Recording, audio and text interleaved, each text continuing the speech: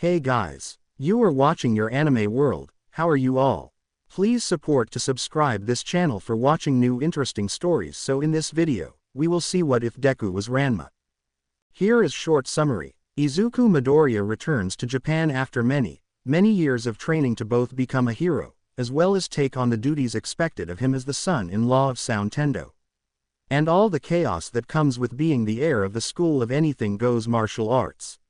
A crossover between My Hero Academia and the various works of Rumiko Takahashi, mainly Ranma 1/2. But before we start, if you want more stuff like this, then be sure to subscribe and like this video. And if possible, share this video with your friends. Now let's start the story. In a person's life, there was always many moments that would define it, some obvious, and others less so, as what determined the way they would go forward. For Izuku Midoriya, a young, hopeful 4-year-old kid with dreams of becoming a hero, that day was being told he was quirkless. The day in question defined his life for several reasons. Obviously, it meant he now was going to join the ranks of Japan's less than well-treated lowest caste of people. A group that many before him discovered were often treated like animals. It also seemingly put an end to any orthodoxical aspirations of becoming a pro-hero in Japan's superhuman society. However, more than that, was the way his parents reacted, and how the choices they made later that night would define his life from then until the day he died. Izuku was feeling down beyond belief, beyond anything the young boy had thought was possible to feel with his limited life experience. However, shattered dreams, hopes and learning not all men were created equal did not mean he was able to escape nature's call. The world could have been ending, and human beings would still need to pee. However, it was as he came back from that trip that he stopped, as the conversation his parents had from out in the kitchen turned so loud, he had no difficulty hearing it. And the moment he realized that it was about him, his depressed attention was suddenly on it as could be expected. It was as the conversation reached one specific point though that all of his attention and emotions suddenly found themselves intertwined with it. Tendo is willing to help reopen my key paths. If we do that, I can train Izuku. He wouldn't need a quirk. He could still attain great power.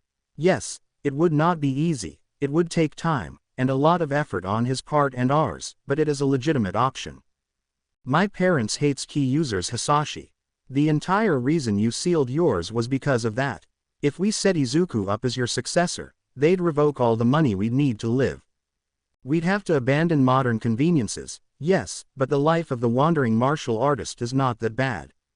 You have a way too rosy view of your wandering Hisashi. Wandering around the land without a home is hard.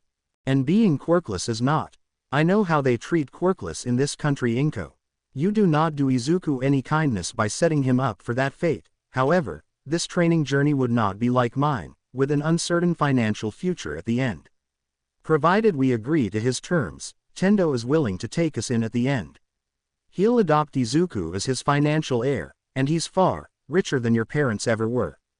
And that's another thing, I can't believe he actually set those terms. In this day and age, you'd think we were still in the Middle Ages.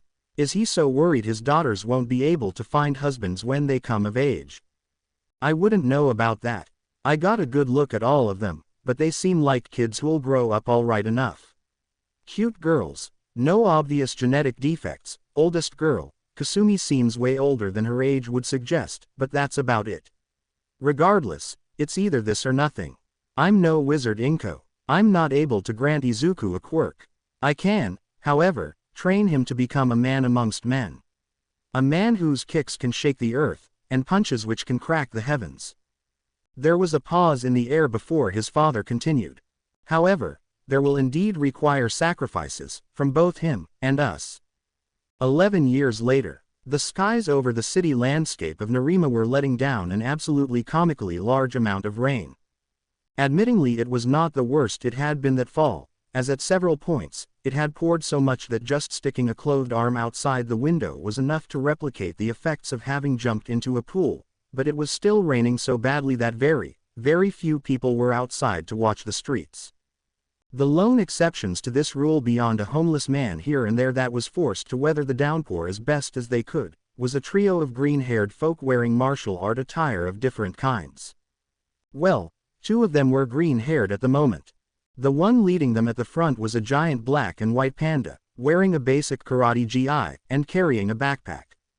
The panda, beyond walking upright on his back feet, and strange choice of attire for a bear, was also exhibiting other human-like behavior as he was constantly looking left and tight, with one massive arm shielding his eyes from the rain. Directly behind him, utterly dwarfed by his massive frame, was an older, middle-aged adult woman with quite the sturdy build, combined with rather generous curves, and a pretty face and long green hair tied up in a massive ponytail. Her body was covered by a much more extravagant outfit than the panda's basic gi, with a black dragon on a red background embroidered into it, but even still, it was clearly a martial arts outfit, perfectly serviceable for such. Like the panda, she too was carrying a backpack that looked like it had seen some amount of travels in its day. Unlike the panda in front, which was utterly soaked, the woman was dry clean, courtesy of the last member of their trio, who was holding up a glowing green finger, and judging by the pattern the raindrops above were making, was conjuring a relatively large, invisible umbrella over the two of them. The fellow in question was a young boy of 15 years of age, with an adorable, freckled face, a large puffy green mane around his head, a relatively slim body figure, and wore an outfit similar to the woman in front of him, only baggier, and with a far less loose sash around his waist. He too was wearing a backpack, but unlike the others, this one was clearly marked by a lot of accessories, in particular hero-related material. Unlike the two in front though, he had a very, very nervous expression, and his eyes constantly went up to the sky, as if he was terrified that at any moment his strange defense against the rain would falter. In front of him, the other of their party was having a discussion. I still say this is a dumb idea. The panda, rather than make a sound, instead pulled out a sign from seemingly nowhere, with the words, "Best to get the worst out of the way from the start." Then it put the sign back into the nothingness it had come from, and pulled out another that read, "Besides, it's not my frame that we need to ease them into." The woman sighed, but did not argue further. The boy for his part felt a cold shiver run down his spine at the words. Inside he tried really to psyche himself up. "It'll be fine. It's just the most important meeting of your life, Izuku, the planned ending point of the 11-year journey that has been most of your life. Just make a good impression before the truth comes out." 11 years back in time, when he had found himself in the unenviable position of learning he had no superpowers in a world where that was the norm, of being quirkless, and having to endure a lifetime of shame and humiliation, and having to give up on his dreams, his father had offered him a choice. A way to effectively cheat the system, in his own favor. There had been a price though. One his 4-year-old self had not really fully understood, but had deemed as perfectly acceptable in order to get the chance to chase his dreams. Today though, that same boy who had gleefully and willingly agreed to give away his own hands, was feeling far less confident about the matter than he'd once been. Which made sense. He was much older now. He now understood the reality of what it meant to make a marriage pact. Especially one as unorthodox as this. His father's friend had 3 daughters, and he was to marry 2 of them.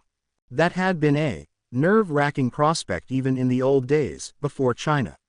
Now though, he felt a distinct fear the entire thing would crash and burn before it even began.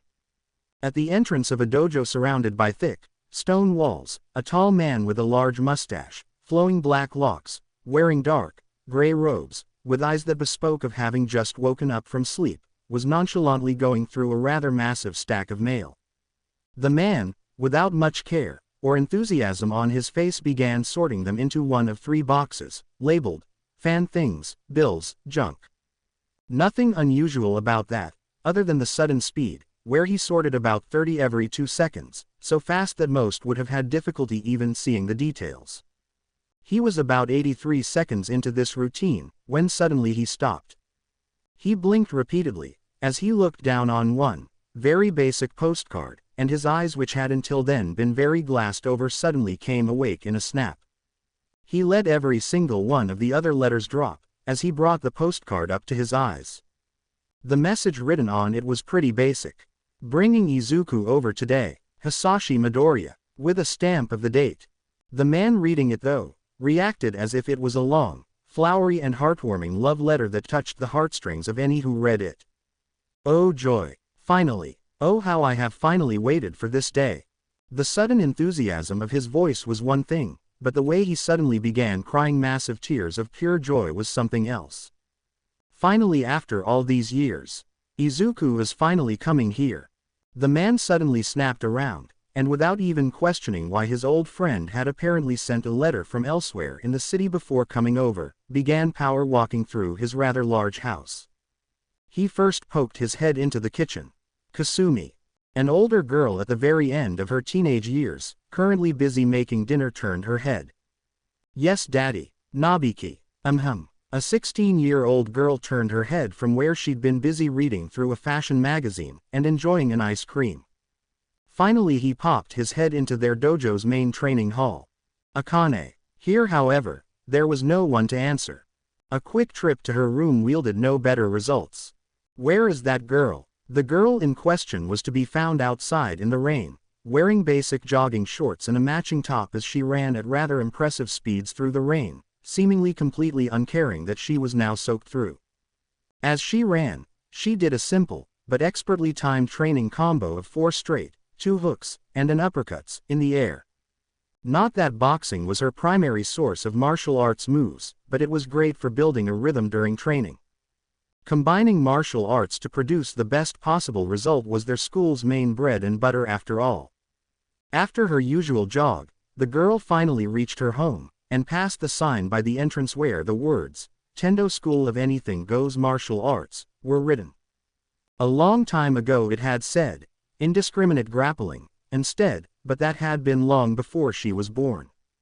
Akane very quickly headed over, threw off her jogging outfit, dried off both her body and impressive mane of hair with the speed of someone with long experience with hair that went down to her waist, and once done with that, threw on a beige gi, along with a red belt, and then a red belt, before finishing her daily training exercise.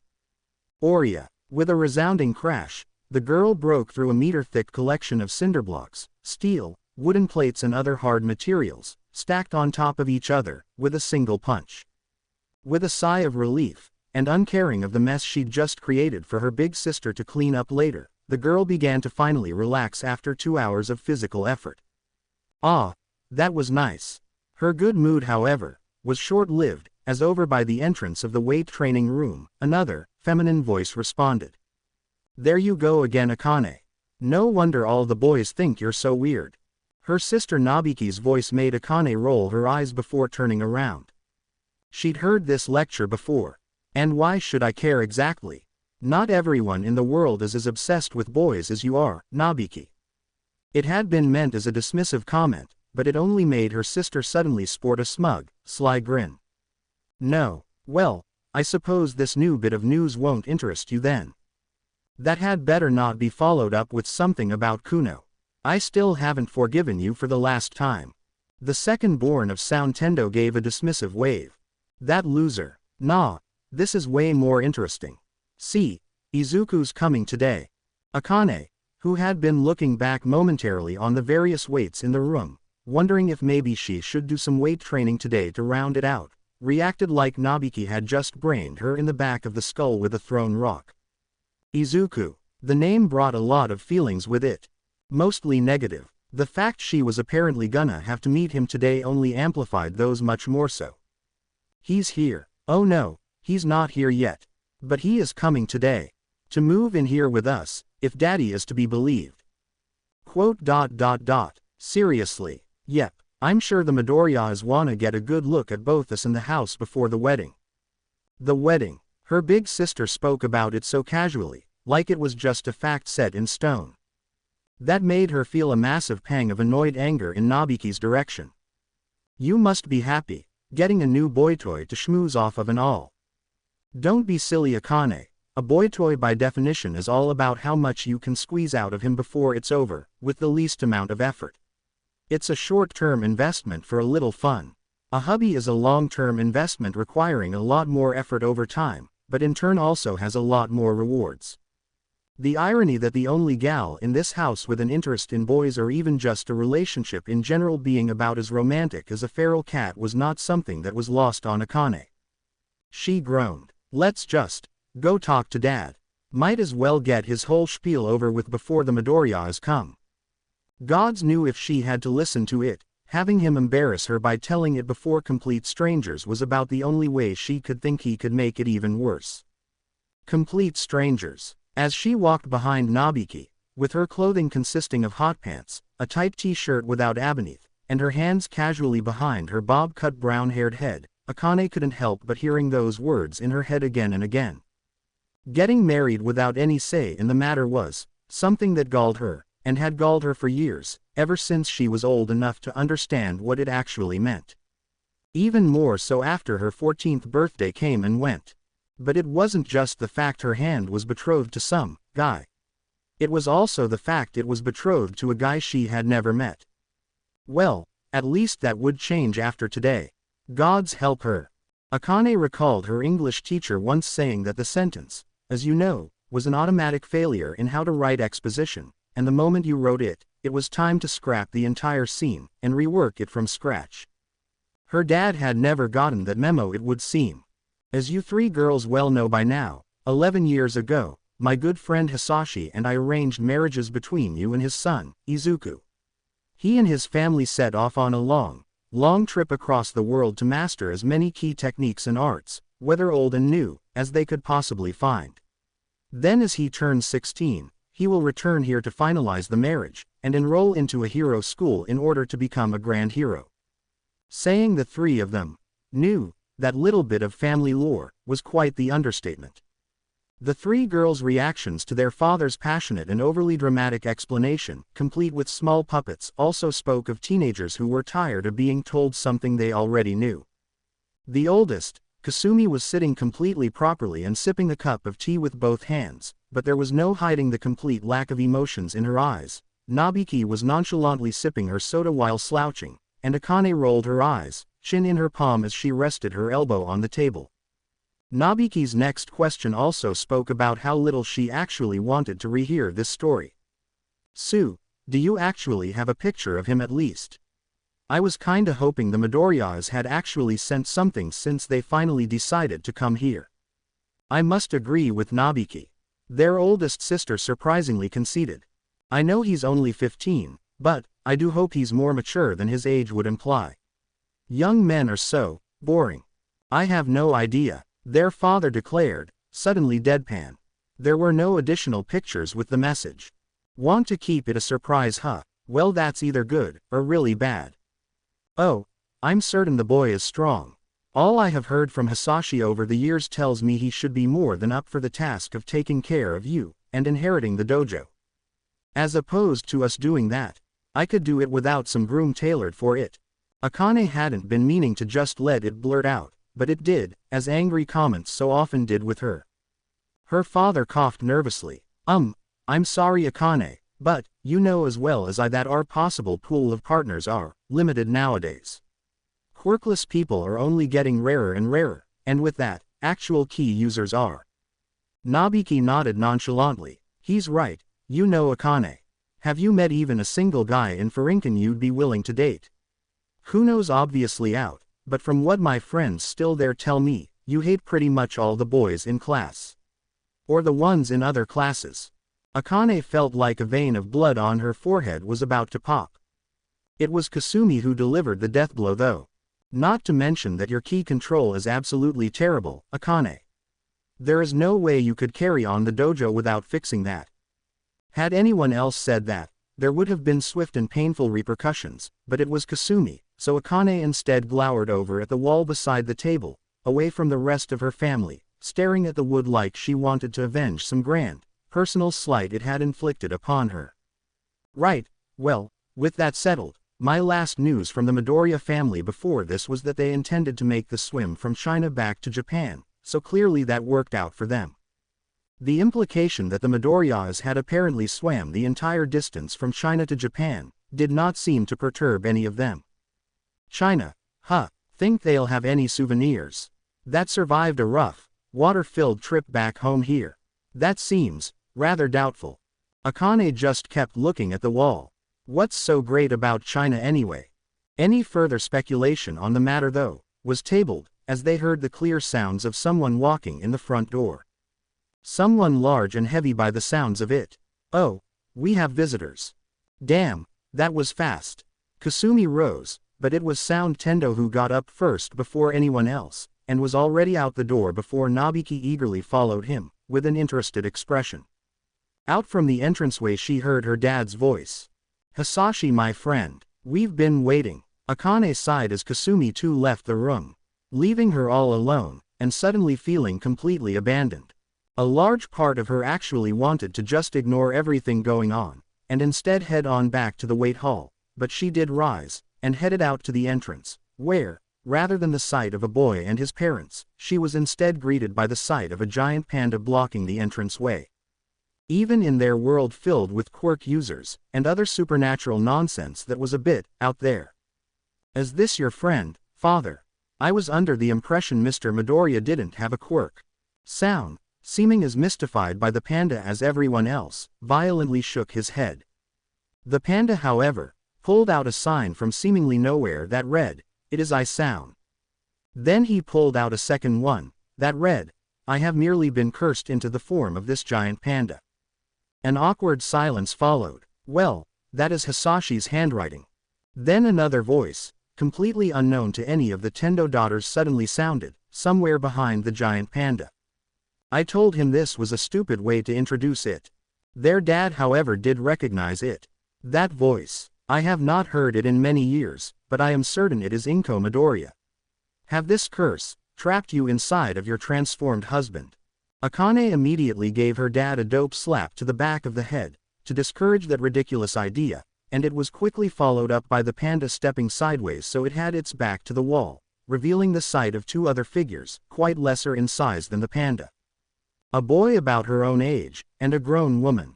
The woman was tall, very tall, and judging by the figure she saw under the clothing, she was built quite solidly, though that seemed at odds with her rather generous curves. She had a very pretty face too, and long green hair, accompanying a ponytail in the back. Inko-san. Her father rushed forward and clasped the woman's hand and shook it energetically. It has been too long. I'm glad to see you, Soun-kun.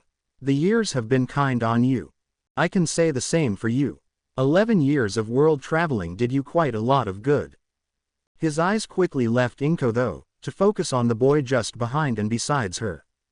He was not the only one, as all three girls of the Tendo family had long since glued their eyes on him, the mother practically forgotten. Ah, and you must be Izuku Midoriya. Akane had waited until he confirmed it before she started judging him. He looked cute. That was about it. He was neither very tall, nor that short. His frame was not windly, but it was nowhere near as stout as his parents, though compared to his panda father, that wasn't too hard. He was utterly forgettable. Or he would be, if not for his cute face, both sides which was dotted with freckles that formed patterns like diamonds.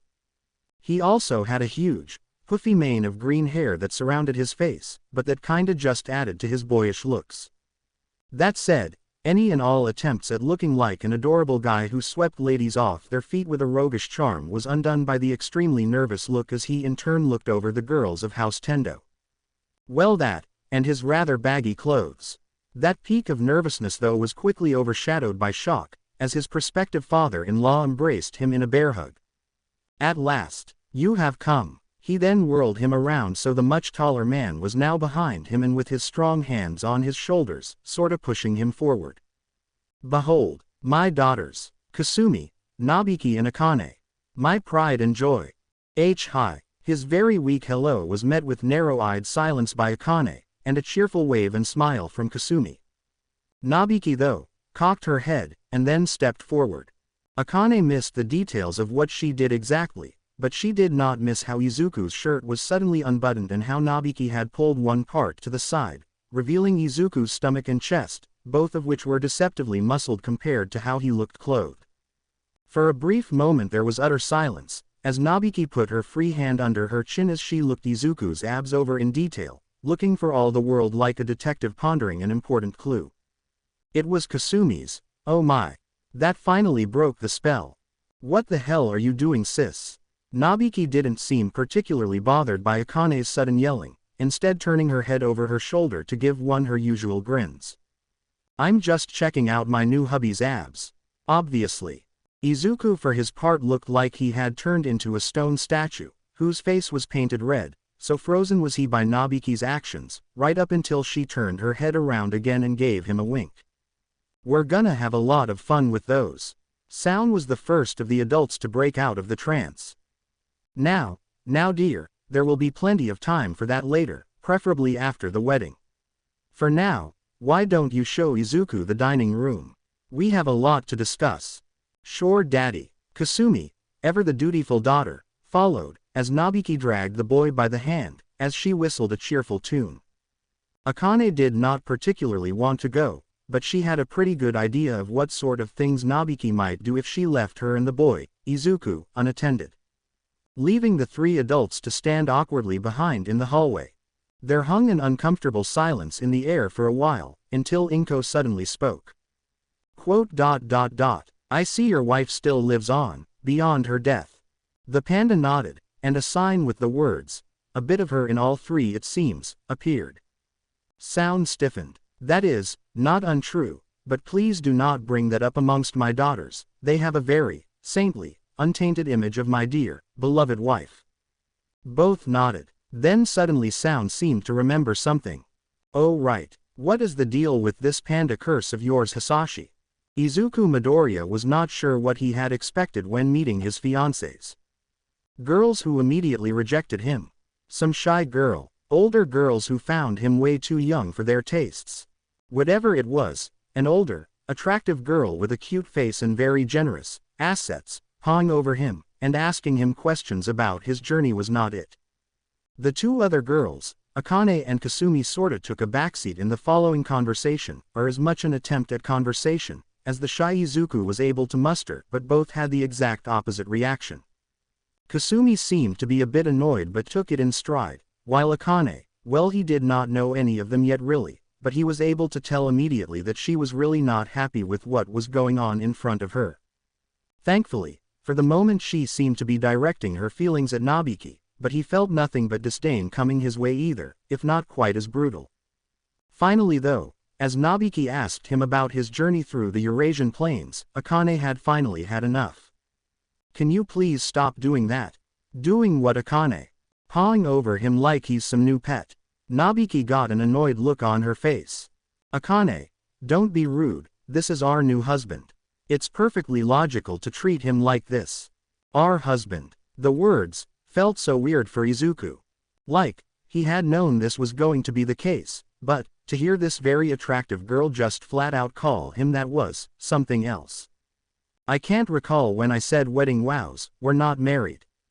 Izuku, who had been desperately wanting to find something, anything to distract him from Nabiki's presence, finally found something.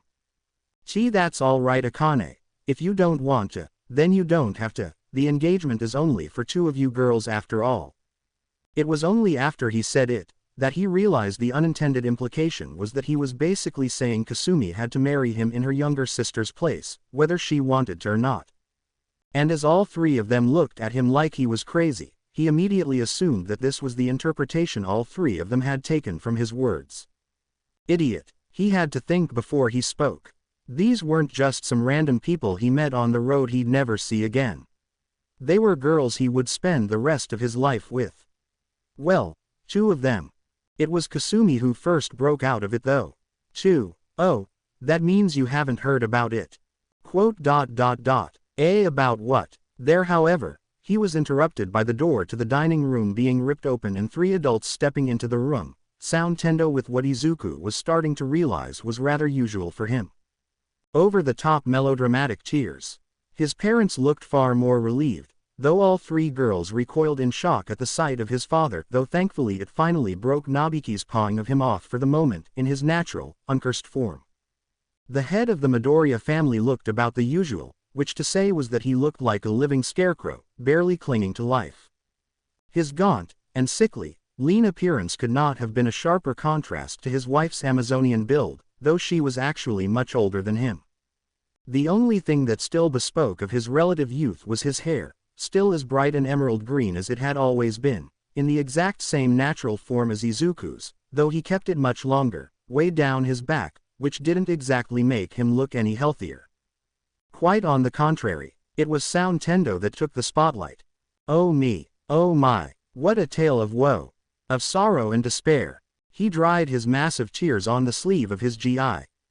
But despair not, my boy. Your parents have told me everything. But despite your terrible new reality, there is no reason you cannot still marry my daughters. Great. At least one of the four was on board with it. It was Akane that asked the obvious question. Okay, and what the hell kind of reality is that exactly? A good question, second daughter-in-law. Once more all three girls were utterly shocked, this time by sheer, bombastic power in his father's voice. His mother chuckled in response, seemingly finding some amusement out of their obvious bafflement. It began a year ago, when deep in China, in some remote corner of the mountains, when during our great training expedition, we sought out a place called Jusenkyo of the Thousand Springs to train. Alas, a worse choice I have rarely made. All three Midoriyas sighed at that. It was really dumb of us. To be fair to my darling, the accursed guide there wasn't exactly doing his job. Izuku wasn't really one to truly hate people, but he had to agree. That damn guide was one of the few people he absolutely despised. For you see, daughters-in-law, this place was actually cursed. Every single one of its accursed springs were enchanted with a horrible, horrible curse. Really, that's where you got your panda form. Indeed, first daughter-in-law. He motioned with his left hand, signifying something falling. For you see, in Jusenkyo, countless people and creatures have drowned in its springs over the years. Cats, dogs, people, pandas. Even prehistoric creatures such as saber-toothed tigers drowned there in those magical springs, and any fool who falls into them is cursed to take that form when splashed with cold water. Or at the very least an image of it. Specific, personal details of the drowned being apparently deteriorate after a few centuries. The guide was rather vague in that regard, but regardless, the curse will only be broken by hot water being splashed on the cursed creature, at least until splashed with cold water anew. Izuku, who was more aware than anyone of the coming hammerblow, was taken aback when instead of asking the obvious question, Akane instead asked. Really? That's the trigger? Hot and cold water? That's so stupid. The cure is literally found in every sink in the modern world. Nabiki didn't quite agree. If the springs are that old, then they predate civilization itself.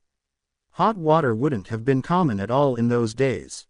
Even amongst humans who knew how to start fires. That said, pretty stupid today, yeah. Whoever cursed them didn't consider that the trigger would one day be a commodity. Izuku felt kinda odd. This was not how he had expected this conversation to go. Though honestly, it was kinda a relief they didn't immediately reject the curse's very existence. Most in this day and age did. His mother seemingly had similar feelings. You girls seem to believe the truth about the curse pretty easily. Akane snorted. Again, it's a stupid curse, but believe me, we have seen way worse curses here over the years. Kasumi nodded. Indeed, back in the days when father was an active hero, the government constantly hired him to deal with magical artifacts gone astray, given how quirk users are powerless to deal with them. Inko stiffened at that, but didn't say anything. Nabiki nodded.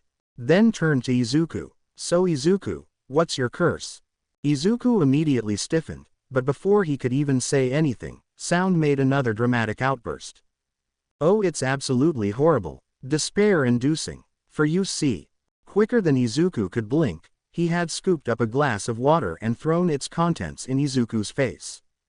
Subsequently, Izuku felt the familiar feeling of his chest growing, and his legs stretching in length, and parts of himself vanishing into thin air. Where the teenage boy had once sat, a somewhat older, and quite a bit taller woman now sat. He becomes a tall woman. Izuku felt a sense of deep humiliation run over him. Oh my, this isn't that bad. It's considerably better than a panda at the least. What? Kasumi then raised her glass to her mouth to drink, with an expression like nothing had just happened. Izuku just stared at her. Akane snorted. Great, another pervert under my roof, just what I wanted. Her eyes went from him to her sister. Nabiki was actually the only one of the girls with a genuinely surprised look on her face. She then stretched out a finger, and poked Izuku's rather generous and squishy left beak, as if to confirm that he had, in fact, become a woman. Then she got a huge smile on her face. Actually this is great. 5 renditions of, what? In various tones responded to her exclamation. There is a huge market in the hero world for heroes with gender-bending powers, especially when they're smoking hot like Izuku here. Play our cards right, and we can make a mint on this form. Again, every single other individual there just stared at her, at least until Akane once more took the word, very angrily. Is money and all you think about? Hey, don't try to pull any weird accusations on me, sis. I got everything else I wanted out of this engagement, now I just need to know if he'll be able to provide for us too. I should sure hope so, his father chimed in. We spent a decade training him for that very purpose. His fighting skills, not whether he looks hot in a skimpy, perverted dress. Before anyone could follow up on Akane's annoyed reply, Sound seemingly had an idea. That's a great point, Akane. We should see the fruits of this long and hard labor for ourselves. What? I didn't mean. What do you say, lad? Mind having spar with my youngest daughter and prove to her and my other daughters that despite your terrible curse you'll be able to provide them with a great and bountiful life. That was the weirdest segue into showing off his martial arts skills, but sure, he would take it. Anything to get everyone's attention and focus away from the curse itself, and onto something else. Akane fumed. Admittingly, she often did, with little to no provocation, if she felt she had a reason to. As it happened though, she actually did have a reason. She knew what was coming. The fact she knew it was, just pissed her off even more. Had her father been a cruel man, or just wanted to teach her a hard lesson, he probably could not have tailored the current situation better for it. But the fact was, he hadn't. He was just an oblivious, but well-meaning moron, who wanted to show to her that the boy he wanted to marry was up to the task of taking care of, and protecting her. She took a deep breath, as she clenched and unclenched her fists, and stared at the banner on the wall in front of her face. Then, as crisp and sharp as any other time, she snapped around, and settled into a solid, strong karate stance. Opposite of her, Izuku had settled into a stance she did not know. She felt a pang of annoyance at that fact. Oblivious to her discomfort, her entire family, as well as Izuku's, had found themselves seated along the wall. Nabiki was even eating potato chips, the sounds of which were incredibly distracting. Fight to the first 3 blows.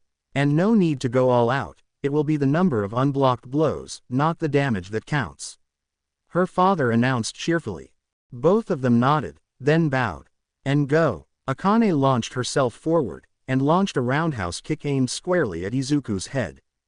The boy's expression was one of genuine surprise, but he had no difficulty bringing up an arm to block as her legs slammed into it, making a massive thwack sound that echoed through the room. Her kick thwarted, Akane immediately backed off and jumped backwards, only to at the end of her airborne jump, suddenly reorient herself so her knees were bent as she landed in a crouch, then used those already crouched legs to spring forth without having to make a wind-up motion. It was the kind of technique that could only be done with a superhuman body and reflexes, and was only effective because it was an unexpected move. Usually they tried to block for attacks against the face, which was great. Izuku, however, rather than raise his hands to block an attack on his face, instead waited until she was right up against him before making a move, which in turn meant that as he was able to jump back and onto the wall as she tried to sweep the legs out from under him with a low, sideways kick. Izuku then used the wall to jump from to the other wall, and tried to flank her, to which she spun around and blocked a rather modest strike to her shoulder. What followed was a small storm of blows and blocks, where no one made any headwind. Over at the side, the martial artists began making their own commentary. That's rather fast of her. Strong, solid form, but, Tendo, why are her blows so weak? Her ki reserves are enormous. Really dear. I'd say she's plenty strong enough. It's been a while since I saw a girl match Izuku blow for blow. When he's fighting a sparring match that so far has been limited to direct physical strikes.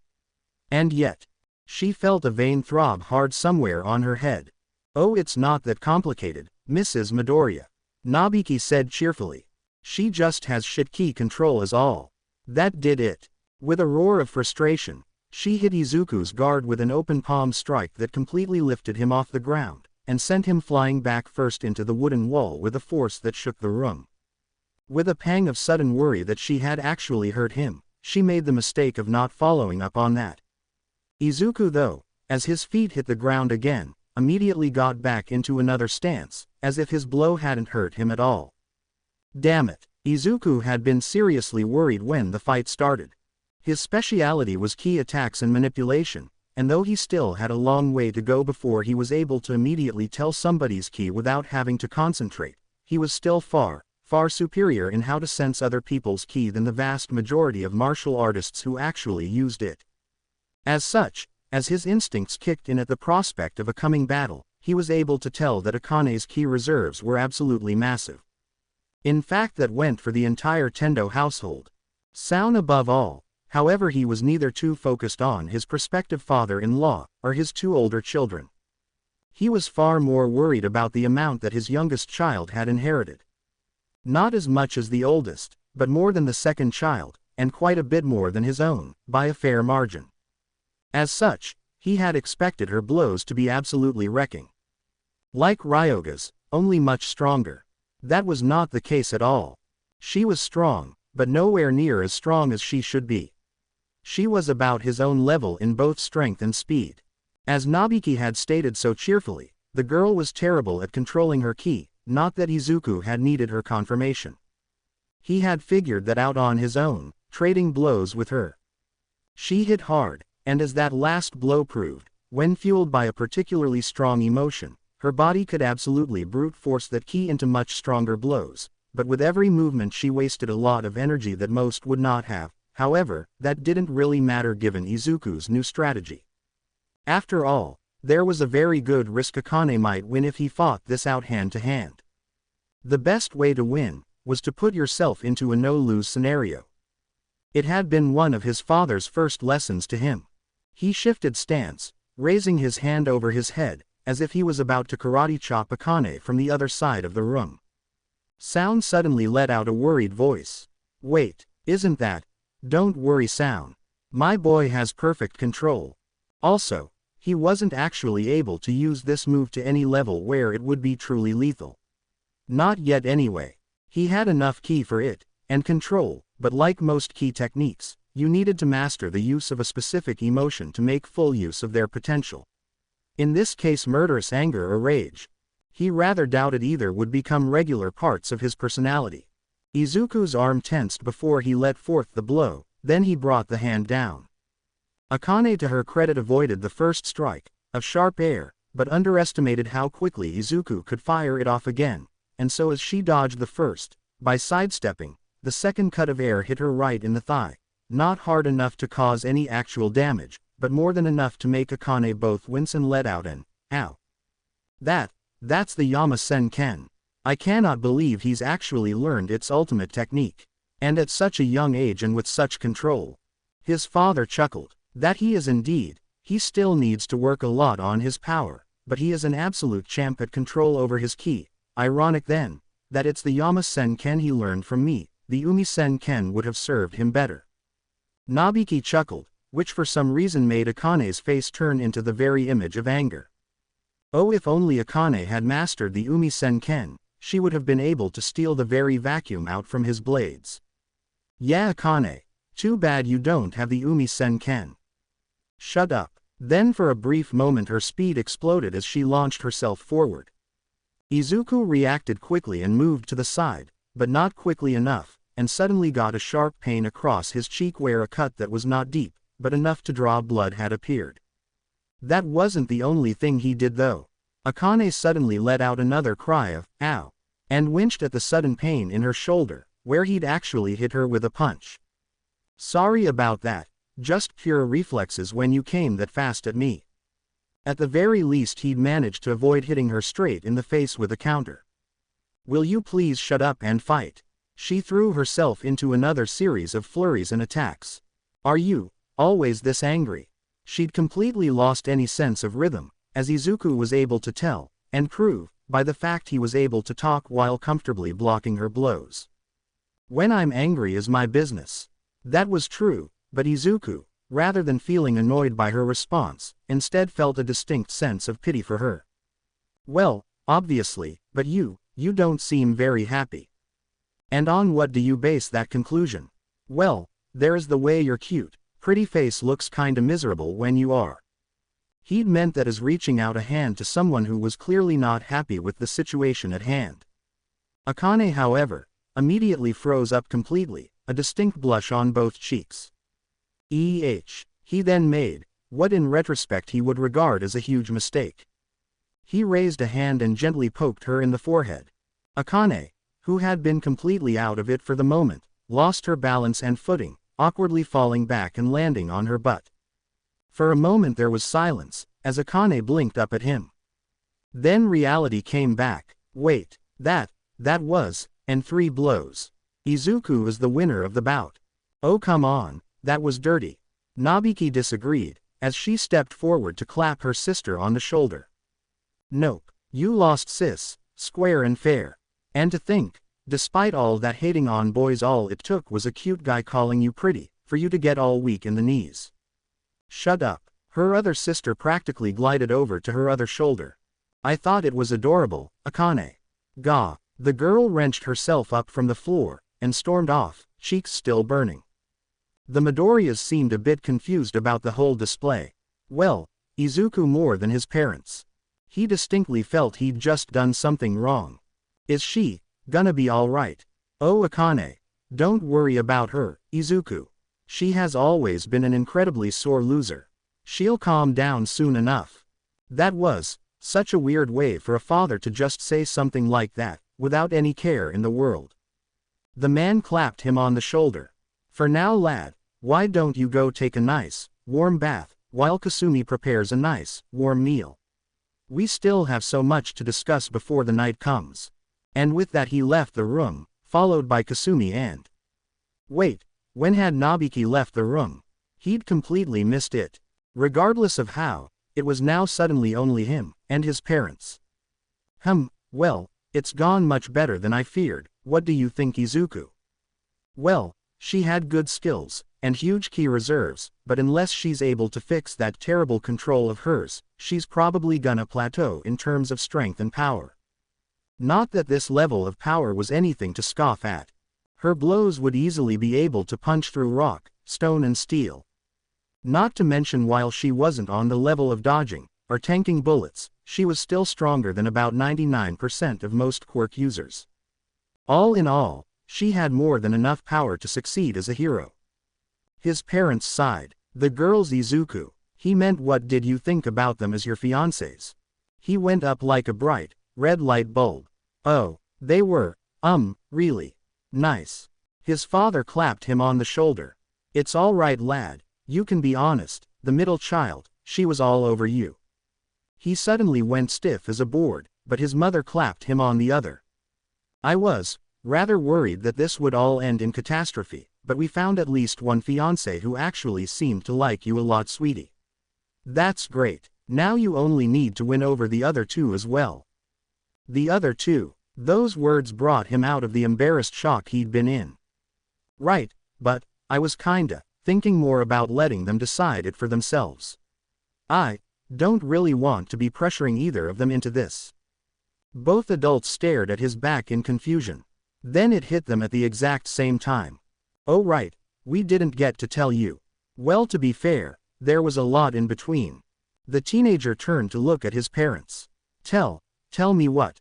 "Well, you see boy, the long and short of it is that there was a clause in our marriage contract related to a what-if scenario. You recall why we didn't just betroth you to all 3 Tendo girls, right?" There was some other betrothal, with a French guy, right?" "Exactly. You see, that betrothal contract preceded ours. However, if for whatever reason he failed to contact the Tendo family to arrange the exact details of the marriage, at the lastest 2 years before the youngest child's was of marrying age, that is to say, Akane's 14th birthday, it would be null and void. Izuku looked at him in confusion. Then a sneaking suspicion set in. And the clause in our marriage contract, it wouldn't happen to be, that I would marry all three if that turned out to be the case. Exactly, my boy, I'm glad you're catching on quickly. Well, that was something. Izuku let the warm waters soak him, as he sank into the steaming depths, feeling his body returning to the way it was always meant to be. It was good. He just lay there, calm and relaxed as he felt aches and the wound on his face being engulfed by the warm liquid. Eventually, though, the lack of air forced him to break the water's surface. He moved over to the rather large bath's end, though honestly the descriptor small pool would fit it better, and propped himself up against it. Well, that had been, honestly, nowhere near as badly as he'd thought it would go. As he sat there, it really started to set in. He was back. He was back in Japan. His birthplace and his home. No more wandering in the cold wilderness seeking out ancient secluded families, semi-abandoned ancient temples and living off hunting boars, bears, fowls and other wild animals. No more trekking across the savannah and its exasperating, blistering heat, chased by hyenas, and observing the glorious rise and depressing end of lion kings. And no more skulking at the edge of civilization, never allowed to be part of the human world for more than brief moments at a time. It came to an end today. On the morrow, his long training journey ended, and he would rejoin human civilization. With all the wonders it held that he had only gotten to see and not interact with for about half a decade now. But best of all, on the morrow he would get to once again take in the sight of heroes at work. The boy got a grin on his face, just thinking about it. He would need to read up on Japan's current roster, but from what he understood just looking at the rankings, All Might and Endeavor remained the only heroes left amongst Japan's cream of the crop from his childhood days. Honestly though, it wasn't the thoughts of the absolute top that filled him then, that would have seemed sacrilegious back in his childhood, but that was the truth. He was just happy being back amongst hero society.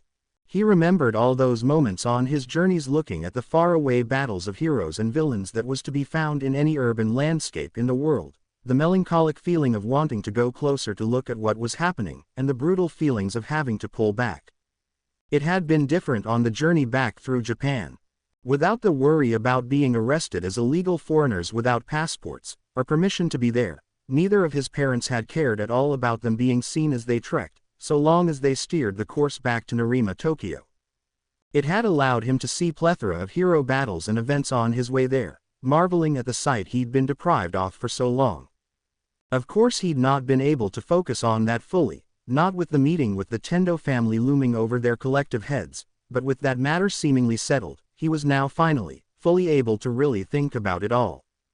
11 years of his life had gone into this journey. And soon, it was time to put everything he'd learned into practice.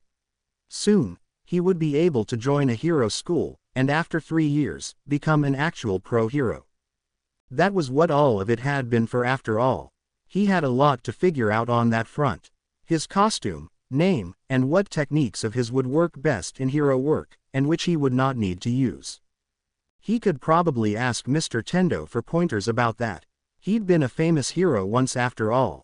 He was still thinking about that, and considering whether he should have a costume that made him look like a martial artist in the vein of his father-in-law, or just get something original, when he heard the door slide open. He also noticed immediately that as he heard a set of feet gently stepping across the room, that he could not sense any key from them. Which meant it had to be his mother, being the only quirk user in the building. Come on in, it's a really good bath. I'm well aware, I grew up with it after all. Izuku immediately froze. Then slowly, he opened his eyes. Opposite him, with her arms spread to the sides along the bath's edge sat Nobiki Tendo, her naked bodies barely covered up by the water, and with quite a lot of cleavage still over the surface. If she felt the smallest hint of shame putting herself on display like this, neither her body, nor her face betrayed the slightest hint of it, with her smug, yet seductive smile and narrowed eyes conveying the exact opposite about as far as they could possibly go. Izuku stared at that face for about 8 seconds. One beat red and completely flustered and the other totally in control of her own feelings. Then slowly, very, very slowly, and making carefully sure he was covered himself, he raised himself up and began getting out of the bath, when a sudden force wrenched him backwards, and suddenly there was a huge amount of the bath's water over him in the air. Then he fell into the water, and the water above crashed down on top of him, creating a powerful force. As he forced himself up over the surface again, harking and coughing, Nabiki's voice commented dryly. "You know, Izuku, you running off immediately would kinda defeat the purpose of me coming here." Izuku snapped up and out of the water, and then with an incredibly cheerful and enthusiastic look on his face, he turned to her. "Did that's the Umi-sen-ken, right? You stole the water and deposited it over the tub, and also created a vacuum. That pulled me back into the tub at the same time. It worked exactly the same as Dad always said it would." For the first time since meeting her, Nabiki was genuinely taken aback by Izuku, though it did not last long. "Seems you're pretty into martial arts after all. Well, that's good to know. I'm sure Daddy will love to hear about that." Her eyes then went down. She gave an appreciative whistle at the sight, prompting Izuku to lose absolutely every bit of the sudden enthusiasm, and bury his entire body except half his head back under the water. "Well, guess I got my big question answered. Seriously. That's why you came here." "Oh, not just that, but I wanted to know what we got to work with. That is part of the Umi-sen-ken, you know." Knowing what's at hand. It was. The School of Anything Goes martial arts was a martial art all about taking techniques, stances, philosophies and tactics from every other school there was, to in theory create the greatest martial art under the heavens, but it did have its originals too. The mirror arts of Umi-sen-ken and Yama-sen-ken probably being its most standout examples. Izuku had never learned the Umi-sen-ken, but he understood its philosophy. "Want me to teach you? You and me, alone in the training room, in total darkness." She was teasing him, he could tell. She wasn't really being serious, at least he thought so, but even if she had. "No, the Umi-sen-ken isn't really suited for hero work." "Well, that is true." Nabiki flipped completely on a dime, in tone, body language, and expression, from a confident seductress, to casual, gossiping, schoolgirl. The transformation, and the abruptness of it immediately took Izuku completely aback. "Honestly, I was never that into martial arts, but until that other marriage contract expired 2 years ago, I very much had to have a second backup plan." "That, you were worried you might have to marry that French guy?" "Oh, I was. Not only is the family composed of utter freaks, but the marriage contract he forced Daddy to sign was so ironclad I could have made it myself. He basically backed Daddy over the coals, to squeeze as much as he possibly could, short of the dojo. He could basically pick any of us he wanted, and unless Daddy wanted to face total financial ruin, he'd have to go along with it. Kinda surprised they never actually came to collect, given how much thought and effort they put into it." Izuku nodded, then considered. "I think Europeans have laws that say you can only get married at 18, not 16, regardless of whether you have parental permission." It could be that he mistook the expiration date as her 16th birthday. He was pretty sure he'd read that bit of legal information somewhere during his travels. "What, really? Man, that explains a lot. Also, that means he's gonna show up later, and we get to rub it into his smug, stretchy face." The shift in her expression, which Izuku was focusing heavily upon, in order to avoid looking down upon her chest, was very, very slight, but Izuku had a sneaking suspicion she had met this now ex-betrothed of hers before, and had not been fond of him. She then turned away from the topic to instead focus on something else. "So, you're planning to become a pro hero, right? How high are you gonna aim?" "As high as I can go, which would be number 2, I guess. I'm not in any position to eclipse All Might." That much was true. During his travels, Izuku had met many masters of ki, but he'd also seen its very real limits as well. Even if you had the drive, the talent, and the proper instructions and training, which the vast majority of histories, ki users had not possessed, there were still massive limits to how far one could go. All Might's power was still heads and shoulders above that natural limit in raw power, though to be fair, so was the case for almost all other quirk users. Yeah, that's probably way more realistic. If a key user could have kicked All Might off of his #1 spot, Daddy would have done it in his prime. But even at his peak he never even got close. That was actually a good point. It also raised an obvious question. Your father, he was a big-name hero, right? Izuku in his youth hadn't really been all that into non-All Might heroes, but he did remember the trio of heroes that were Japan's big three. All Might, Soun Tendo, and Endeavor. Why did he stop? His spirit broke. That just raised more questions. Why? What happened? Her looks suddenly turned both melancholic and deadly silent. Mom died. He was immediately curious, but even if he had been such an that he was gonna start pestering her about it here and now, there was something in the air that told him to drop it. Something he was more than happy to do. So, if you're not gonna be a hero anymore, what do you currently do? Oh, I still go to a hero school. But not as a pro. I'm just in the management department instead. He blinked. So then that means you'll be my. It took him a moment to realize she was gone. She'd just vanished while he was blinking. He quickly looked around, but if she was still in the bathing room, it was beyond his senses, physical or supernatural, to find her. After searching though, he noticed a tiny difference in one of the roof panels, compared to how it was when he came out. It wasn't big, and someone else, less trained, would have missed it completely. So, that was the place she went out through, a peeping hole. Why? He somehow doubted Soun Tendo would spy on his own daughters, and as far as he could tell there weren't anyone else but the 4 Tendos living here. He considered other possibilities. Maybe there was a hidden series of tunnels in the walls to get around. If so, Nobiki would be well versed in using them. That said, even if that was the case, there remained the obvious question of why Nobiki had suddenly decided to skedaddle. That question was answered, as behind him, the door opened once again, and then after a set of footsteps told him someone came in, the door closed behind them. He slowly turned his head. This time, it was the oldest of the 3 sisters, Kasumi, though unlike Nobiki, she was thankfully not naked, though the 2-piece bikini she wore didn't exactly hide how attractive the girl was. Hello Izuku. I see Nobiki left, that girl. She shook her head. In her hands she carried several towels, as well as 2 sponges, and some washing products. With a nifty bit of leg work, that bespoke of someone used to maneuver furniture around with her feet if she had to, she got several pieces of plastic that Izuku had a vague idea people were supposed to sit on as they cleaned themselves, nice and well lined up. She handed him a towel. Here, you can use this to cover yourself while I wash your back and hair. Izuku blushed rather furiously at the very prospect, though compared to how he'd been with Nobiki there, it was practically nothing. I kinda want to do that myself. Don't be a child Izuku. We are to be married very soon, you know. It is only proper that we get used to each other. The tone was not harsh, but Izuku had spent enough time with his mother to know it was the kind that would accept nor broker any arguments from him.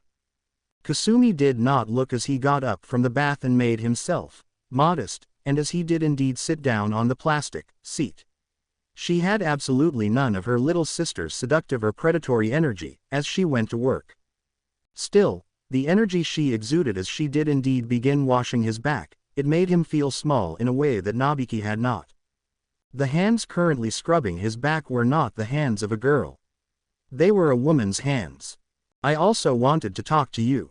Alone, just us. You could have opened with that.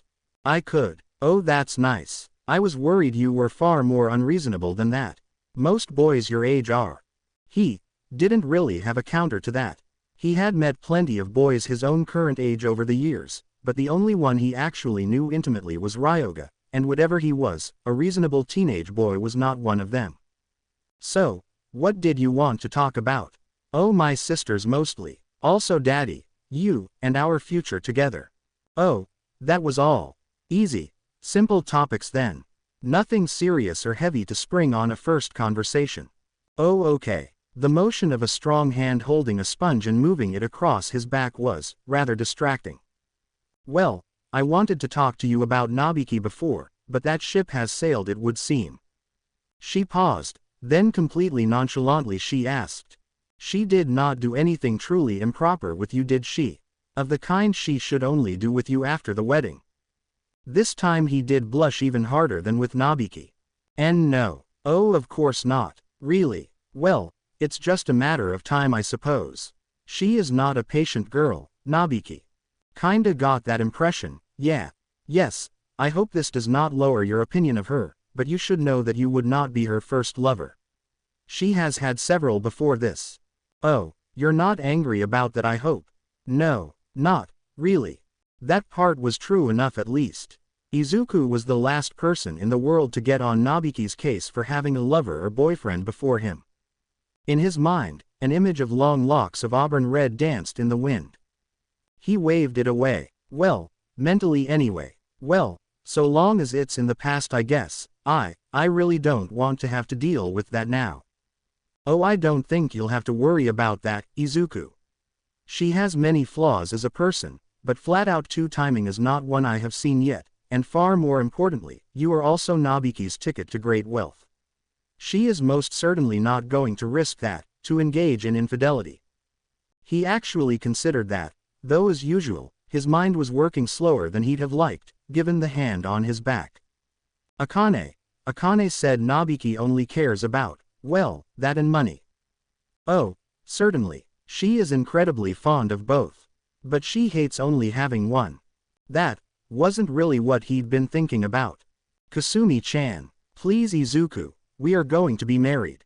No need for an honorific. Just call me Kasumi, or if you'd prefer, you can call me dear, or darling. That was not happening. At least not now or in the near future. Okay, Kasumi, don't take this the wrong way, but aren't you guys rich? Your dad was the second-ranked hero of Japan for years. Oh, we were rich. Exceedingly so. However, Daddy has never had a good head for money. He always blew it on us immediately after each paycheck.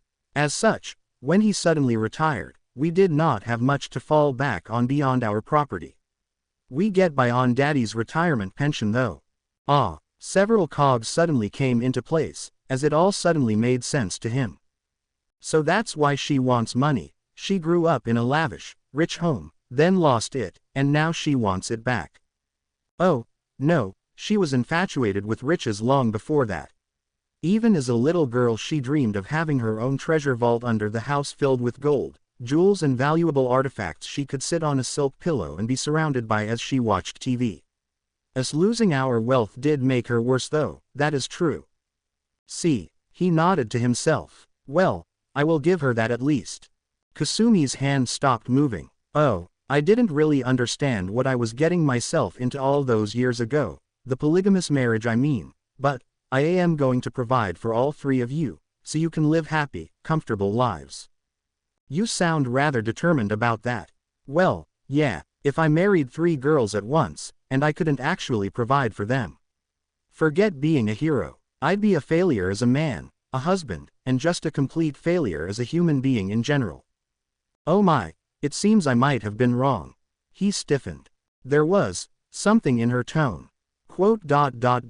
About what exactly? I didn't think you were my type at all. But it seems I gave you too little credit. He turned his head to look at her. Like her sister before her, she now sported a sly smile and expression, but it was not really the hungry kind that her sister had. It was more knowing. That was the only way he knew how to describe it. He turned back his head though. What the hell kind of expression was that? Izuku had his fair share of experience with girls over the years, and that was before his curse, but nothing he had ever experienced had come close to preparing him for either Nabiki or Kasumi, though at least he understood Nabiki. He had no kind of reference for whatever it was he had seen just now. So, you will inherit the dojo then. Just like father wanted. I mean, yeah, why wouldn't I? Oh, just wondering how you would go about it. This land is worth a lot of money, you know. An enormous sum. Why would I ever want to sell your childhood home? Oh, Nabiki would, in a heartbeat. Akane, though, very much wants to continue the dojo on. Almost as much as father. Kasumi made a sound with her mouth that, again, he couldn't quite place the meaning of. Father invested a lot into you, you know. Japan made it legal for young men to marry at the same age as girls 40 years ago, but legal polygamous unions was not a recognized thing in Japan until he pulled a lot of strings to make it happen, when your father suggested a match. He froze, though that seemed to be a standard feature today. Quote. Seriously. Oh yes. You were practically daddy's dream for a son-in-law. You were to go on a world-spanning trip to master martial arts and ki, and the son of his best friend, and by extension the logical heir of the other branch of our school. He wanted to marry off all three of us to you from the start, that is why he included that clause in the contract. Just in case. That, Izuku was genuinely flattered, but he was also starting to get the feeling that everyone else in this house had some serious screws loose. Then again, he had long ago figured his dad also had some screws loose too. He really wanted me to take over the dojo, huh? Well, actually he had high hopes for all three of us to do it. He believed that by marrying the natural successors together he would make the dojo much stronger, but things didn't quite work out that way. I went through hero school too, but brutal violence, restrained or fully unleashed, has never been something I have been either comfortable or great at doing. Nabiki had a lot of talent, but once it became clear she didn't have to actually commit to it, she stopped training completely. And Akane is just terrible. She's not that bad. No need to defend her mediocre capacity, Izuku. I could tell you held back quite a lot. How you controlled your vacuum blade told me enough about that. She was rather brutally honest. Kasumi was. She is a good girl though, despite her lacking true capacity for martial arts. I hope you will take good care of her. Though you should know she can also be a rather violent maniac as well. She also was not good at selling her sister's strong points. A while later, once she was satisfied with her work on his back and hair, and after their conversation, Kasumi finally left, leaving him to his own devices. He suddenly realized he was way more tired than before he'd gone in here. The Tendo girls were scary ladies. Maybe not in the traditional sense, but they were scary enough in his opinion. Well, except for Akane anyway. Looking over at the door, he made a mental note to himself that if he ever did take over this place, the first thing that would happen here was that he was going to put a lock on that door. At least he didn't have to worry about Akane barging in here next. Somehow he rather doubted she wanted a similar conversation as her sisters. He was right in that regard, but pieced to think further on things he did not get. School. Yes, you intend to get into a hero school, do you not? That generally requires having finished middle school. Quote. Okay, that made enough sense. It wasn't that the idea of going to school itself bothered him, it was more the novelty of it that took him aback. It had been a while since he'd actually set foot in a school. I have arranged the required books, pencils and the likes in a bag by the door, as well as talked it over with the principal went to Hawaii and has not returned. In any case, it's been taken care of. He clapped Akane cheerfully on the back. It's the same middle school all my girls have gone to. Furinkan. Akane is still there, and will remain so until graduation next March. She'll show you the way. Akane gave Izuku a quick glance, then looked pointedly away. Walking through the city landscape of Nerima, Izuku took great interest in looking over and familiarizing himself with the place as they walked. Just two teenagers on their way to school. Seemingly the only unusual feature was that one of them had a thermos of boiling water in the backpack. To Izuku's disappointment, they didn't see any hero-villain fight on the first leg of the walk. It was Akane who broke the silence first. We're not going to get married, you know. That's more your choice than mine. And that part was true enough. Izuku hadn't familiarized himself with every little detail of the marriage contract that bound their families, but he knew very well that for the Midoriyas pulling out of it was not an option.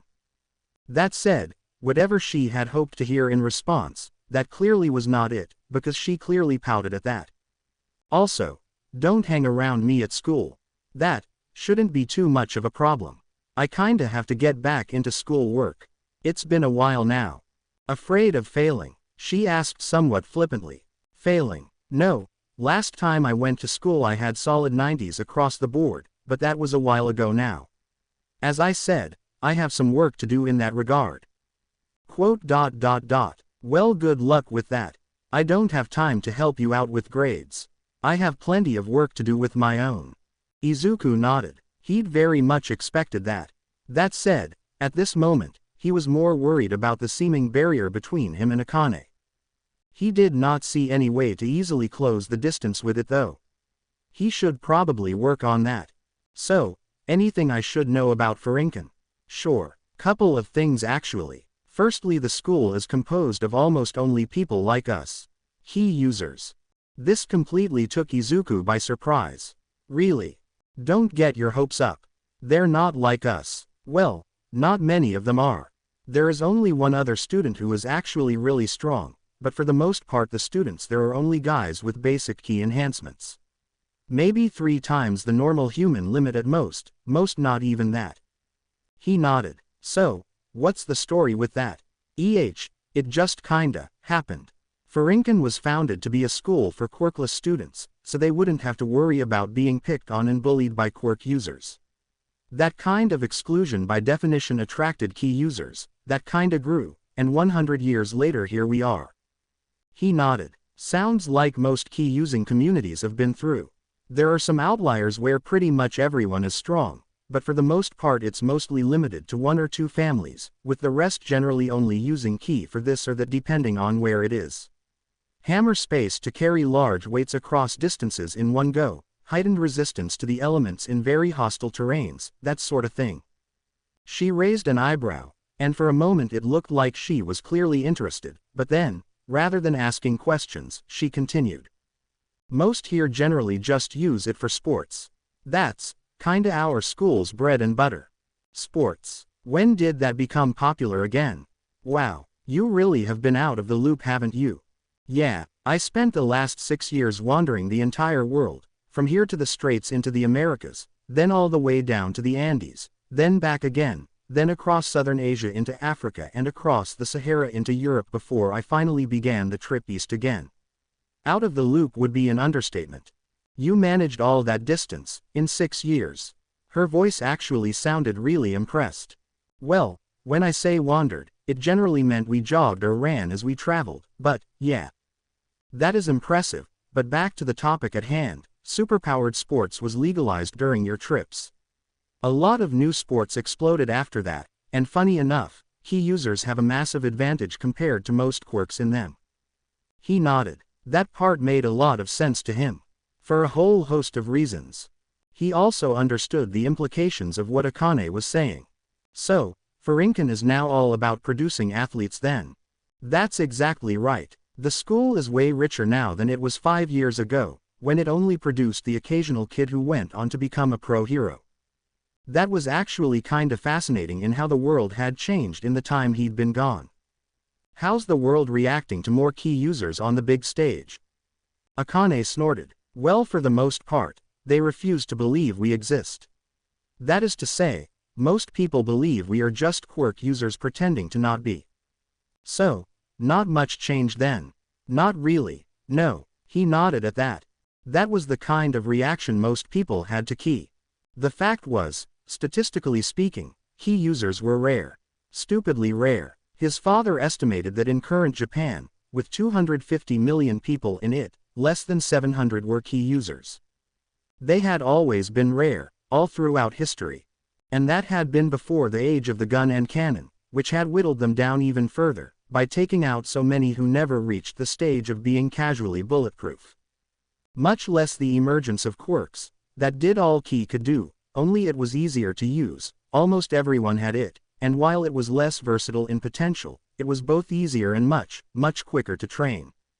The irony that they were experiencing a renaissance of sorts after quirks had conquered the world was an irony his father had always been rather bitter about. Not him though. Both of them suddenly, and without thinking about it, did massive backflips that carried them a good 15 meters backwards through the air, as suddenly a giant villain brought down an enormous fist upon the area where they had been, though he didn't seem to actually be trying to hit them, just lashing out against several heroes he was fighting. One was a guy with a wooden-themed costume, and the other was an enormous lady with an incredibly tight-fitting costume. Akane was extremely annoyed. Of course, well, I suppose we should. Her voice faltered as she looked at Izuku. Her fiancé's face had one of the most cheerful and happy smiles imaginable as he stared at the sight ahead of him. Amazing. He just stared at the sight as two heroes pummeled the unfortunate villain with massive attacks, until finally with an enormous KRASSSHHH. He fell to the earth, shaking the entire district. Akane just looked at him absolutely dumbfounded, as he witnessed it all with utter stars in his eyes. Like it was the most beautiful thing he'd ever seen. Are you sure you're not secretly Daddy's son? 'Cause that is exactly how he looks when looking at heroes fighting. Really, he has great tastes then. Anyway. She motioned with her hand, and turned to point in another direction. Looks like this road's gonna be closed a while, so we need to backtrack and go through therein. Something tapped Izuku on the shoulder. He hadn't felt anything or anyone approach him, and his head snapped around at the unexpected tapping, only to jump right back and away as he saw a freaking human skeleton. Said human skeleton though, actually turned out to be puppeted by a tall, friendly-looking man with glasses. Oh pardon me, this is just my skeleton Betty. He playfully tapped the skeleton's cheek. I'm Dr. Tofu. Behind him, Akane immediately froze. Hi, I'm Izuku Midoriya. Oh, I see. He suddenly got an understanding look on his face, but what he'd just understood, Izuku had no idea. Akane-chan. Good morning to you. Akane, having turned around, bowed down politely. Good morning doctor. To Izuku's surprise, as she raised herself up she suddenly spotted a much more reserved and cute smile on her face than anything he'd seen so far. Well, that was interesting. You haven't been by lately? No new injuries? No sir. I mean, I haven't been doing anything that would cause any. As he listened in on their conversation, he immediately thought two things. The first was that Akane had become extremely, well, girly, in front of Mr. Tofu. It wasn't just her words. It was her body language as well. It had become much more reserved and demure. He had a pretty good suspicion about why as well. The second thing was even more confirmation about how badly Akane's ki control was. Any martial artist who used ki was familiar with one of its single, most useful features. Its healing factor. The ability to easily recover in hours, days or a week what a normal person might require months or years for. If Akane had needed whatever sort of physician Tofu was, to help her regularly, then that was a really bad sign. A few minutes later, the two were speeding through the streets at an astonishing rate. Above them, huge, gray clouds rolled in over, promising rain, though Izuku wasn't too worried about that. That guy Tofu, what's his job? Chiropractor. Martial arts master too, right? How did you know? The way he had hid his presence completely, when he sneaked up on me. That kinda gave that away. There was a lot of takes on how to do that across the world, of which their school's Umi-sen-ken was but one.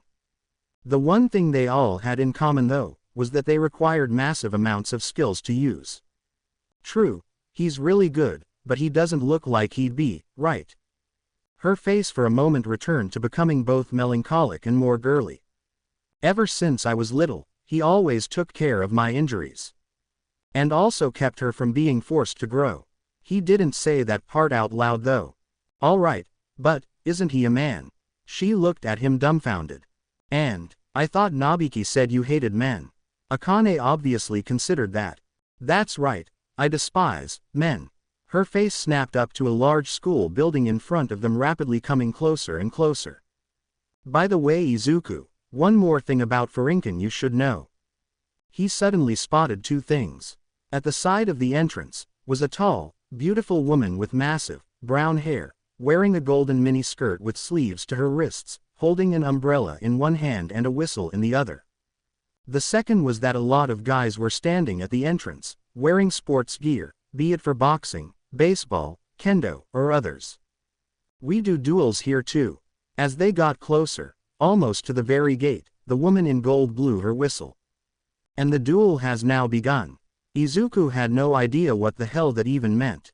He had participated in duels before. They tended to be one-on-one affairs, sometimes teams. Certainly never about 20 to 30 guys attacking one girl. A lot of them with weapons. Training weapons, but still weapons. He didn't even hesitate. Even if Akane had not been his betrothed, there was no way he'd ever have just stood aside in this situation. A wooden sword sailed towards Akane's back. Not that she had much problem getting ready for it, but she didn't get the chance to counter as Izuku planted a firm kick to the boy's ribs that brought him to his knees. Some of the guys immediately hesitated, clearly not expecting the newcomer, but Izuku did not show them much mercy either, as Akane and the rest had begun a merciless, no-hold-barred brawl. It wasn't much of a genuine contest, but Akane clearly pulled her punches far less than Izuku, as she pummeled the guys who attacked her with no hesitation. By contrast, Izuku was just as fast, but far more controlled and deliberate. The end result was the same though. All the guys were on the ground, some unconscious, others just beaten really badly.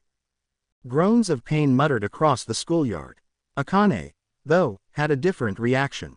Every single morning, what a drag. Izuku just felt confused honestly. What the heck was all this about? My big morning duel. Well, the first one. Behind them, the attractive lady in yellow blew the whistle again.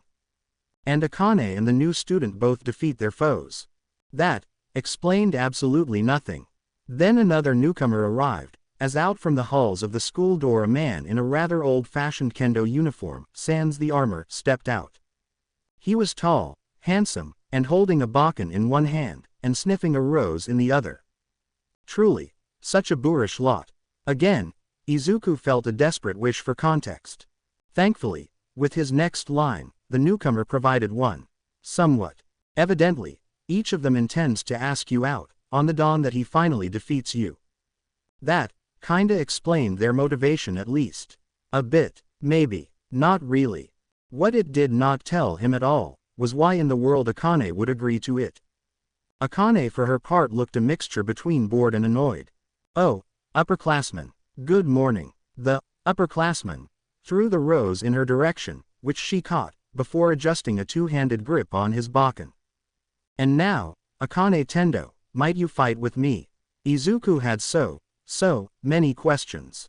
But there was a new one. He was more curious about the specifics than the rest. It probably shouldn't be, but somehow it really bugged him.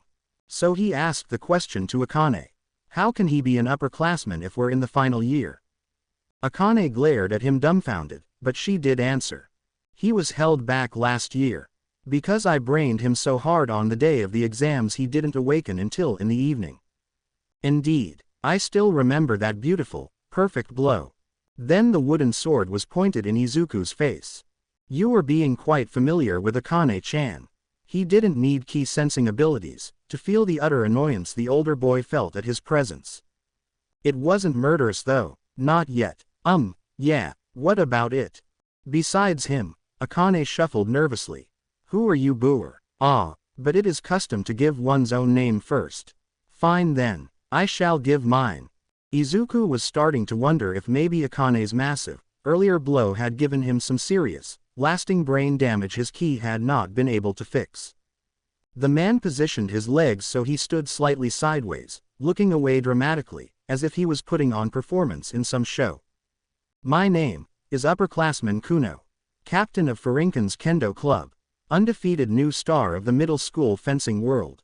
But my peers call me the Blue Thunder of Furinken. There were some sudden muttering up above from the windows, and Izuku just realized that there were plenty of students who were now observing the scene in the courtyard with interested eyes. Also, a lot of the girls roasted his seeming nickname. Izuku, though, had a different reaction. That's not a bad name actually. Blue Thunder, I'm guessing that's gonna be your hero name. This actually seemed to please the upperclassmen.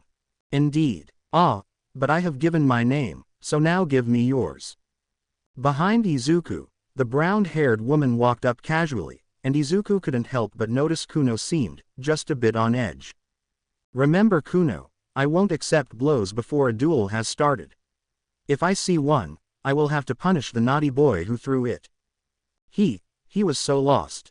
Just judging by the ki flow, he could immediately tell this woman was not that special. Much less so than Kuno, who seemed reasonably strong. If he feared her punishing him, there was likely either a technique involved, or just the authority of a teacher he feared. Regardless though, well, my name is Izuku Midoriya. I'm a final year student here, starting today. I live at Tendo Dojo starting yesterday. Kuno almost tried to hit him. He could feel the urge the boy had to try to strike him down with the sword. Izuku did not make a move to dodge though. Kuno would not do it, not so long as the teacher was here. Under the same roof as Akane. Why, what possible justification could you have for such a stay? Well, I am engaged to her sister Nabiki, and you are engaged to that conniving, treacherous, slatternous, blackmailing, cold-hearted witch of a woman whose heart knows nothing but a deep wish to inflict cruelty upon others across the entire world. Silence suddenly reigned. Izuku, for the first time in quite a while, felt a rather foreign feeling start to boil inside of him.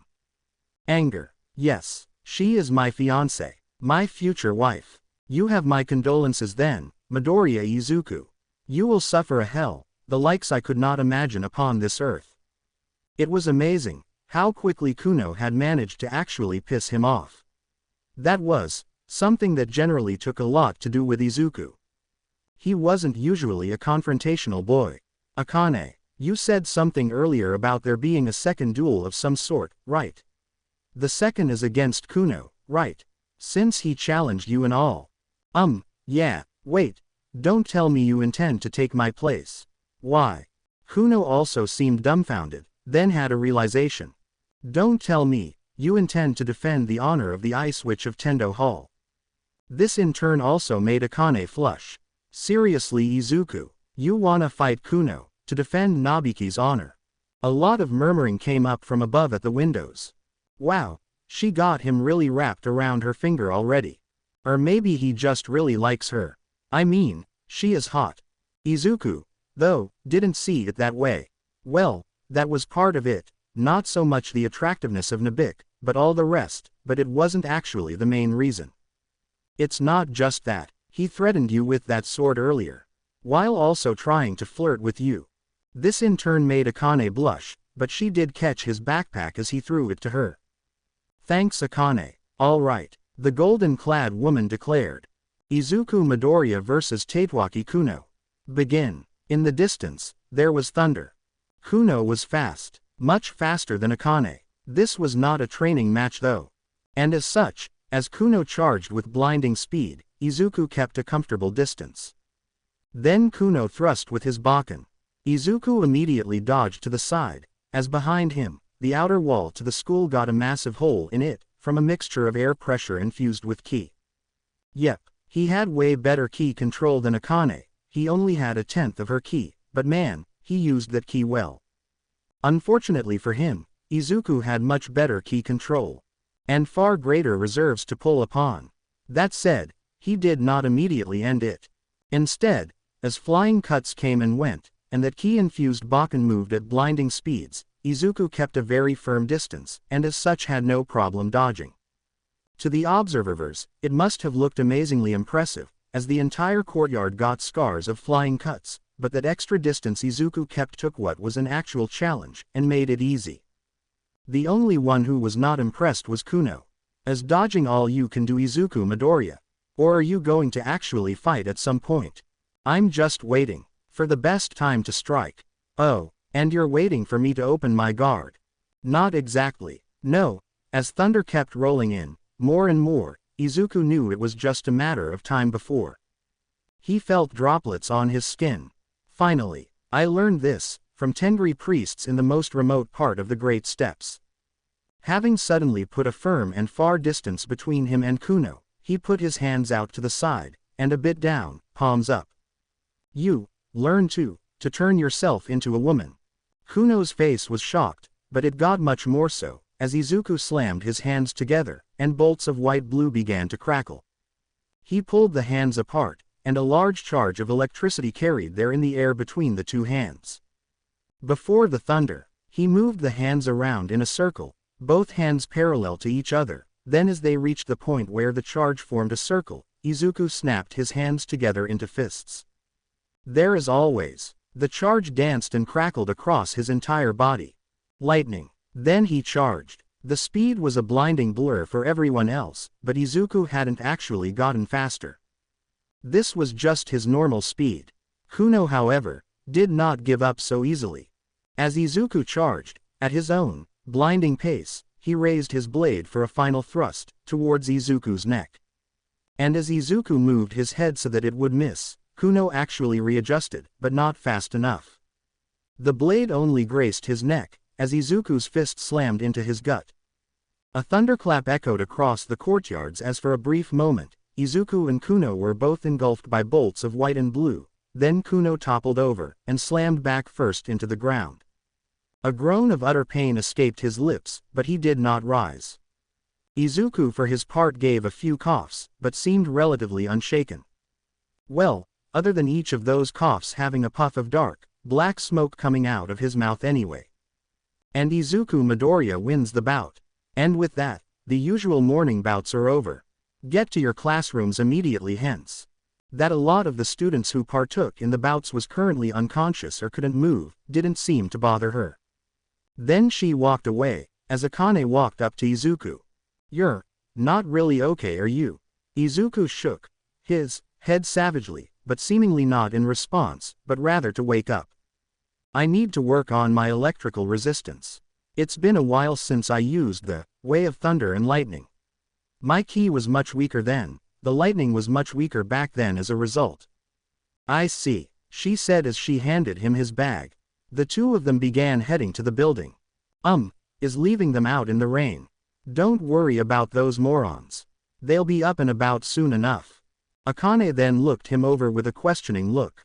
"That move, way of thunder and lightning, seems kinda dumb to have a move that electrocutes the user too." Izuku nodded. It's not as insane as it seems. Usually the people who use this technique also train their bodies to be able to handle the physical blowback from your blows literally hitting like lightning, as well as the electrical currents that surges through you at each hit. I need to work more on that latter one."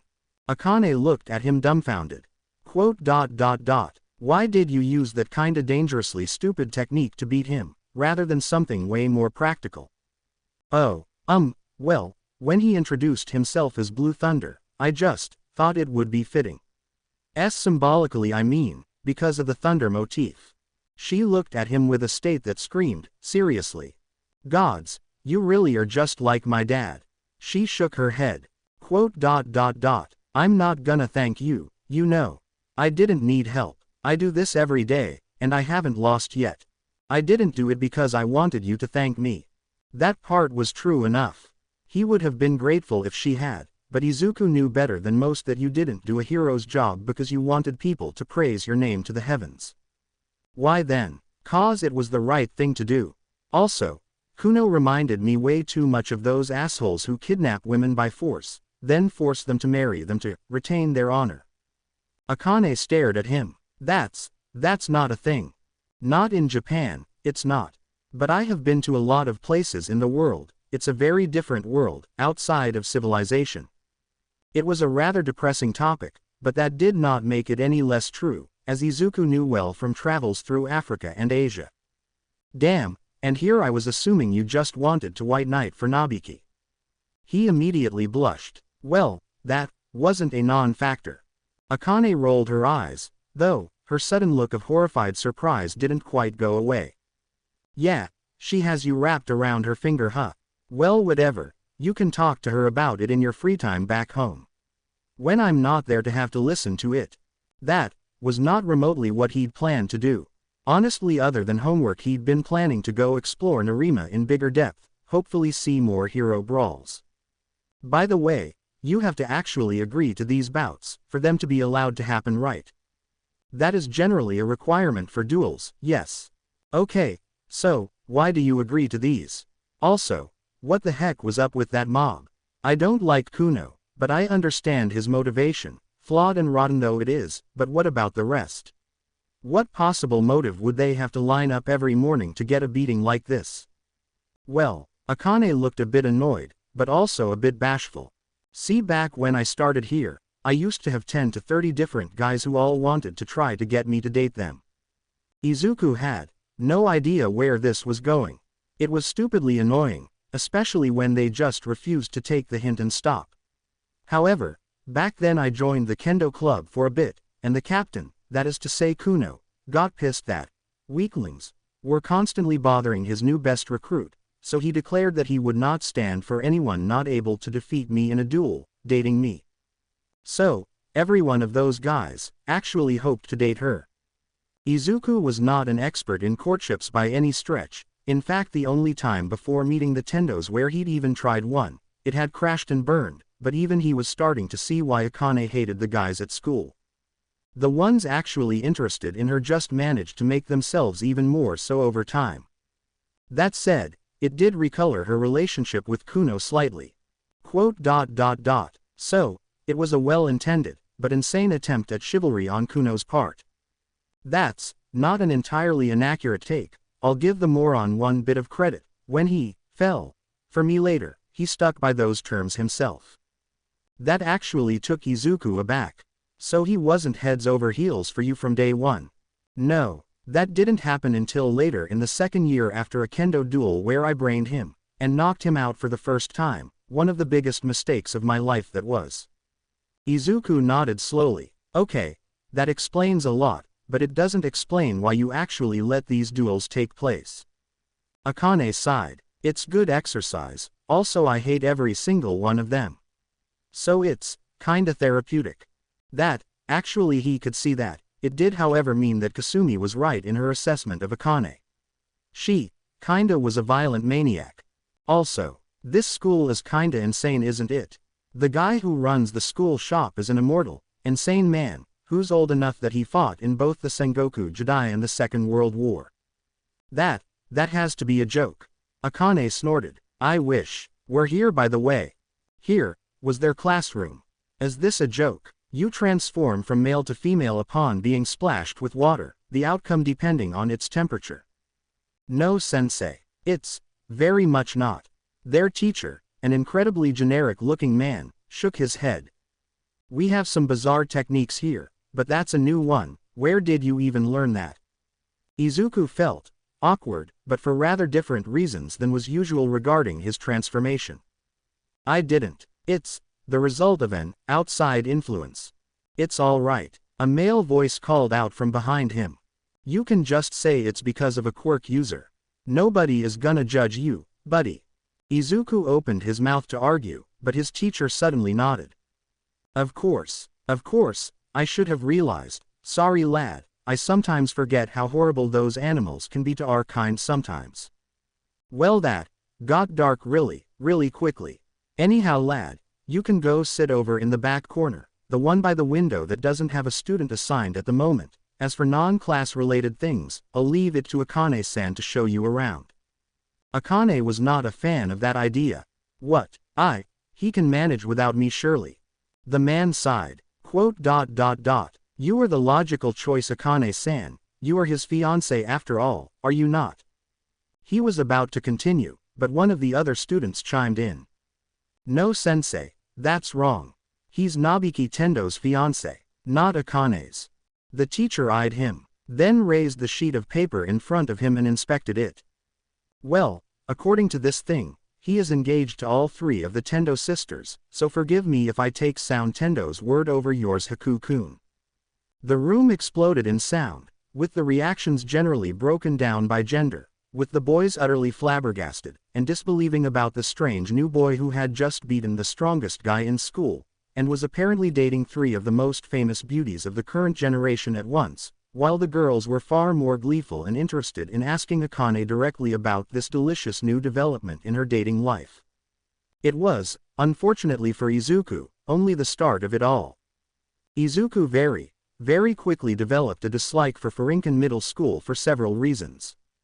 One was the constant, and frankly annoying attention from absolutely everyone of his fellow male students.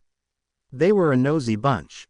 Some positive, some negative, but every single one was obsessed with the questions of how in the world anyone could be dating Nabiki, or how he'd met Akane, and a few asking him about Kasumi and what he was going to do with Mr. Tofu. Izuku had no idea what the hell any of that was supposed to mean. 2. His gender bending. Izuku had no wish to discuss the matter in any way. Unfortunately, nobody, except for Akane and the teachers, seemed to actually care about what he thought on the matter. 3. His fellows also prevented Akane from effectively showing him around, much to her annoyance, which in turn also rubbed onto Izuku as he had to actually interact with a steadily increasingly pissed off Akane.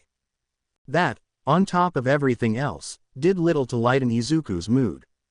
4. Actual school work. Izuku had been, way too flippant about actual school work. Because apparently, in the years between the last time he'd been at school, and now, school had become hell. Oh, there were some things he had no difficulty in. English, traditionally a difficult class in Japan, was easily his best. As was history, for Izuku had learned more about Japan's history walking from one end of the archipelago to the other in his father encyclopedia-like knowledge of the empire's passage through time. Then there was math. Izuku had thought he understood math. He had thought he was pretty good at it. He was wrong. There were other bad classes for him as well, in particular anything to do with science, but math was his bane. In fact, he was pretty sure that math, more than anything else, was probably going to be his biggest challenge to overcome during his one and only year here. There was no question about whether he could go out and explore Narima today. When he came home, there would be math. Tomorrow there would be math. And so the day after. And after that. Math, math, math. Izuku was so consumed by the question of math, that he completely forgot about almost anything else, be it seeking out Furinken's resident immortal old man to learn the secrets of immortality, trying to figure out the layout, or mingling with his fellow students. In his desperate questions of trying to solve the words on the page in his breaks, he even forgot about the entire commotion from the start of the day. He even completely forgot where the stinging ache on the side of his neck came from. Tatewaki Kuno was not having the best of days. Getting bested in the morning by Akane was one thing. Being bested by a boor was another. Being bested by a boor, who also happened to be Nabiki's lover, was something else entirely. He felt shivers run down his spine as he imagined the horrors that must surely await the boor Izuku Midoriya upon returning home today. Yes, he could imagine it clearly. A torture chamber with spikes on the wall, wax, whips, and the voice that sounded like an angel, but was in reality one belonging to a demon from the depths of hell. Yes, he did indeed pity Midoriya. Whatever he felt about the way their previous match, for it would certainly not be their last, he felt genuine sympathy and condolences for Izuku's fate. He wondered whether he could use the boor to get into touch with Nabiki. It had been a while since they spoke, and he had bought the last set from her. It would be nice to get a more recent set that showcased Akane's beauty and form, as it was now better. It was as he pondered on these wise and important matters, when one of his classmates asked him the rather strange question of if he really was okay with the current development regarding Midoriya's engagement to Tendo. What a strange question. He could not say he was thrilled to learn about Nabiki ensnaring a man, but at the moment, the actual engagement seemed like a trifling matter compared to either obtaining a new set of pictures, or his inevitable rematch with Midoriya. Oh yes, there would be a rematch, as early as on the morrow. That plan was derailed as quickly as one other particular name came up. If Akane had expected to get some distance from Izuku at school, she was very much mistaken. It seemed everyone had some form of opinion on her and Izuku's relationship. Her friends, her annoying as hell fan club, random guys and girls she met in the hall. All of them seemed to have some sort of opinion on him and her they wanted to share, and more than anything questions about their relationship. You know Akane, for all your protests, they say he's been pretty open about the fact you're engaged. He's not protesting at all that you're gonna get married. Akane rolled her eyes. Of course he's not. He's the one getting the better end of the deal with this entire thing. Several of her friends nodded. Yeah, he's a total cutie, and strong too given how he beat Kuno in one hit, but man, can you guys imagine having to share him with your sisters? I can't imagine sharing my boyfriend with anyone, but my own family. The girl in question shuddered. Just the thought gives me chills. Yeah, I could see that. Another one of her friends nodded. I mean, one of those sisters is Nabiki, and you know that girl is definitely gonna go all the way into depravity. Akane for her part nodded. It was absolutely true, and she and her friends knew it. It was hardly the only reason she was not on board with this marriage, but it was a big one in its own way. Yeah, she definitely is. And I'll partake in that when hell freezes over.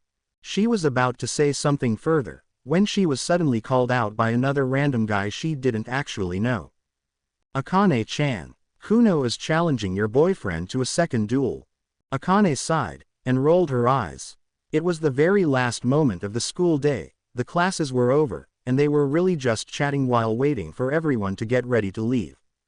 He couldn't have waited until 20 minutes more to learn the details. We'd be halfway home by then. She did end up following the guy who called her out though. Best to see what was going to happen, one way or another. You know Kuno, I'm really not against rematches at all, but you should probably wait until after getting a night's rest. He dodged a cut of the bakken that cleaved a rather large tree in half. You've barely healed up since last time. Kuno was not swayed as he continued his barrage, his slower, yet still remarkably fast barrage. Impudent cur, there shall be no rest for you. I shall best you here, and break your engagement to Akane with this black blade. There was a large crowd watching, but Izuku's rather liberal use of massive jumps to create distance, and Kuno's speed following him, meant there was quite a bit of distance between them and the spectators. Feel free to keep dodging Midoriya. There are no rain clouds above, and so your lightning technique will not save you now. At that point Kuno was right at the very least.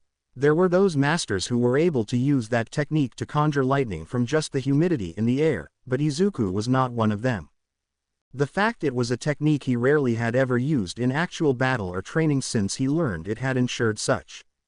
It just was not the most practical technique for battle. Even disregarding the fact it was a double-bladed sword, there was so much wind-up, and if the opponent kept their distance rather than engaging in fisticuffs, the charge would eventually die down, and you'd have wasted a lot of ki. When it hit though, it was something else. Izuku still wasn't sure exactly what he was gonna use to take Kuno down the second time that day, when the upperclassman decided to actually bring Akane and Nabiki into it. I will not allow a wanderer from Mongolia. You will not be permitted to marry Akane while I draw breath. I care not for your relationship with the cruel and vindictive Nabiki, but I, Tatewaki Kuno, will not permit a relationship between a ruffian who cannot even use proper honorifics when he talks. Not to mention one who has not defeated Akane in battle either. Izuku cocked his head. Actually if you say you count that sparring match yesterday as beating me in combat Izuku, so help me, I will brain with that old tree Kuno cut down. Izuku didn't turn to look, but he heard Akane's voice relatively close by. Oh Akane-chan, come to watch your boyfriend fight, I take it. The second voice came from one of his teachers, Hanako, the woman in gold who oversaw the duels on campus for reasons he didn't quite understand. Regardless, she seemed to take the wanton destruction of school property in stride. Kuno's reaction was far more melodramatic. Akane, my lady of victory, I shall vanquish this ruffian, and then, we can resume our dance of war and love. A loud, feminine groan was heard behind him. Right, so, honorific he considered. It had been so long since he'd used actual, Japanese honorifics in general outside his parents, that he honestly had begun to forget which went to whom and where, beyond Chan and San, neither of which he particularly wanted to assign Kuno. Let's see. Alright, Kuno-tan, that was a proper honorific, right? He'd heard at least one girl call a boy that today. He actually saw the vein pulse on Kuno's forehead. Mock me as you will Midoriya, I shall make thee regret that course of action, as I shall make you regret suddenly, unannounced, unplanned and unexpectedly barging into my beloved Akane's life with this nonsense of an engagement. That comment took Izuku completely by surprise. What, unplanned? I've been engaged to marry the daughters of Soun Tendo for 11 years now. There is no way you can claim it was unplanned or unexpected. Behind him, absolutely everyone there turned to look at Akane, who suddenly got a very nervous and bashful expression on her face. Izuku understood just by looking at Kuno's face. You never did tell anyone you were actually engaged all this time, did you Akane? That is none of your business, Izuku. That might be true, but the way Kunoa movement suddenly sped up dramatically as he launched himself at him again, now with far greater speed, strength and ferocity, was very much his business. He chased him all across the outside of the school with an absolutely ferocious tenacity. Izuku finally made his countermove, as Kuno followed him in a jump across the school swimming pool, whereupon, as Izuku hit the other side, he immediately snapped around, and hit Kuno with a vacuum blade. Much stronger than the one he'd hit Akane with yesterday, but still nothing compared to the real deal. Still, as it slammed into Kuno, it stopped his momentum to a complete halt, which in turn brought him to a water embrace. Izuku had hoped getting dunked would calm him down a bit, and it kinda did, as after he clawed his way back out, he resumed talking. As expected, from the lover of the ice witch of Furinken, you're just like her, that conniving witch. He shook his head, as he once more settled into a two-handed stance. Why do you hate Nobiki so much anyway, Kuno-tan? It was an honest question, without any rage or malice that he might have asked it with, earlier that day. He'd calmed down a bit since then, back to his usual self. That course would very quickly be turned around as Kuno replied. Know who and what she is, down to the core. I have paid for her services in the night, given her money for her sinful work. You may be blind to what she really is, Midoriya. But I know better. I am above her and her ilk, and I am above you. For a brief moment, it was like Izuku wasn't actually seeing Kuno. His eyes had gone wide from genuine shock. You paid for her services? Indeed. What, did you think I gained them through worming my way into her icy, rotten heart as you were attempting to do? Nay, I got her services the way everyone else did. Through money. That is the only thing she cares about. Izuku stared at him. Something began to change in the air, as Izuku began his reply. And yet despite that, despite engaging in her services, you stand there, and hold yourself so proud, like you're better than her somehow. Like she is worthless and you're a paragon. Izuku, who had been mostly nonchalant about this second bout, had switched around completely.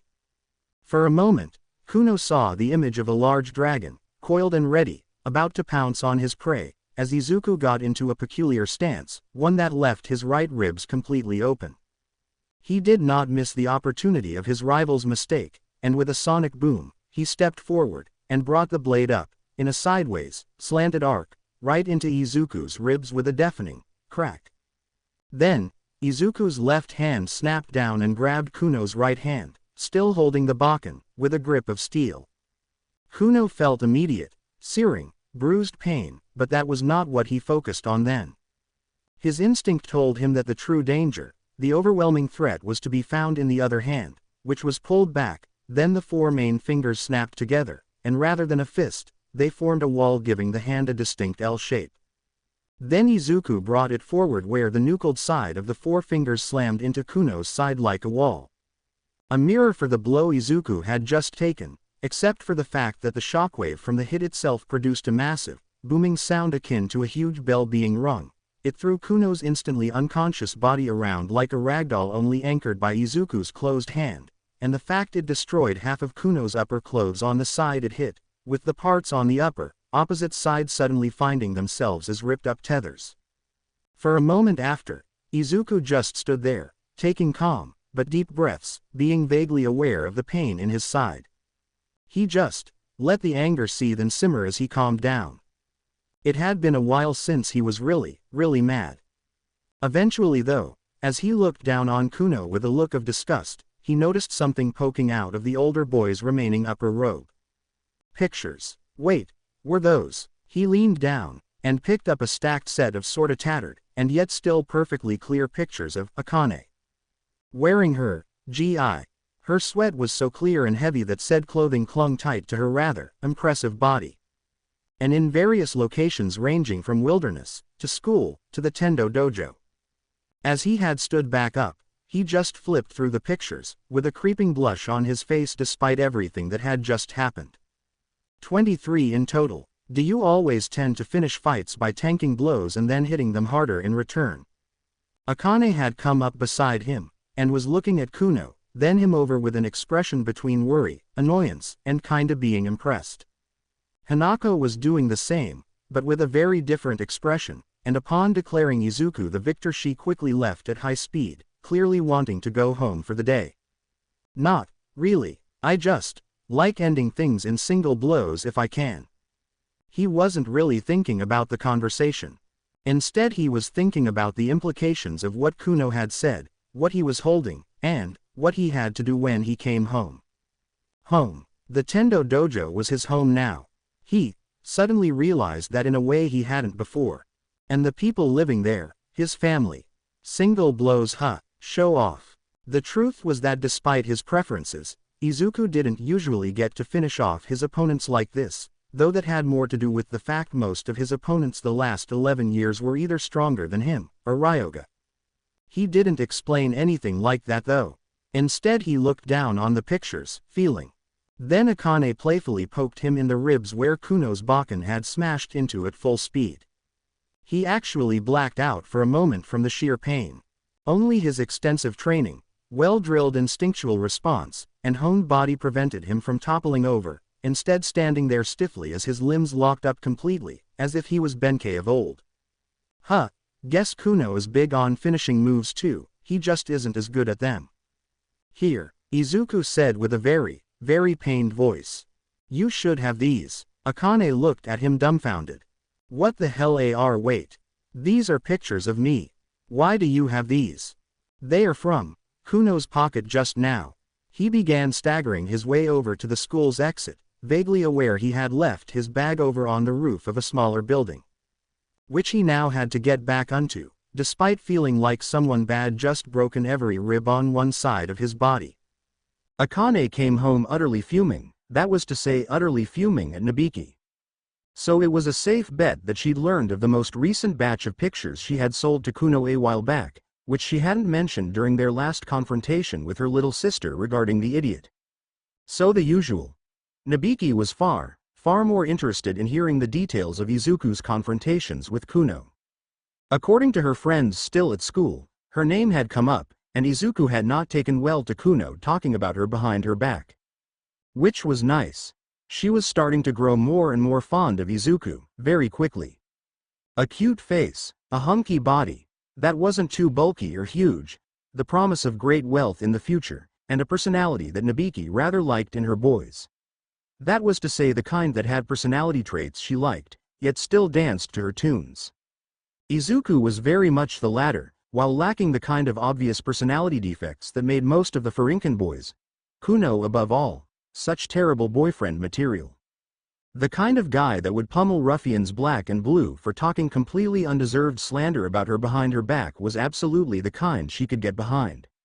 Her new fiancé came back long after Akane, bag over his shoulder, looking like he'd been in a bad mood walking home. He was just in time for dinner though. Hey Izuku, she said as she glomped onto his arm, the good side, so he'd have a way harder time to actually get loose. He was not as taken aback as yesterday by the sudden glomping, but he seemed just as reserved. Hi Nabki, behind her, Daddy gave her some excellent, but unplanned help as he called out to them. Oh, Izuku my boy, you're just in time for dinner. Sounds great, her dad then left them behind, as he headed to the dinner room, certain they would quickly follow. Which gave her just enough time to sink her teeth just a bit deeper. I heard someone took great offense to some nasty words. Strangely enough though, Izuku didn't not go up like a torch, as she'd expected, instead suddenly becoming way more resolute looking. I did, yeah, he quickly looked down, like he was contemplating something, despite the beautiful girl right at his side, then turned to look her in the face, suddenly seeming way more mature in the process. Nabiki, after dinner, can we talk? Just the two of us? She considered that there were some potential reasons to decline, but the fact was, she could see so many more to say yes. Sure, would my room be okay? She asked casually. Yeah, it would actually. Oh, he did have some initiative after all.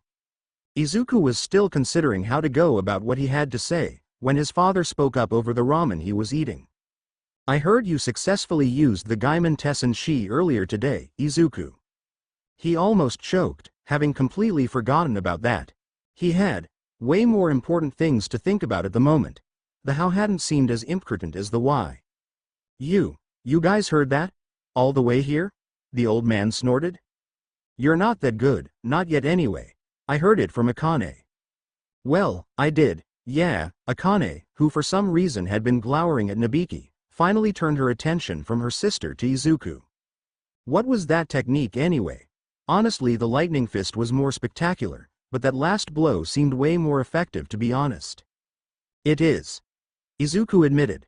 Both are specifically designed to go through an enemy's defenses, just in different ways.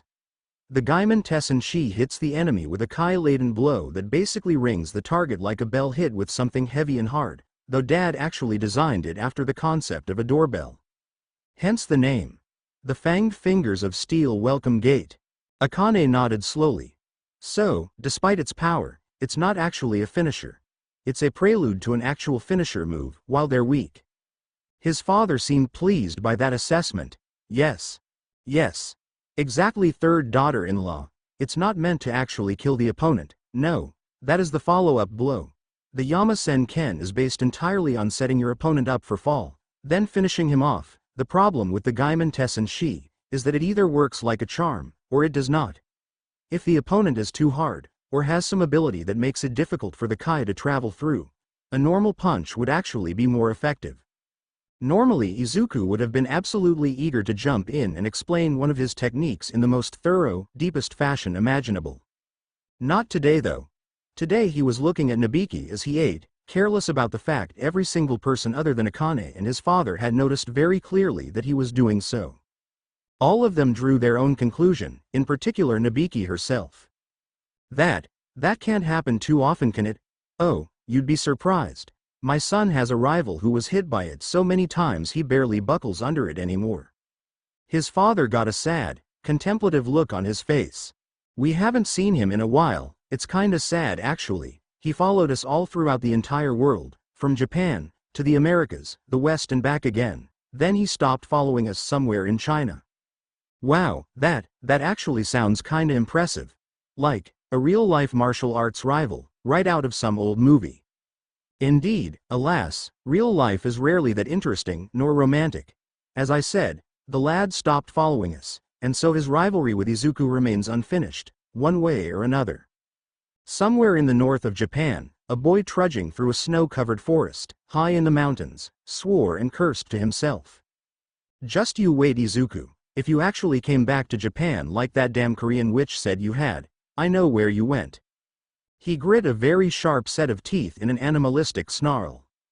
I'll find Tendo Dojo, even if it takes me until the next winter after this one. The rest of her family did not miss her leading Izuku out by the hand. Not even Akane, who had been in passionate talks with Hisashi, missed it. That was fine though. She had no plans of taking this all the way, not on day 2. That would just have been a terrible idea in general. For one, her family was on high alert for anything of the sort at the moment, and more likely than not would remain so for at least the first month or 2. There were few things less fun than being caught while doing it, as she knew from Kasumi doing just that, despite her efforts. And that was with boys she didn't really care about in the long term. No, she wasn't going to go all the way anytime soon, not before sometime in December probably. If she played it right, she might even get everyone aboard with her snagging him for herself on Christmas. Now that would be the perfect time to take it to the next level. Also, there was of course the problem of expectations. Nabiki, who prided herself on understanding how human beings worked, and how to exploit that, knew fully well that men and women alike worked on expectations and patterns. She had no plans of giving Izuku the expectations that she was so desperate that she was going to throw herself completely on him in the very first week. That would have pretty much have set the idea that the norm for their relationship was constant, endless. Not that she actually would have minded that with Izuku, a natural-born hedonist. She lived for her own fun in all forms, but she knew from experience that those kinds of relationships would not be stable in the long term. They always began to show deep cracks way too easily once you hit a point where the flow stopped, and it always did at some point, due to a rough patch or just outside influences. No, she was in this for the long haul, and if that meant a few months of waiting for the big prize, well, so be it. She could be surprisingly patient after all, despite what Kasumi said. However, that was not to say she was not going to cuddle and do all the teasing to Izuku she could manage in the meantime. Now that would just be silly. They were engaged after all. Not even Kasumi could make the claim that would be inappropriate. Once she had lured him into her abode, Izuku looked over her room with an interested look, but not with the nervousness she had expected for a shy boy visiting his fiancée's room for the first time. "What do you think? It's nice, but it's a long way to a vault filled with money." "Ah." She immediately flipped her switch to a more casual approach. "So, Akane told you that?" "No." Kasumi did, of course. She loved her sisters, but they both liked to spoil her fun if they could, just in different ways. She sat herself down on her bed and patted for Izuku to do the same, with a fitting smile. He swallowed, then did just that, though rather than seating himself with legs over the side as she did, he instead seated himself kneeling on her bed, like he was a martial arts student before his master who was being taught a lesson and was listening intently. "Proper, aren't you, Izuku?" "Try to be," she nodded. She didn't flinch or give anything away in front of Izuku, but it was at that exact moment she heard the tiny sound of her father's listening glass being placed against the door. She hadn't been able to sense his presence, of course. She doubted there was a man alive who could sense Daddy's presence when he tried to be stealthy, but the fact was, he very, very often made such stupid, obvious mistakes that ruined all his work and efforts. He had been like this ever since Mom died. That said, she wasn't actually worried about being listened in on. In fact, she was going to use that to her advantage. After all, she wasn't in the business of embarrassing herself, but putting on a show to have fun with her family's reaction was a different matter. "So, what did you want to talk about, darling?" This did make Izuku flush rather adorably, but rather than back off as he'd done before, instead it made him slowly, but earnestly grab one of her hands and squeeze it between his as he brought it up between them. Apparently she hadn't given Izuku enough credit. He could be bold when he felt the need to be. Outside her room, Akane's much more lumbering presence could also be felt, though unlike her dad, she didn't seem to be pressing her ear or anything up against the door to listen in. She just stopped out of curiosity, maybe to look at Dad with an exasperated look. "I talked a bit with Kuno, before I laid him flat on the ground, and he said some things." "Oh, so that's what this was about." Well, she'd known this would happen sooner or later. She'd have preferred later, but, well, she could work with that as well. She immediately switched to a more reserved face on the brink of crying. "Oh, so you heard, and so you think I'm a terrible girl?" Izuku was immediately taken aback, judging by his expression. No, that's not what I think at all. I have had to do what I can to make money, Izuku. Ever since Mom. Well, Daddy hasn't been able to keep us as well off as he could have, as he should." She could practically feel the two faces outside of her door, her father in his usual, melodramatic despair, and Akane rolling her eyes at how thick she was laying it on. Izuku, however, didn't react the way she had expected at all. Instead, his grip on her hand just became tighter, stronger, and his face was lit up by a sudden passion and determination. Like he'd suddenly heard the thing he needed to before taking a mighty leap. "I know things haven't been going as well for you guys as it should have. Kasumi told me all about that, and I can't change the past, Nabiki, but I can change your future." He suddenly leaned his nervous and adorable face in, to such a degree she could have counted his freckles, but at the moment she just stared into his green eyes. "As your husband, I will make you free, wealthy and well off. I swear it to you, on my family's name and honor. You will never have to ever sell your body to that asshole Kuno ever again." Silence. Nabiki, who had been feeling utterly in control just a second ago, now had a look on her face that was best summed up by the words, as they escaped her lips. Then slowly, her entire face went red, with real, actual embarrassment, something that hadn't happened in the last 2 years. Her actual response, though, was immediately cut off as her father barged into the room, with a baffled-looking Akane in the background of the doorframe. Gods! Is that true, Nabki?" He then fell to his knees, and slammed his fists into the ground in despair. "I have failed as a father, oh gods, no, it's not." It had been a good, long while since any of her family had ever seen Nabiki genuinely flustered, but flustered was the only way to possibly describe it as she denied the accusation. Akane for her part just looked baffled, as Soun raised his head upwards as if above salvation itself was descending from the heavens.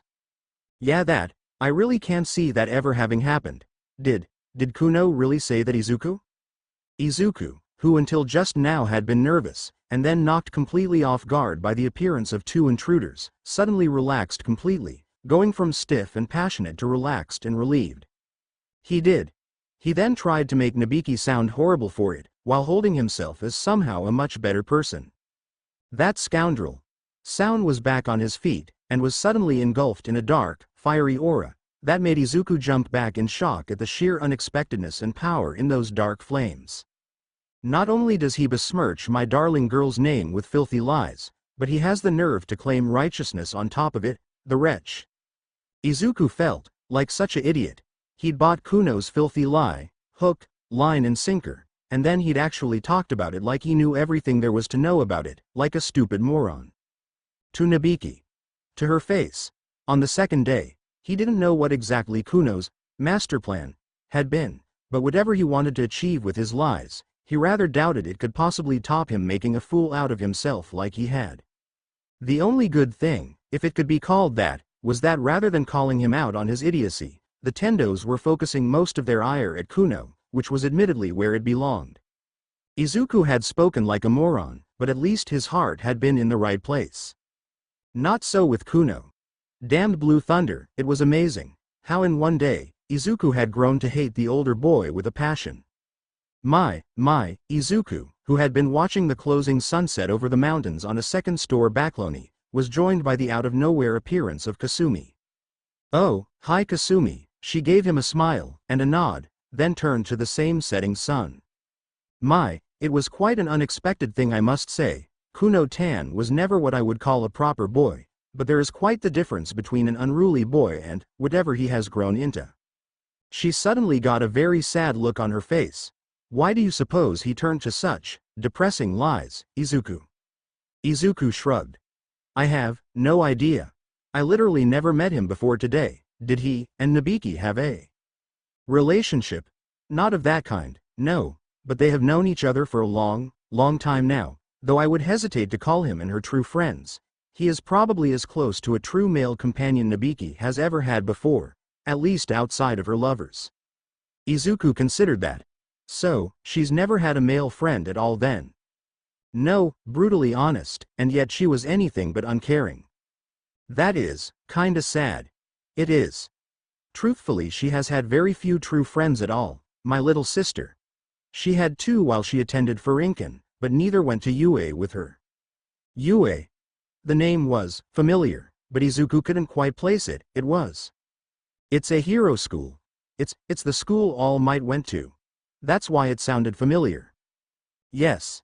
That is true, but it's also Japan's most successful hero school. Hence, Nobiki's choice, but she has no friends there. Izuku's mood, that had jumped for a brief moment, sank again. Right. He tried to rack his brain around something to follow up with, but couldn't quite find it, so he attacked from a different angle. Akane is also planning on going there? She is. She sighed. She tries far too much to be either me or father, and in the end, she can be neither. It's not that bad, to use the people you look up to for how to live your life. Your father gave up his lifetime of training and all the powers he earned of his sweat and blood, as a condition to get to marry your mother. You are literally as opposite to him as one could become, Izuku. Well, I guess when you put it that way, I hadn't actually considered it like that. I suppose not. She sighed. Akane cannot become me. No matter how much she tries, and by going to UA, she sets herself up for that comparison, and with it, failure. She sighed again, deeper this time. I tried that as well, when I was younger. Just to be my mother, I learned the sharp lesson that I could not be. I had to become something else instead. Something more. Many things. She smiled at him. One of those things, being your wife. He immediately blushed like a red stoplight, though she didn't pounce on that. Instead, she turned her face anew to the setting sun as it began to truly go down and give way to night. Akane will have to become something else as well. I hope you'll help her get there. I'll do it, yeah. He wasn't sure how, but he would figure it out somehow. Kasumi nodded, then sighed again. I wonder who Kuno tried to be. I did not know his father well before he left. The principal was a strange man. But not much like Kuno is now, beyond their shared love for Japan's culture. Izuku considered that it could be his mother, or maybe he tries to do the opposite of either of them. Not everyone wants to be their parents. That part was true as well. Looking at it that way, he understood perfectly well that though he loved his parents, the person he had always tried to be was All Might. He was not going to say that here and now though. He had sounded way too much like an idiot for one day. I suppose, regardless, I'm sad that he let his feelings poison his soul. I'm not certain what sort of feelings they were, but men who attack the women in their lives that way. She sighed again. She was doing that a lot tonight. There was a time when I did not understand those sorts of things, Izuku, not truly, but that time has passed. I'm sorry to hear that. She smiled at him again. That's all right, dear. You are here for me now. That's important. There are those who are not. Those who should be, but choose to not be so. He understood immediately. It's not who we are underneath, but what we do, that defines us. Kasumi stared at him. Then she chuckled. Batman Begins? Really? It's a good movie, he said defensively, suddenly feeling anew like an idiot. Oh, I don't disagree. I'm just so used to fathers referencing old samurai and period movies, and little else. Sometimes you forget the world is much bigger. He nodded. He understood that feeling. He had felt that many times, be it when he was truly faced with the elements in all their natural and horrifying glory, or when he saw the Himalayas for the first time, and understood how small all others were by comparison. Even the mighty Andes, that he had felt the same feelings with when he compared them to Mount Fuji. And of course, he always had felt that when he discovered every new secret of the grand mystery of Ki. Regardless, you are here. And that is important. Kuno only sought Nabiki out when he wanted something from her. I recall when they were young and small. She sighed. He was an amusing, proper lad. Always so sure of himself, but, to think the boy who once came crying to me about his new school basket, would make such vile, spiteful lies. She shook her head. As I said, Izuku, there was a time I did not understand those sorts of things. Yue taught me many things, good things. I have good memories of that place, but it also taught me cruelty. How men think. I had a teacher there, a cruel, cruel man. He had a fiancée too, though not an arranged one. A girl who loved him very much, who absolutely adored him. He stomped over her heart and left her, because he couldn't be bothered to try to balance his hero life and personal one. Kasumi looked very, very sad at that, a melancholic look on her face. Izuku just stared at her in disbelief. That's awful. That is just cruel. The thought of anyone who was willing to just crush the heart of the one person they should have cherished the most, it was horrible. Much less a hero who did it. Then again, hadn't he done that once? Old memories stirred of the forest where giant animals roamed. Him, Ryoga, and another figure, the same age. Good times. Then that disastrous night when it all fell apart. He shook himself out of the memories though. No, it wasn't the same. He had been 9 then, and he had wanted to make her happy. He just hadn't understood anything really. He did now though. Unaware of his inner thoughts and reminiscing, Kasumi just continued, after a brief moment of melancholic contemplation. Yes. It was far from the only harsh lesson I learned there, but it was the day I learned that even the men I respected the most could be cruel. I won't be. I promise. There was a sudden determination in those words, but Kasumi shook her head. No, that's not it, Izuku. Everyone can be cruel. We all choose whether to be. Once more, she sighed as the sun finally went down completely. Like Kuno. She turned to him again. I hear you gave him quite trashing. Why yeah, I did. When he said, well, it was shocking, but it wasn't the lie he sold that made me so mad, it was when he tried to present himself as better than her, somehow. That he made use of her, well, you know, and yet somehow she was awful, and he was good. It really made my blood boil. And it had. Just thinking about it, even knowing it was a lie, actually knowing it was a lie just boiled his blood on the topic more. Kasumi nodded, but didn't say anything. As she looked at him in silence, her face became, like yesterday, that knowing look. Only now it wasn't accompanied by a smile. He still didn't understand it. At all. Eventually though, Kasumi began to retreat inside as the temperature began its steady drop, and as she did, she motioned for him to follow, and he did, before she closed the door to the balcony behind them. "Akane, can you and Izuku deliver something to Dr. Tofu on your way home?" Izuku, who was currently reading through his accursed math book, having planned to continue reading all the way to school, raised his head, while Akane stiffened at the question. Kasumi held up a book titled, Ki and the Human Body's Pressure Points. "I borrowed this book from him, and I'd like to return it." Izuku would have expected Akane to immediately agree, but instead she suddenly seemed bashful again. "Could you, do it yourself, Kasumi? Today's just, not too good for me." Did she, or did she not want to go see him?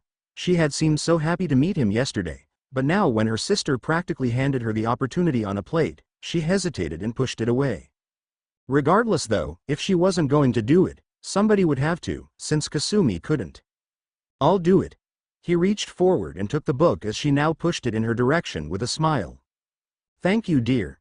Nonchalantly, he pushed the book into his bag, before closing it, then resuming his reading into the infernal mysteries of math and equations. He thusly missed the glare Akane was leveling in his direction. He was still holding the bag in one hand, the book in the other, when Akane suddenly declared it was time for them to go, then grabbed the back of his collar and with truly enormous speed and massive strength she dragged him off of the floor and speed first out of the dojo, and then through the streets at such high force that his feet didn't even touch the ground. Instead his entire body was almost horizontally straight in the air. It was, in fact, so consistently straight that he still could have read his book if he wanted to. He made the choice to close it though, somehow having gotten the feeling Akane might have something to say, which turned out to be a good decision. As they passed a house, there was an old lady that for some reason that Izuku could not begin to understand, was throwing water on the driveway from a small ladle bucket.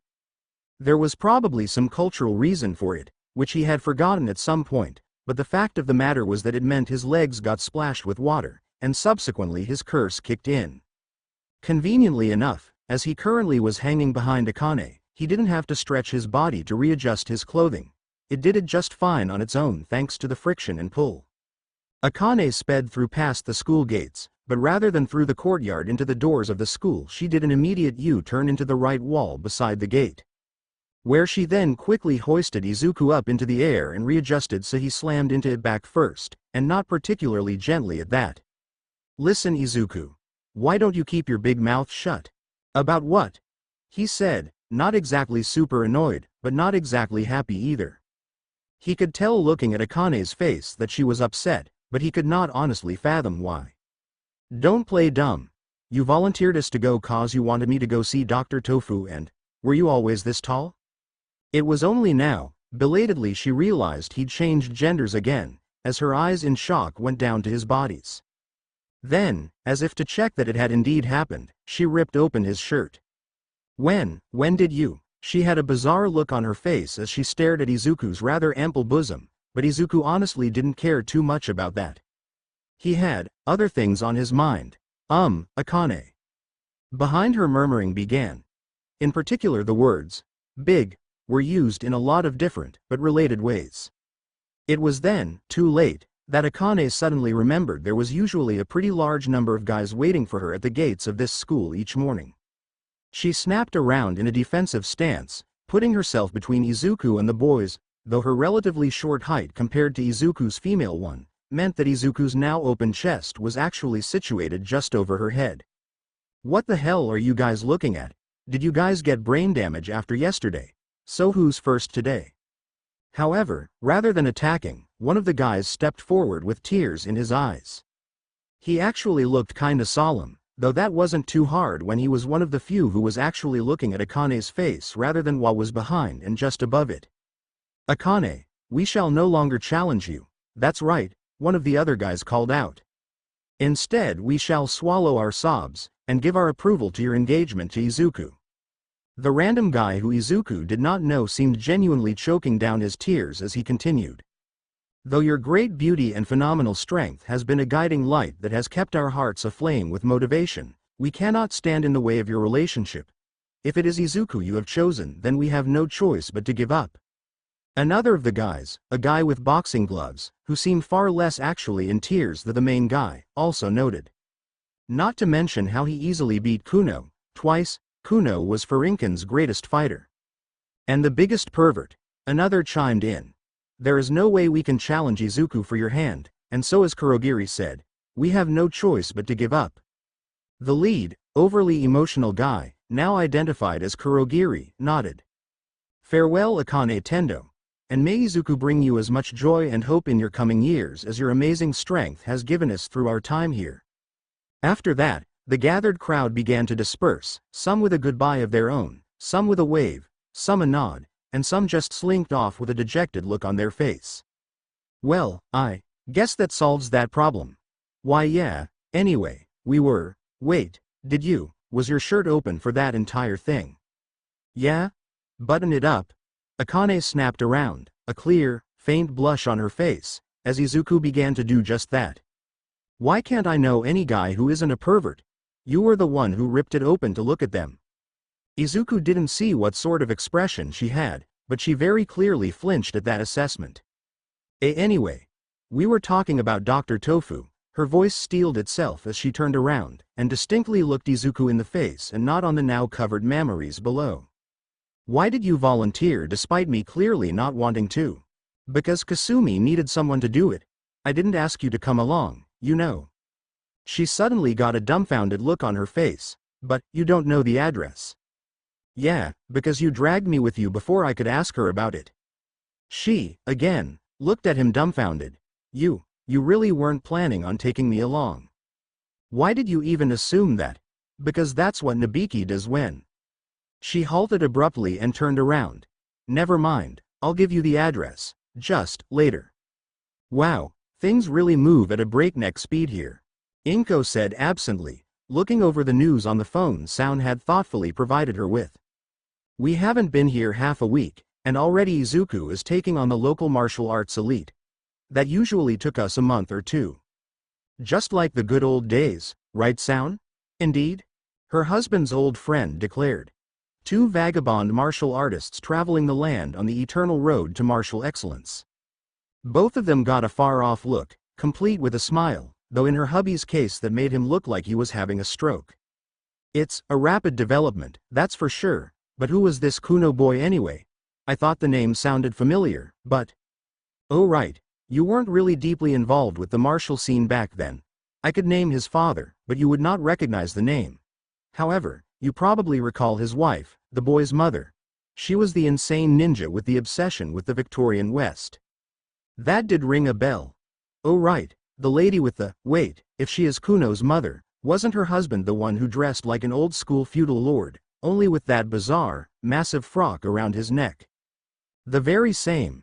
You see Inko dear, during her trip to the West where she got obsessed with the Victorian era. She also converted to the cross, and when she came home and eventually married her master, Kuno, he in turn converted, and adopted a look that was in fashion for a very short period of time during the medieval period during the Sengoku Jidai, when Japan was on good footing with European traders and missionaries. The European frock around the neck the wealthy and powerful used to wear back then. Ah, her hubby, if there was a question of some weird or obscure detail about Japanese history or culture to be asked, he always had the answer. Also, it explained something else. Sounds like they were both kinda insane. Oh yes, the husband, no less than his wife, Hisashi nodded. Frankly, I think it's a genetic disorder. The Kunos are known to find brides and grooms from their ninjas from time to time. Probably started from them, and was bred into the Kunos over the years. That was also a question. Why do the Kuno family have ninjas at their beck and call? Both men shrugged, with a nonchalance like she had just asked about the weather. I don't know. They just do. Though the younger Kuno's father was not actually the overhead. That would be his uncle, the then contemporary Kuno's brother. He's the one with the actual ninja clan as a whole serving him. There had been a time in her life when Inko would have been flabbergasted about talking about actual, real ninja clans with roots dating back to the Sengoku Jidai. That time had passed. Honestly, compared to the insanity she had seen overseas, the prospect of something as relatively mundane as clans of assassins and spies was downright down to earth. Sounds like the sun got that disorder too. Indeed. Black flames suddenly ignited around Sound's body, not too dissimilar to a Super Saiyan aura from Dragon Ball. However, no such thing or previous fraternization between our families will save him if he dares to come here again. If he does, I shall deliver a beating the likes of which this dojo has not seen since we buried the thing in the corner. Both Inko and Hisasha stiffened immensely at that, but before any further comment could come, the doorbell rang. Sound's black flames went out like a snuffed candle. "Oh, pardon me. I must go greet the visitor." He got up and headed to the entrance. The voice of the visitor was heard quite well across the halls of the dojo, for he was not exactly quiet. "Ah, Master Tendo. Excellent. You were the man I was looking for. We must discuss your daughter's ruffian betrothed." Yes, the loud sound of knuckles being cracked somehow echoed far, far greater than the visitor's voice. "I suppose I shall deliver my discussion upon you." Kasumi sighed as she heard the distinct sounds of a brutal beatdown below. She needed not actually watch what was happening to know who it was, because Nobiki was currently enjoying the sight from a balcony with a full view of the entrance. "Shouldn't you be at school? You don't have much time left to make the trip all the way to UA." Nobiki waved her off. "I'll go when Daddy is done beating Kuno up." "Can I assume the reason he's here, right as Furinken's about to start classes, is because of a letter asking him to come here or the like?" Maybe," she sighed. "I assume this will just be the beginning? Like you would not believe, I have saved up so much stuff on the guy over the years, just in case." "I can imagine, yes. Some never do get over being rejected." Nobiki did not freeze or stiffen the way Akane or Izuku would have, but Kasumi knew her far too much, not to see through the usual fake nonchalance as she shrugged. Then again, she had been there when Nobiki came home pouting, and angrily talking with their mother about the stupid boy who had turned her down. Not a true first love being rejected, with all that came with it, but it had mattered to her. Much more so than many other things that came later. She had worn a cute and adorable expression back then, a far cry from the woman she was becoming. Finally though, the sound of Tadawaki Kuno being slammed into the wall opposite on the street from their gate, and their father closing it, signaled that it was over. "By the way, I noticed the book you sent with Izuku." "Yes. What of it? The Pressure Points book. I'm guessing you don't need it anymore?" She shook her head, suddenly feeling a bit sad. "No, I had hoped, but that has passed. I moved on." Nobiki nodded. Then stretched, arms up and behind her back. "Later sis." And then she was gone. Kasumi sighed again, then went to pick up the empty bag of chips she had left behind. The girl was really angry about Kuno's lie. How much of that was due to her old wounded pride finally being allowed to reign loose and unchained, and how much it was her new wounded pride of being humiliated before her new boyfriend, she did not know. Regardless, she did not envy the young Mr. Kuno going forward. Izuku landed some 29 meters away from the pole he'd launched himself from. He could probably have done better too with a bit of practice, as he had the capacity. He just hadn't done the basics of gym physicals in Japanese school in ages. Some were useful, and some were so esoteric that he had never encountered something like them as serious training before. As it was though, this being the final exercise of the day, before the next part of gym, girls' baseball, Izuku quickly headed over to the grass and sat down with the rest of the boys who were now going to have to wait until the girls' part was over.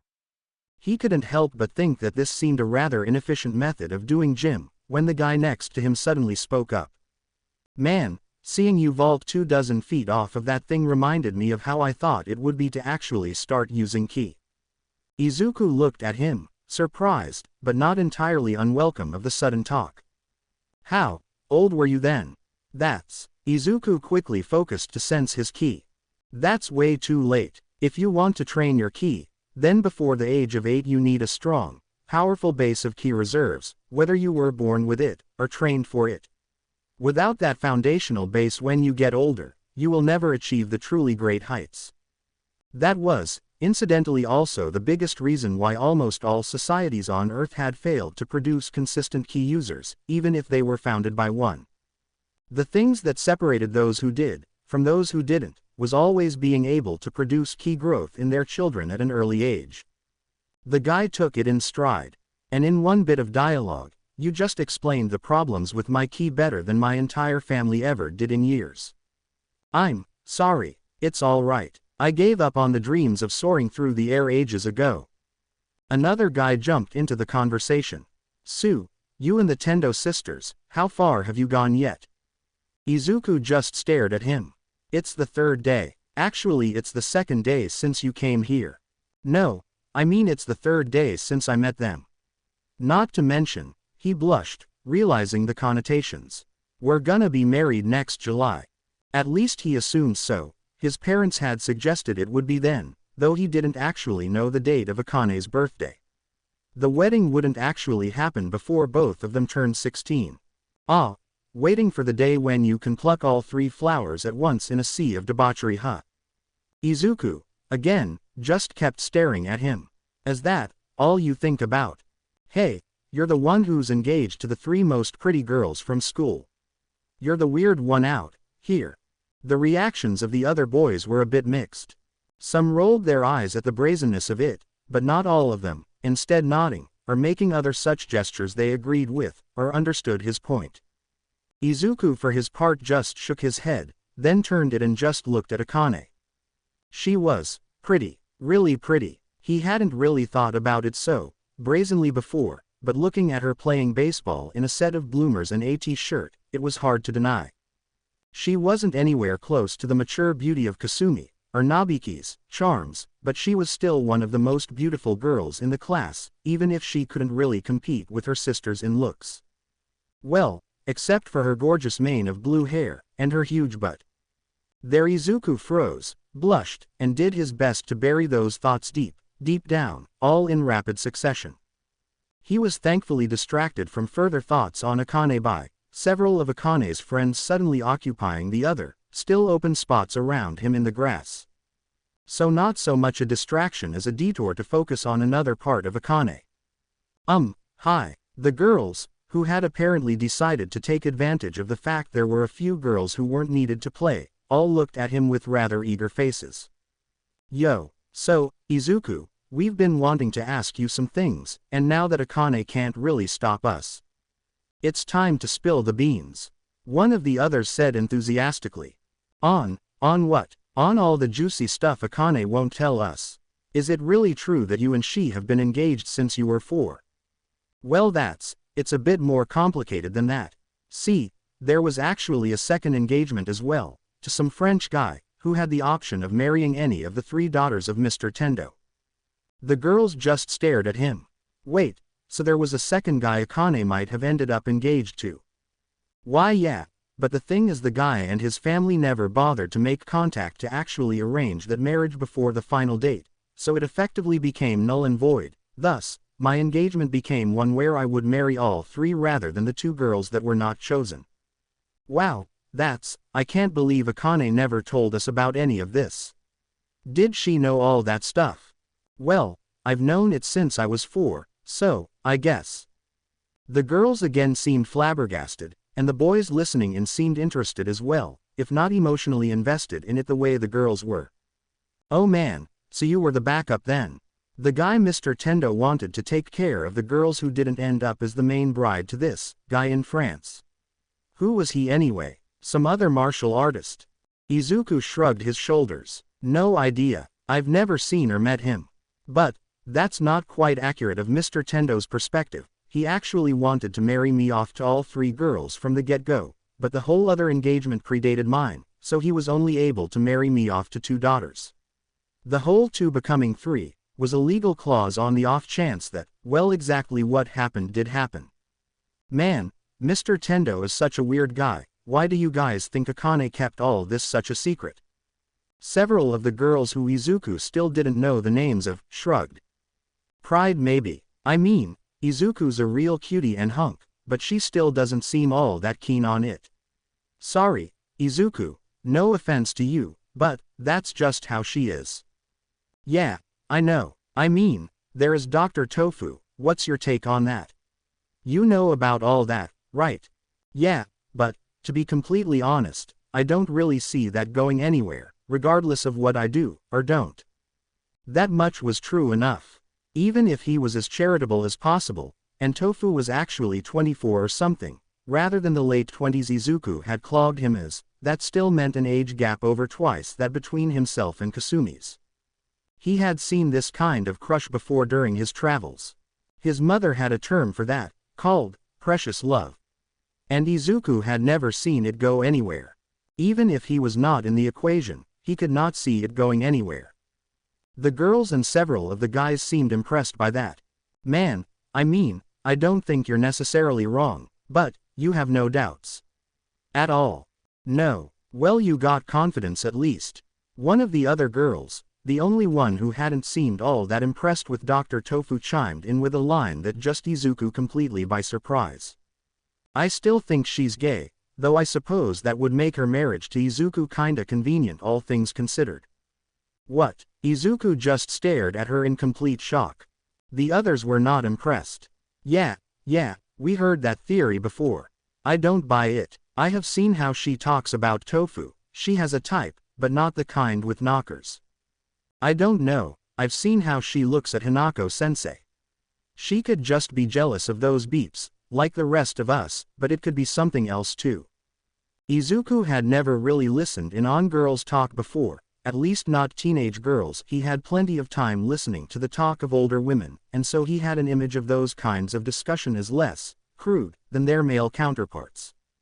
If so, he should have been here a year ago when Nabiki and her two girl pals had still been around. Their talks and how unashamedly they talked about anything under the sun would have knocked his socks off. Is there any other reason you'd think she was into girls? Well, there is the fact she has hated almost every boy we've ever seen her interact with, though that could just be because of Narima being utterly full of perverts. Like, this school is bad, but the town isn't much better. Come on, we're not that bad. The guy Izuku had talked with earlier chimed in. Sure you're not, except for the way every single guy drools over Hinako-sensei. Well, except for Gosunkugi, but, well, he's Gosunkugi. The fact he isn't an open pervert isn't exactly enough to make up for all the weird crap he pulls. Actually, the fact Izuku doesn't just drool in her classes is a huge point in his favor. She's not that good looking. All the girls and boys turned to look at him in disbelief. I mean, she's a pretty woman, but a light went off in the boy's head. He's comparing them to Nabiki and Kasumi. How predictable.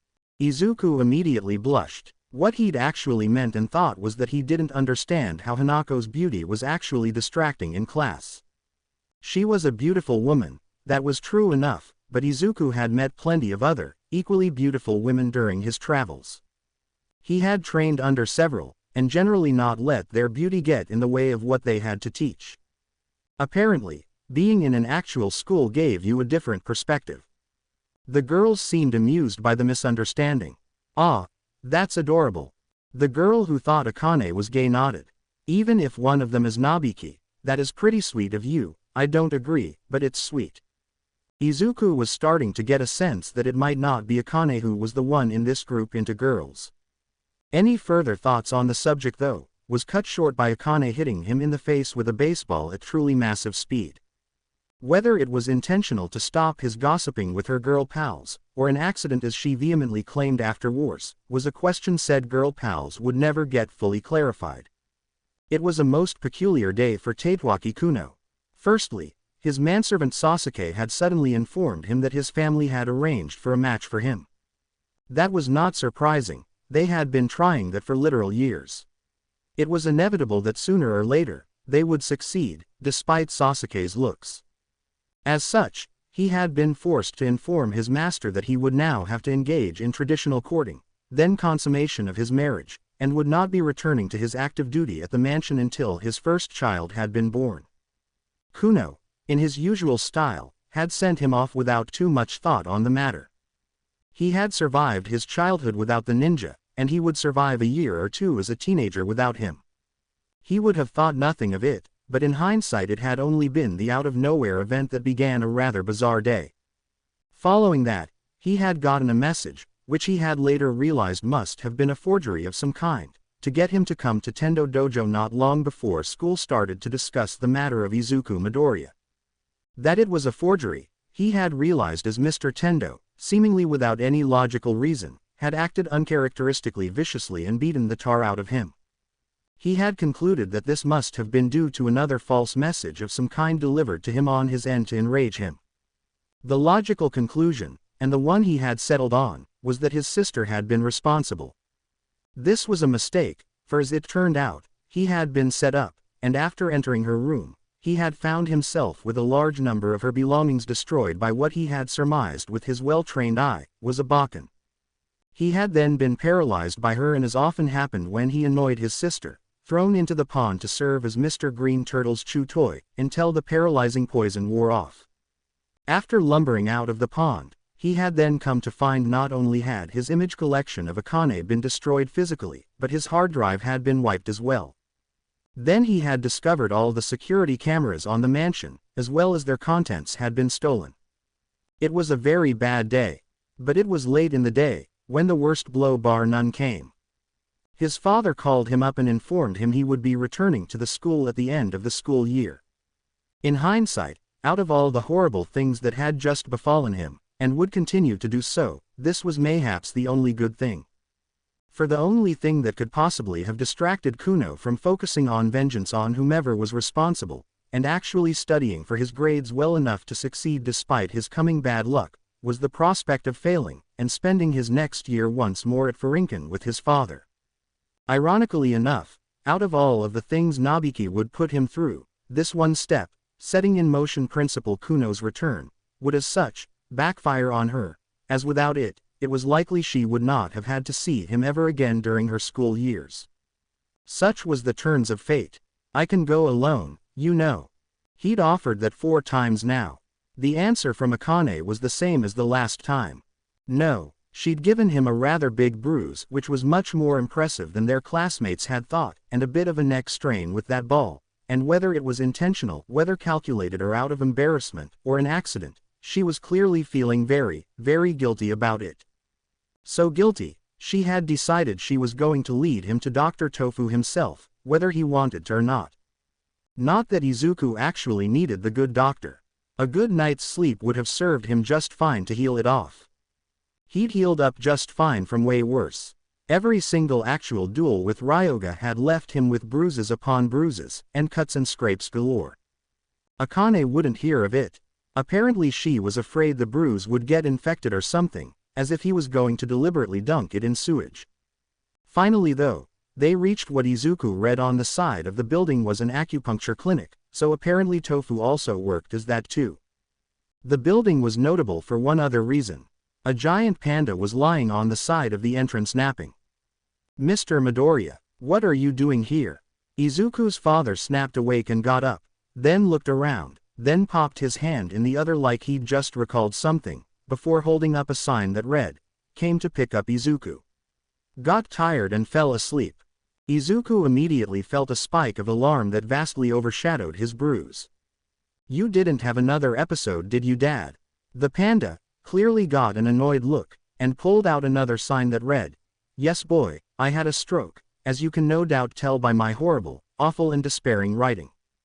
Akane, though, suddenly had a similar look. Has he had one? Multiple? Is that why he came to Tofu's? He's had a few. 2. In China. When we crossed back into Japan, we had to give him a floating raft to hold onto as we swam, just in case. A raft, for support with swimming, for hundreds of miles. Yeah, he's not as strong as he used to be, Izuku said worryingly, eyes still on his dad. The panda in question pulled out yet another sign. "Can we focus? You came for a reason, yes. Oh right, you wanna come with us? I guess we'd have to introduce you, but..." The panda shook his head, but rather than signifying him declining, he instead held up another sign reading, "I met the fellow earlier. Nice enough guy, although no catch compared to you, lad." This annoyed Akane greatly. "Well, forgive me, if I call you just a bit biased, Mr. Midoriya. She then, leading Izuku by the hand, stomped past him and up the stairs, where they ran directly into the owner. "Oh, Izuku-kun and Akane-chan. What brings you here?" An injury on Midoriya's face. Dr. Tofu. Yes, she definitely had not thought this through, Izuku was immediately able to tell, just looking at her. Well, that, and her calling him Midoriya. Like there was no bond between them at all. That annoyed him for some reason he quite wasn't sure about. It wasn't technically wrong. Despite their engagement, they were not that close. Maybe it was being reminded about that fact that annoyed him. I'm going to assume that would be Midoriya the younger, and not the father. Not much resemblance is there. He guided Izuku to a chair, and sat him down, before asking in a kindly voice. "So, what's the injury?" "It's to the face, I can see that, and neck as well." "Baseball injury," he nodded. "I have a balm that should do wonders for both, I'll be back in a jiffy." Then he left the room, whistling a calm but cheerful tune. It was as he was rummaging in the room over, that a phone he had left on the table rang. "Ah, blast it, could you guys take that for me?" Akane moved to do just that, but Izuku's father, with much greater speed, snapped it up and answered, phone to his ear. Then he just stood there, phone at his ear for a moment, before he pulled out a sign. "I forgot pandas can't talk." "Then why did you answer?" Akane snapped the phone out of his paws. "Yes. Oh, yeah, it's me." Her tone, which had for a moment been full of powerful annoyance, went down a few steps, losing its energy. "All right, okay, see you." She then hung up. "I'm going home," she suddenly declared in a bizarrely lifeless voice. A part of Izuku kinda felt annoyed by the fact that after dragging him here, she immediately left. That part was immediately squashed by the tone of her voice. "You okay?" He quickly followed her out as she had begun walking, suddenly completely without her usual energy. "It's nothing like that," she declared in a lifeless voice that told him that she was anything but okay. "So why do you want to leave?" "Nobody wants me here." "I do, and I'm sure Dr. Tofu." The girl silenced him by snapping around, and shoving him up against the wall, hand over his mouth. That said, the only reason it worked was because he didn't expect it. There was force behind it, but nothing he could not have easily overpowered. Nothing like earlier today. "Shut up." This time there was emotion in her voice. It was not anger though. It was sadness. "There is a girl Dr. Tofu likes, she's coming right now." Akane's hand just sank then, down to her side as her face was downturned. They just stood there, boy and girl in silence, Izuku having no idea what to do with this particular bit of information. Then, "Good afternoon." Izuku felt a pang of energy go through him, then, surprise.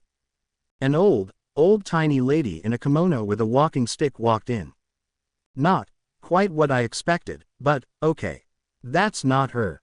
"Oh, is this not Dr. Tofu's?" the old lady asked in a creaky voice. "Oh, my sight isn't what it used to be." Oh no miss, this is Dr. Tofu. We were just talking about someone else, I think." "Ah." The old woman suddenly smiled in the same way Kasumi sometimes did. "Talks of love, huh? Well, don't let this dinosaur stop you. I'll just wait in the clinic's restroom, dear." How she had figured out there was love talk involved he had no idea. Once more, the two of them were left in silence. Izuku was the one who broke it first. "Do you actually want to go?" "I won't stop you or anything, but I wasn't lying earlier. I do want you here." That was absolutely true, in large part because he could tell she really needed someone's shoulder to cry on. Akane did not cry though. Instead, "It's Kasumi." "What? The girl Tofu likes, it's Kasumi." She finally raised her eyes, and as she looked at him, they were strange. Both sad, kinda guilty, angry, and yet just miserable. You just came, and then, you blew everything over, and you just don't see it or care." "I care." Akane's eyes got a glazed over look. Dr. Tofu has liked Kasumi for a long time. He never knew she was engaged. It was all pointless, wasn't it? It was never gonna go anywhere. He understood the implication in her words. The real meaning. My feelings were pointless. It was never gonna go anywhere. He just had no idea what the hell he could say to that. She was right. The words he'd said so flippantly, her friends suddenly came back to him. It was never gonna go anywhere. Neither hers, nor Tofu's. Izuku did not know what Kasumi's thoughts on Tofu were, but she had made it very, very clear to him that she had no future plans that did not involve seeing their engagement through. This entire love square, if one could call it that, was not gonna evolve past its current stage. It started to sink in. He had always just taken his engagements for granted. Even as a child, when he'd courted someone else, he'd done so with the rather childish and misguided belief that most girls would not have a problem with being the third wife. It had been stupid, and childish, and completely removed from the reality of the world, but he had worked within that framework that he would get married to Akane and or her sisters. It had never occurred to him to really seek a life outside it. It was just his life. How okay he had been with that prospect had depended on how old he was, but it was his life. It had never occurred to him to try to run away from it. Akane. She had wanted to. She had wanted something else. Something she would not have, whether he was there or not. His presence just proved to her that it wasn't gonna go anywhere. He wasn't sure how to feel about that, or Tofu's feelings for that matter. He could sympathize with the man. Kasumi was a beautiful woman with a charm he rather liked. But the fact was, he did not know Tofu. Neither as a person, what interests he had, dreams he might have for a future with Kasumi, or how he would take it. He was a stranger, who unwittingly or not was going to kill his romantic dreams. He hadn't even considered that as a possibility. The worry he's ever had was whether the girls would accept him or not. Now two of them had. But even if Akane did not follow her sisters, her own romantic dreams were.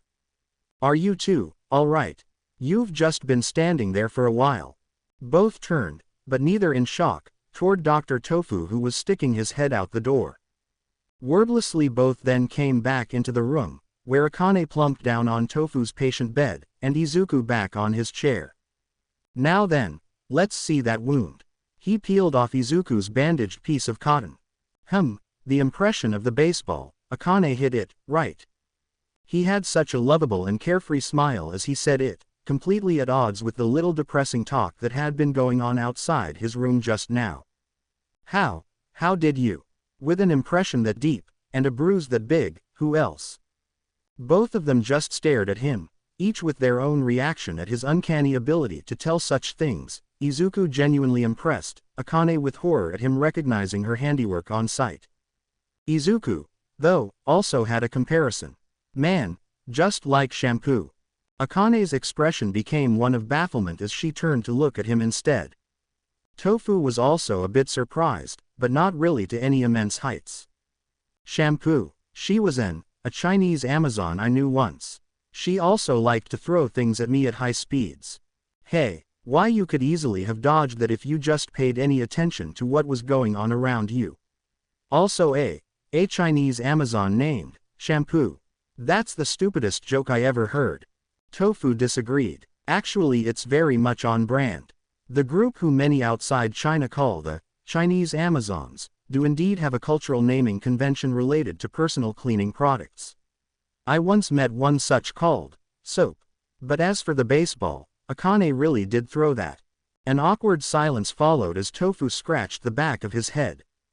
Was just joking. Izuku stared at him with a look that could have been the picture to put alongside the words, seriously. Over how badly timed that joke was, while Akane was suddenly blushing furiously. Tofu, eager to try to sweep this under the rug, went over and put a hand on Akane's shoulder. Ah, but so what? What's wrong with being a bit active? Hisashi responded to that remark by pulling out a sign. Well, if she can't master her ki, she cannot grow stronger, no matter how active she is. Still, even if that is true, being active is still healthy for you. The next sign read, if she could master her ki though, she would be able to heal much quicker and be more healthy. Will you please shut up? Tofu sighed, though truthfully, Izuku had no idea what in the world his father was suddenly thinking with these It was hard to read his intent sometimes without his vocal tone.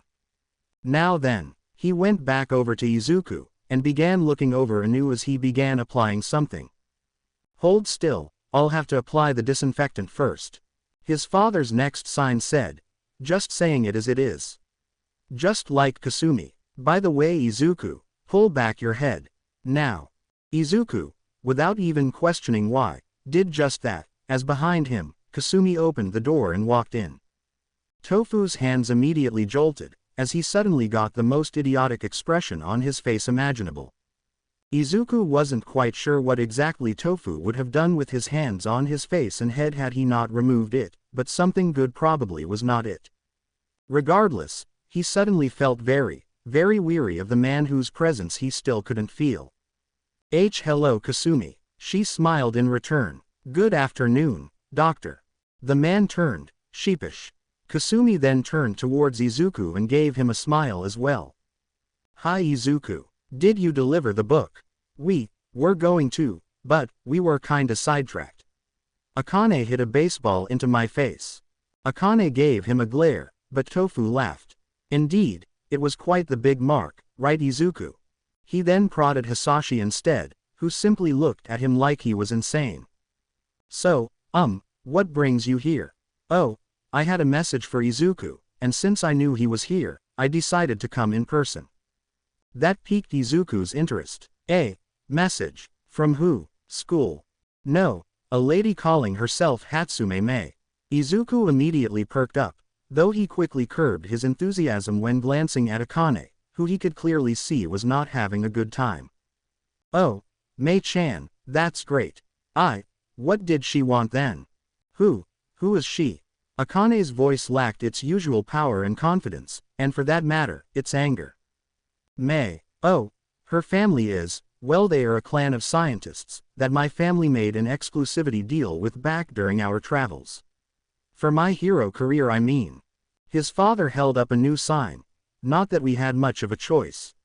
We traveled the entire world, and we found a grand total of 3 scientist groups interested in studying Ki. The Hatsumes are the only one in Asia. Oh my, that is quite an interesting development, right Mr. Hisashi?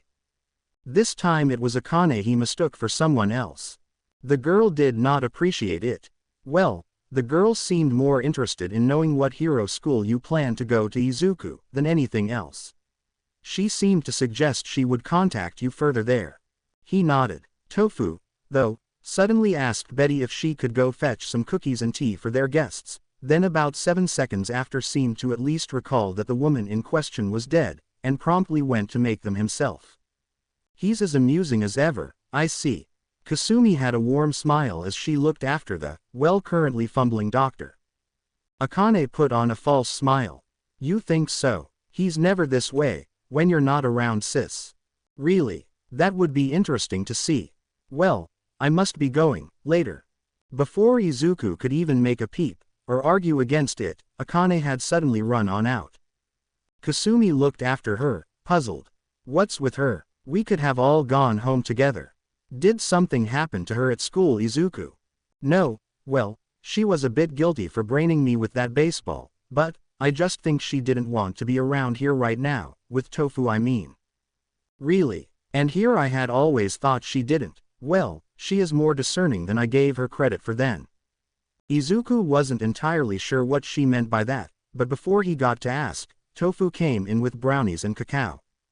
It was not the worst little get-together Izuku had been part of, as they munched on brownies and cacao, though his dad snoozed off again during it, not a good sign. That said, it was awkward. However, the true awkwardness was saved for the end, when, as they were about to leave, Kasumi dropped the big bombshell. By the way, Dr. Tofu, I have not introduced Izuku to you yet. Oh, no need, I met him in Akane yesterday. I knew him by his name. It was kinda undercut by the man, trying to casually drink an empty cup. I thought so, yes, however, proper introductions are always a good thing. She then positioned herself so she had an arm around Izuku's waist, in the process making him suddenly feel much smaller and squeezed him close to her body.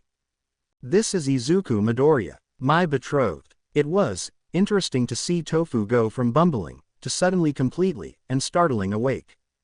You're betrothed? I see. I assumed the two girls he would marry would be Akane and Nabiki. I was wrong then. It was again an interesting experience, watching Tofu suddenly seem very much the experienced and on-alert martial artist Akane had said he was, while his voice was absolutely filled with nothing but despair. Not entirely. It's a bit complicated, but there was always a possibility that all three of us would marry him if certain terms came to pass. They did. I wish you luck in your marriage. Kasumi smiled, but it was a sad smile. You have been a good friend to my family, Tofu-san. I hope you can remain so, but if not, I understand. Do as well. Have a nice trip back home, Mrs. Midoriya. He gave a very polite bow, to which the three gave ones in reply, if not quite as deep. As they left though, Izuku couldn't help but notice that Kasumi was not really letting go of him, if she might not be keeping him as close to her as she had in the doctor's clinic. I guess you knew then. Kasumi, in sharp contrast to her usual attitude, did not reply in words. She just squeezed him tighter as they walked. Tofu leaned back in his chair. The sun was shining outside. It was a bright sunny day, and he still had patience to see. And yet, it was not his first defeat to another martial artist, but the young man named Izuku had defeated him in a way that none other ever had, without even throwing a punch. He would have to think about all of that tonight. He could not deal with it today. He had to get through the day, before he could actually afford to take it in. That it was over, just like that. Now he had to answer the question that great Kasumi did not. What, now? It was a sunny day on the out-of-the-way hamlet simply known as X. It had once had a proper name, but in the aftermath of the societal collapse, when millions died, and so many cities, towns and hamlets became ghost towns, this little place had been abandoned and resettled time and again. All the way until a hero rose, who had stalwartly defended it. Amongst Japan's first pro-heroes, he had only been known by the name X. He had defended this town for decades upon decades, and as it had become resettled for good and all, in the aftermath of his death in the days after All Might's rise when peace truly returned to Japan, the citizens had renamed the place to its current name, after its number one son. There was absolutely nothing of value in this town. It was, by any and all metrics, a town for farmers, surrounded by farmlands and the people who worked them. In the days of chaos, that had made it very attractive for villains and thieves, but the days of mass famine, and with it the sky-high price of food, were over. Which was why the appearance and rampaging of a powerful villain was so surprising. A massive, powerful boar man, impervious to the police's gunfire, and whose appearance had forced them to call in heroes from nearby cities, as ironically enough, this town had none of its own at this point in time. It was as he was holding a child over his head, and gloating, that suddenly a stranger to the town jumped through the air. In an instant, all eyes were on him as he soared. Villain, police, citizens, terrified child. Then he brought down an umbrella and with a sound like a log hitting a stone, he smashed it down upon the criminal's neck. Then, as he used the suddenly crumpling villain as a jumping post, he grabbed the child with one hand, and then landed on his feet. Samu. A woman rushed up to him, and the stranger without asking any questions handed the screaming child over to her hands, before turning back to the villain, who had now turned every bit of attention at him with a murderous gaze. So, you wanna play hero, kid? Said kid, leveled his umbrella at him wordlessly. Then you can die like one. He charged. The woman behind the stranger flinched and twisted to put her own body between the giant monsterman and her kid. The stranger though didn't move from the spot, and simply brought his arm back, then stabbed forward, the umbrella hitting the charging boar man in the snout. A distinct sound of cracking bones followed as he came to a complete stop. Then, without any further words, he brought the umbrella back and brought it under the man's body. He flipped the massive frame into the air above him. Then he roared, as he brought the weapon down, before stabbing it sky-high. The impact sent the villain flying some good 27 meters into the air before he came slamming down upon the concrete. A loud groan of pain emanating from him, but the young man did not seem to care, instead walking up to the nearby policeman. Officer. He then unfurled a map, and held it up to his face. Do you know the way to Nerima? I'm looking for a particular dojo, but I'm currently settling for simply finding the place itself first. The policeman was taken aback, but decided to roll with it. Well, this overall map is, wait, Nerima, Tokyo. That's all the way to the east. And the way? The boy asked calmly. Well, it's that way, and straight ahead for some 200 miles, but... The man hadn't even finished when the lad began walking in that direction. Thank you, officer. I will leave this foul knave in your custody. I have another prey to chase at the moment. The townsfolk stared after him, except for the woman whose child he had just saved, who cried after him words of thanks. The policeman shook his head as he went to arrest the downed man and put him in cuffs. Man, the heroes just become younger and younger, these days, don't they? The young hero in question continued his walk, straight on east, and rather than following the road as it curved, he instead followed the direction literally, crossing mountains, forests and dales for the entire rest of the day. As the days began to pass by, Izuku began to settle into his new life. Getting up in the morning, eating a good, nice, nutritious and delicious meal. Then go to school, usually crush Kuno in a duel on the days he actually came to fight by the entrance, which was most days, then move on to the far more difficult battle against math, hang a bit back in class, and after, as he never really fully integrated into the local ecosystem at school, then after all was over, go home with Akane, eat, take a nice bath, do the homework from hell, go to bed, get up in the morning, rinse repeat. It was how most days went by. Of course, there were complications, sometimes a spar, sometimes he went out on a night walk after his endless fight with the demons of math. When he went out into the night, he sometimes saw some incredible things and fights, as he looked down on the city landscape from rooftops. Heroes, villains, and just civilization. It was a wonder, the modern world, that it was. One that most of its inhabitants took for granted. Seeing it all from above, the lights, the movements, listening to the sounds of human beings, it felt unreal to finally be back where he belonged. And then there were his interactions with his family, on both sides of the bed. Marriage or otherwise. His mother seemed even more relieved than he was about being back to a solid, settled life, and had thrown herself eagerly into helping Kasumi out in the house, though she had her own worries as well. One they both shared was his father's, not exactly perfect mental health. The price for reopening his key flow after having deliberately sealed them for years had always been something that had taken its toll on his body ever since he did it, evident through his scarecrow-like appearance, but it had mostly been a physical thing. Until lately. Now and again, his father would act and talk strangely, like he had in Tofu's clinic. There wasn't really anything they could do about that. Both mother and son understood, though, the wordless worry neither actually spoke about to anyone. How much longer would it be before the inevitable happened? As for his in-laws, he got along well enough with Soun, but his father, by coming marriage, was not as eager to share tales and experiences about his hero days as Izuku had hoped. He liked telling stories though those were generally stories of him and Hisashi's training days, from the time they met for the first time, their journeys through Japan's obscure and desolate regions, their victimization by a thief and a robber on the road, that had through a campfire argument and bet, had led to the creation of the Yama Senken and Umi Senken, and much more. Few times did he willingly and eagerly delve into later periods of his life.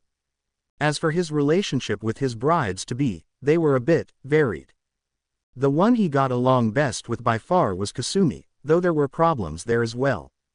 The older girl had been in a darker mood than usual, ever since her turning down Tofu. Izuku did not really know what sort of feelings she had on the matter, but he saw the melancholy on her face when there wasn't a task to be done, nor words to be said. Whatever she felt, she was not entirely happy about it all. Izuku was not really able to easily help her pick herself back up. He did not really know what to say to do that, but she seemed to perk up when he was around her. As if his mere presence helped her lessen doubts or internal arguments. That said, if Kasumi was feeling down, it was nothing compared to Akane. The girl was in a downer mood, and unlike Kasumi, it seemed Izuku being there just made it worse. At least, he usually did. She'd glower at him, look annoyed regardless of what he said or did, snipe at him, but sometimes when he talked to her she'd perk up, or look bashful if he said something nice to her, or she'd act like she was happy he was there. It was weird. It also came and went with no discernible rhyme or reason. At least that was not a problem he had with Nabiki. Nabiki, despite what her sisters might claim, seemed rather straightforward to Izuku. She liked cuddles, compliments, and money, and just flirting with him in general, and would find great amusement at him becoming tongue-tied, but she also seemed to be spending a lot more of her time making Kuno miserable than anything else. He wasn't sure how he felt about that either. On one hand, he understood it. Kuno was a massive dick. His continued talks at school proved he had learned nothing, but on the other hand, this was kinda straight-up revenge. Not justice. As for other people, Izuku wasn't really an outcast at school, but he didn't make any close friends either. Ironically enough, the closest people he had there was Akane's own friend group who he was getting better and better along with every day, even if his relationship with Akane was uncertain and stormy at best. He mostly kept to himself though, waging his war on the school curriculum in silence. And as for old friends outside school, it was a bit of a total miss. He didn't have phone numbers of the people he had known before all of this began. Then again, given how young they had been last time he saw them, he kinda doubted Kachan, Shinobu and L remembered him at all, and if that, probably just a fleeting memory. As for people he had known in Japan during his trips throughout the empire, none of them seemed to be available. Mei had not returned his calls since his confirmation that yes, he would be attending UA. Why? He had no idea. Nagisa, the boy he'd learned the art of sumo alongside, had apparently gotten engaged as well despite their similar ages, and whose fiancé had plainly told him to go to hell when he'd explained his connection to him over the phone. Before hanging up on him, he could only assume that potential marriage was even more on the rocks than his and Akane's relationship. Yukio didn't even have a phone, nor a permanent place of residence from what he recalled. Neither did the three people living inside of Ryugenzawa. Then again, even if he had any particular wish to call up Shinosuke, it wasn't like the forest keeper would have remembered him. The grandfather had been a fun man, but the fact was, Izuku didn't have any interest in talking to the two men there. And as for the third, whatever thoughts he had on seeing her, were irrelevant. Because she certainly did not want to see him. And finally, there was the Hibikis. Getting in touch with the family was actually pretty easy. Well, in the sense he had called up their neighbor who had remembered him as the boy Ryuga always chased, and informed him not too surprisingly that none of the Hibikis were currently home. He'd have been shocked if they were. And that was about it. Other than his grandparents, and martial art teachers many of whom had died in the last 6 years of old age, Izuku knew nobody else. As for said grandparents, his own parents had been adamant that they would not seek them out. And so, Izuku's plan as the days passed on, and August neared its end, was to just focus on schoolwork, and making sure he passed before he worried about how to go about his personal life outside of his new home. Given how things would turn out, starting on that final day of August, and only getting more and more hectic and complex, every day, all the way until UA's own entrance exam, it was in hindsight a rather hilariously unrealistically optimistic plan for the future. Ryoga yawned. He sat up, hearing the sound of the city in the background. For a moment, he just listened to it all, wondering where he was now. He'd come to this place in the utter darkness in the chilly, mist-covered, utterly dark August night, and had set up his tent by the side of a road without any idea of where exactly in Tokyo he was. There had been a time when he'd felt ecstatic at finally reaching Tokyo, and looking forward to actually setting out in the morning. That time had passed. He'd wandered in and out of Tokyo 7 times now this last month. Just because he was close, did not mean he would actually find what he was looking for on the morrow, as he knew from deep, deep experience. No, joy was not what kept him going. If it ever had, that would be hate. Hate and anger, and deep, deep resentment was the only thing left that kept him going. The desperate thirst for revenge was the only feeling that still lit up the fire in his heart every morning. As it did then, when he felt his teeth clench as he heard the sound of school children outside, laughing and playing. He'd been one such once. He'd given it up, to chase a boy, and here he was, all those years later, still on that same eternal hunt. But this particular chase would be different. This time, there would be a conclusion to it all. As he got dressed, he imagined that conclusion, the only thing fitting for leading him on this merciless humiliation that had been the waste of time known as the better part of 10 years of his life.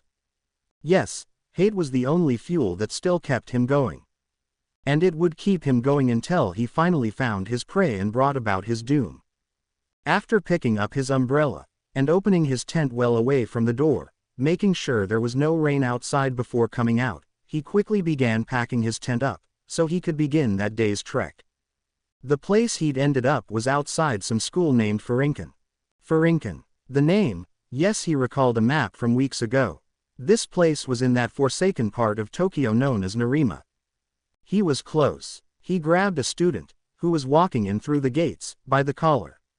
Not gently either. "You there, boy." The boy in question turned to him looking flabbergasted.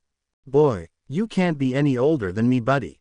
Ryoga felt a massive urge to punch the boy hard, but he held it in. The boy was not the target of his wrath. "Which way to Tendo Dojo?" The boy looked at him confused. "To the Tendos. Why do you want to go there?" He sounded like he knew the way. Ryoga felt a small pang of something go through his veins. "I'm looking for someone named Izuku Midoriya." "Midoriya?" The boy turned his head. "Isn't that him?" "Yeah, that's him over there." Ryoga let go, as his head turned, and there he was. The same freckled boyish face, and green-haired mop around his head. Years of searching, once more come to an end. He leapt into the heavens. It was finally time. Izuku was walking to school, Akane a bit away chatting with her girlfriends, when two things happened. The first was a jolt of his senses telling him that there was danger above him. The second was an oh-so-familiar voice, roaring from the heavens. "Izuku, prepare to die." Izuku looked up, and for a brief moment as he looked to the skies for that 1 second, his mouth spread out in a grin of joy, which was rather bizarre, given the sight that greeted him was of an angry boy soaring through the heavens down at him, holding an old-school umbrella he was clearly aiming to hit him with. As Ryoga brought the umbrella down with both hands as if it was a blade, Izuku jumped back as the padded tip smashed into the ground, and the shock from it cratered the ground around in a perfect circle around him. Not burst or split, no, it created a perfect, circular indented crater in the ground below, as Ryoga turned his gaze from it, to where Izuku was now standing. The two boys could not have had more different expressions, as one snarled like a wild animal, while the other gave a grin that made him look like the purest cinnamon roll to ever walk the earth. "Ryoga, took you long enough. You haven't changed at all, Izuku. Still all you do is run and dodge. Well, obviously, you are the strongest boy I know. Your punches hit like boulders. I'd have to be insane to just let you pummel me." One thing that immediately struck absolutely everyone around the two of them, at least once the initial shock wore off, was how ridiculously affectionate Izuku's voice, tone, expression and body language was. He looked for all the world like nothing so much like a love-struck maiden, someone who was just welcoming back their partner from a long period of separation. By contrast, Ryoga looked like nothing so much as a demon, a beast from hell itself in the shape of a man, with an expression that made it clear that the only thing that he wished from Izuku was misery. Then there was the charge in the air, the taste that lingered as suddenly the air itself was pumped full of ki and the temperature all around began to rise. That last part was lost on no one, except for Akane, whose ability to sense such was actually the weakest in the entire school, despite her own reserves of ki ironically being even bigger than either boy. The first part though, in particular how Izuku looked at the boy, was not. "Friend of yours." "Yep," Izuku replied cheerfully, completely oblivious to Akane's sudden discomfort at how he was acting. "This is Ryoga, the one great, true rival of my life." Ryoga replied to that by cracking his neck, his murderous expression making the expression have a tinge of immediate danger Akane had rarely seen anyone express. "The last time we saw each other was during my last days in Mongolia. That was before we went into China. He never did meet up with us there though. You think I was sitting about leisurely while you were off in China?" I overshot my mark south and ended up in Vietnam. Then again, as I traveled I went too far north and ended up in Alaska. On my way back over the straits west I overshot and swam back home to Japan. Then once I crossed the western straits and got back on track, I ended up in Tibet, and when I finally caught up to you in China, you left the valley that same day, running away from me. This finally seemed to take Izuku aback, though everyone else was just utterly dumbfounded by Ryoga's seemingly terrible sense of direction. Wait, you mean we were actually just by each other back in China? What valley was this? The valley, where my life and future came to a crumbling end. The boy moved his umbrella into position to strike anew with a stab. Izuku didn't seem to take that threat very seriously, or rather he did get into a position where he could react, but his face did not suggest he thought he was in any particular danger. Well, I suppose you can tell me all about that later. For now, I'm guessing you wanna continue off from our previous fights. His smile returned, and off to the side, Akane couldn't help but think that here and now, he finally did seem like a cute and energetic schoolboy, rather than the sorta reserved guy she'd known so far. The only other thing that brought that side out of him was heroes. Ryoga, though, only got even angrier. Our fights. You think I care about finishing our fights? This is my revenge, Izuku. He was about to launch himself forward, when suddenly, a clock rang. Izuku, who had seemed to be willing to throw down, even without their designated teacher, froze. Oh, right, school. I kinda forgot about that. Listen Ryoga, we gotta do this after school. To that, Ryoga was utterly incredulous. School? I came all the way from China for this, one final fight with you, and you think I give a damn about your school schedule? We are finishing this now Izuku. Here in Hapogo and Satsu. A massive vortex of red energy suddenly burst out from Ryoga, siphoning like a maelstrom through the air. Izuku's head immediately snapped to where it was all going, and there, their English teacher Hinko was standing, holding one hand out in front of herself with a coin between index and middle finger. The stream of red energy all went into that coin, and before their eyes, Ryoga slowly began sinking to the floor, his grip on his umbrella fading. As the energy faded, Hanako took several deep breaths, and suddenly wearing a truly wroth expression, she stomped off to Ryoga, and grabbed him by the hair. Duels on school grounds have to take place before or after school you naughty boy. In her normal tone, that would probably have sounded a bit lecturing. As it was, it sounded like a demon from the depths of hell. Damn it all, Ryoga seemed really out of it. As he would be. Hapogo and Satsu, or the Happy 5 Yen Satsu, was one of the most terrifying ki techniques ever devised, at least against other ki users. If there was even the slightest hint of anger in the target, it ripped every bit of ki out of the body by force, leaving them a weakened husk.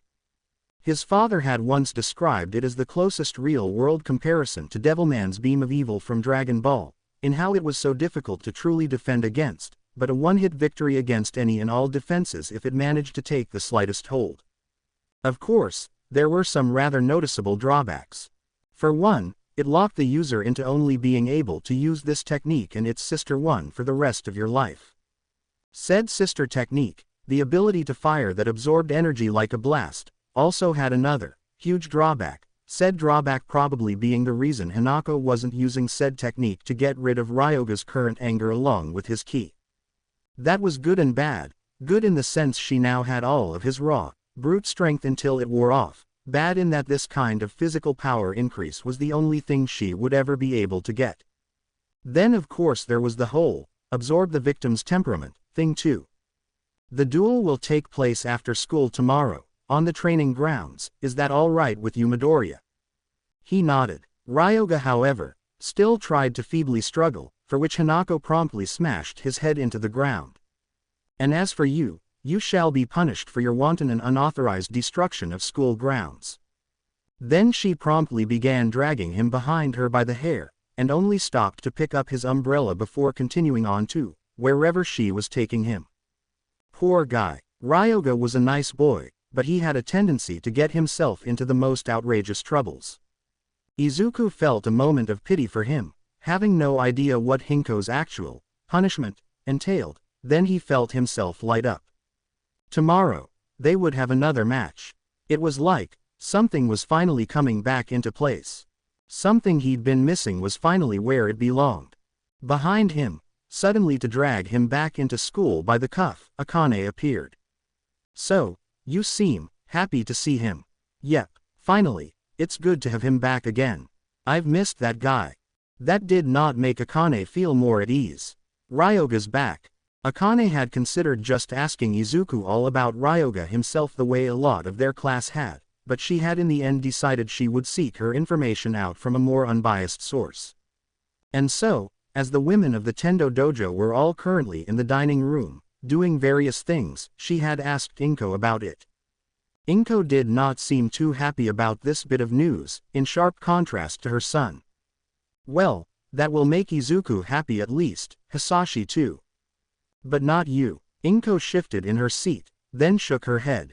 Ryoga is a positive influence on Izuku, and a good enough boy, but there is no getting around the fact that his and Izuku's relationship is based rather fundamentally on the two of them pummeling each other senseless.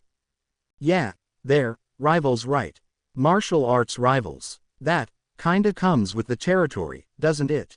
Inko sighed. Yes, that it does. They have a duel set for tomorrow. Inko nodded. I'm not surprised. He always brings out, well, Izuku is always so happy to see him after each separation period. Was she just imagining it? She had to be, but it seemed to her like she could not stop reading very blatant undertones in this rivalry. Ryoga doesn't really seem to share that. Quite the contrary.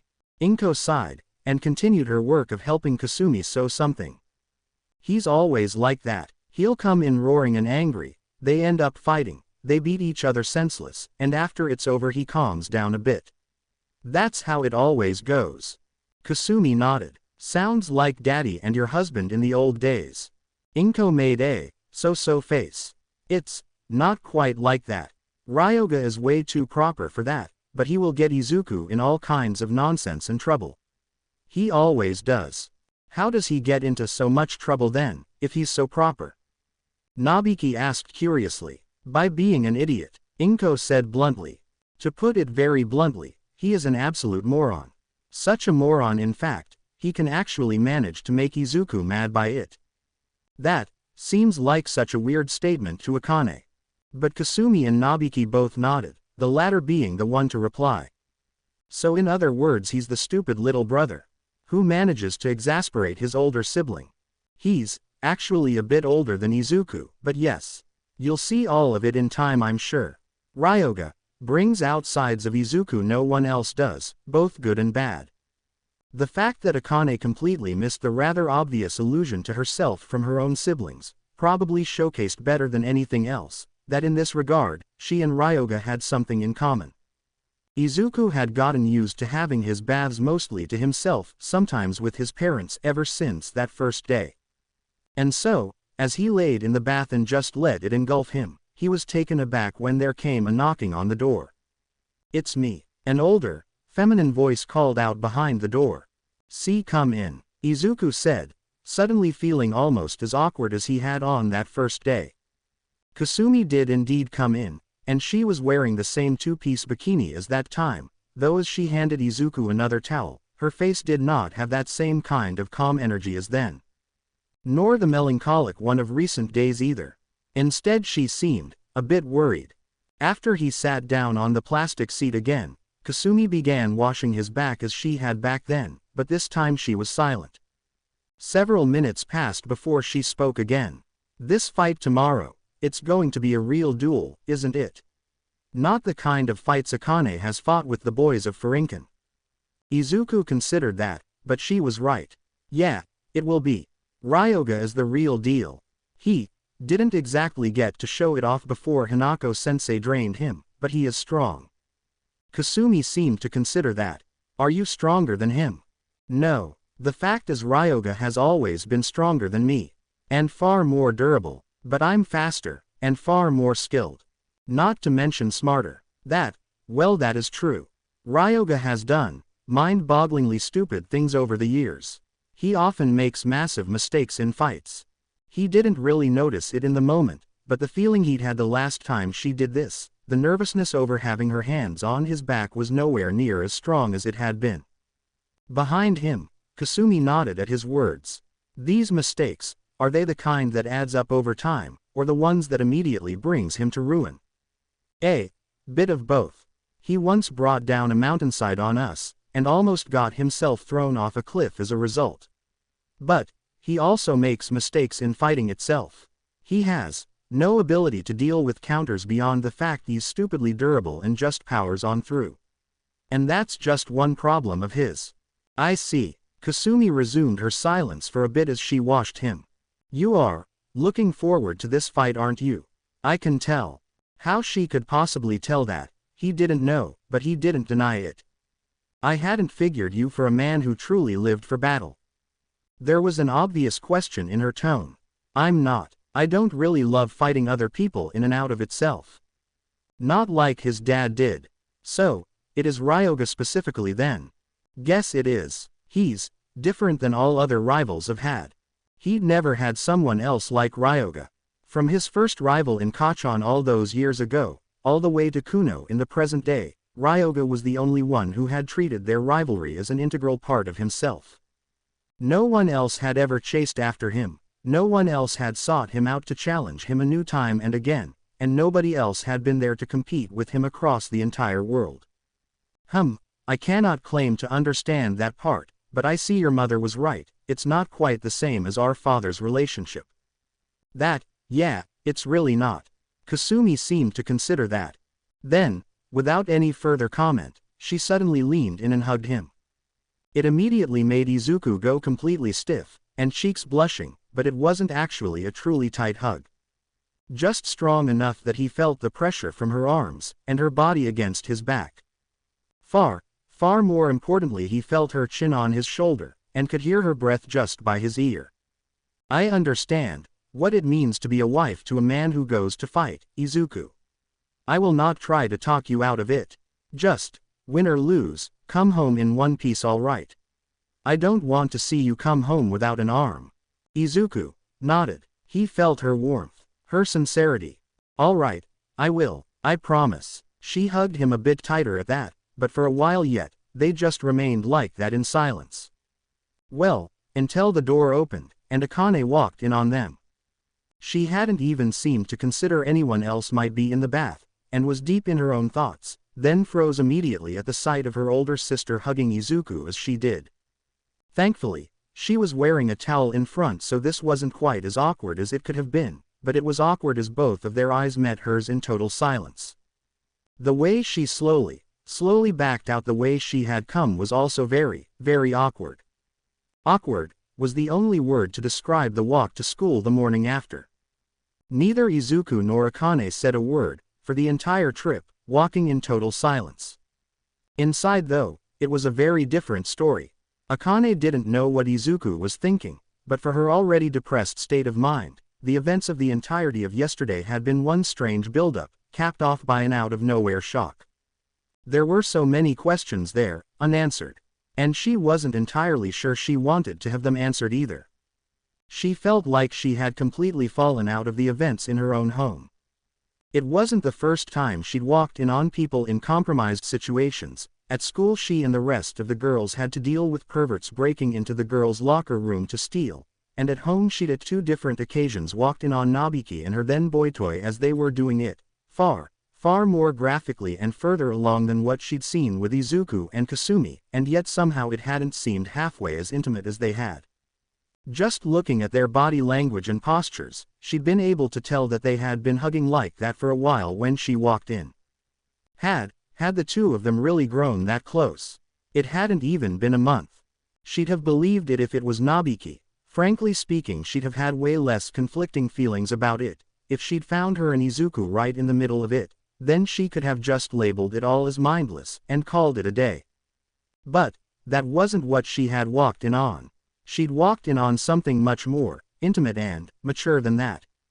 Kasumi wasn't Nabiki. She'd stumbled in on something deeply personal, something that hadn't been meant for her eyes, and honestly, she wasn't sure how to feel about it. For so many reasons. For one, it just hammered in her own doomed romantic prospects with Dr. Tofu, and the fact that once again, her sisters both surpassed her in practically everything. Apparently, Kasumi liked Izuku. She wasn't really particularly happy with that, but who Kasumi liked was her own business, not Akane's. The bigger point as she saw it, was that she'd done in less than a month, something that Akane would never have had the guts to do with Tofu. She couldn't even tell him she liked him. And yet Kasumi was already. Then of course there was the fact that it was Kasumi. That just made it worse. The same girl who Tofu's heart had always belonged to, had seemingly without trying, taken Izuku's as well. Her current betrothed, their betrothed. Again, she would have felt so much less complicated about it, if it had just been Nabiki instead. Honestly, for all that Nabiki showered him with affection, Akane was somewhat doubtful Nabiki was even capable of feeling true, genuine romantic love. Maybe one day, that might change, but at the moment, for Nabiki, Izuku was both an attractive boy toy and a meal ticket to great wealth. Nothing more, nothing less. It would have been so easy to just roll her eyes and move on with her day if it had been her. But it wasn't Nabiki, it had been Kasumi, her older sister who was more beautiful, more feminine, more mature, and why couldn't this just have been a regular, monogamous union? Even if she had been the girl ultimately chosen to be his bride, that would have been so much easier and less stressful than this. Yes, it would probably not have been perfect, but it certainly would have been more free of complications than the current arrangement. Complications, that was the word. It seemed like her entire current life was just riddled with them. And then there was Ryoga. She had almost forgotten about him. And yet now as they passed his tent where the boy had set up just outside the school gates where he was currently busy cooking and eating bacon, she suddenly recalled that him and Izuku were going to come to blows later in the day. The boy glared at Izuku, a truly demonic, murderous glare, but he neither said, nor did anything other than keep eating, at least not until Izuku said something. Sorry Ryoga, I can't really stop to chat. Later man. After school. Yes, I remember. Oh, it's good to see a bit of manners, isn't it, Akane-chan? Ryoga immediately flinched and almost dropped his frying pan and fork as Hinako poked her head out of the gates. She then narrowed her eyes at Ryoga, who didn't really say anything. Izuku and Akane just kept walking. Man, I've heard the stories, but actually seeing how the Hapogo Ensatsu breaks you, that's something else. Is that thing really that bad? I've seen how people react after they've been hit by it once, but well, you know how you instinctually learn to fear the flame after getting burned. It's basically like that, but for your soul, rather than your body. They then returned to awkward silence, before Akane finally just asked the question that had been bouncing around in her head all night. The rather obvious question, Izuku, do you like Kasumi? She would have preferred if he just immediately answered, one way or another.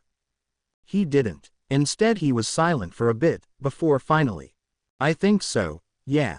She wasn't sure what she had expected to feel after being given the answer she had probably expected. Relief, anger, annoyance, jealousy, whatever she had in her mind expected, didn't come. I think she likes you. He nodded. Yeah, I kinda figured that out on day one. She actually turned to look at him with the single most baffled look she had ever sported around him. He didn't notice anything was off, right up until Akane walked straight into another student and with her massive strength easily knocked him over as she crashed to the ground on top of him. You okay? As the day went on, and the promised hour turned closer and closer, Izuku began to feel the old anticipation. The one he felt when waiting for Ryoga, at their promised match spot. He was almost always late, unless there were some circumstances like today, where he was parked right by it. But he always showed eventually. 2 weeks, 3 days, a month, he always showed up eventually. Outside, Ryoga stared into the fire. It was happening. The end that had been cut short by the damn teacher and her horrible, horrible ways, was about to happen. For real this time. All his wanderings, his journeys, his training, it was all about to hit the final, satisfying climax. As he heard the logs crackle and split, he imagined the sound being that of breaking bones. Akane was alone as she walked to the training grounds for the duel. Her friends hadn't wanted to come, not that she had particularly wanted, nor tried hard to get them to do so. Yuka, Sayuri, Asami and Hiroko had all declined to come. In large part due to all of them believing that Izuku would easily defeat Ryoga and as such going would be a total waste of time, not that they missed the chance to tell her that she should absolutely go and cheer on her betrothed. No, that was just completely natural. In her own mind, she kinda thought they were probably right. This probably wouldn't last that long.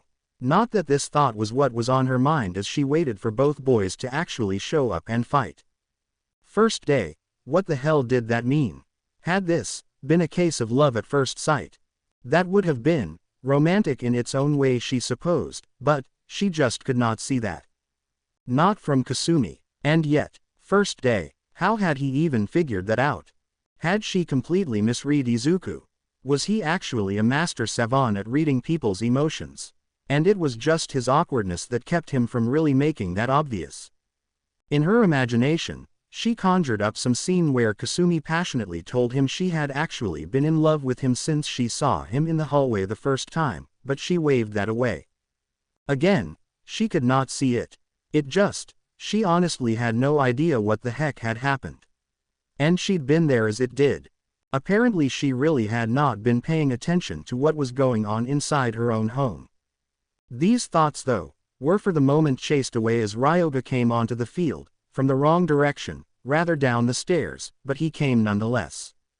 Then, the about a dozen total students who had turned out to actually watch this bout, turned their heads around, as from the stairs leading up to the school itself, Izuku finally arrived.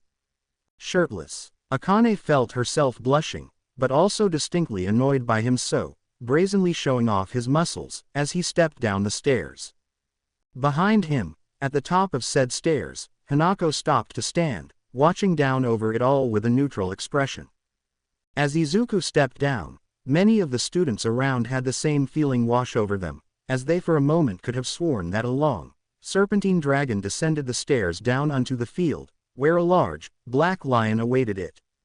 Izuku stepped up to Ryoga, who in turn leveled his large, old-school umbrella at him. "You, not gonna take off your shirt? Why? So that your classmates can see the shameful wounds I have taken while chasing you?"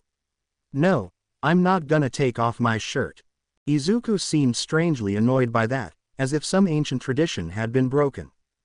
"All right." Up above, Hanako loudly began to declare.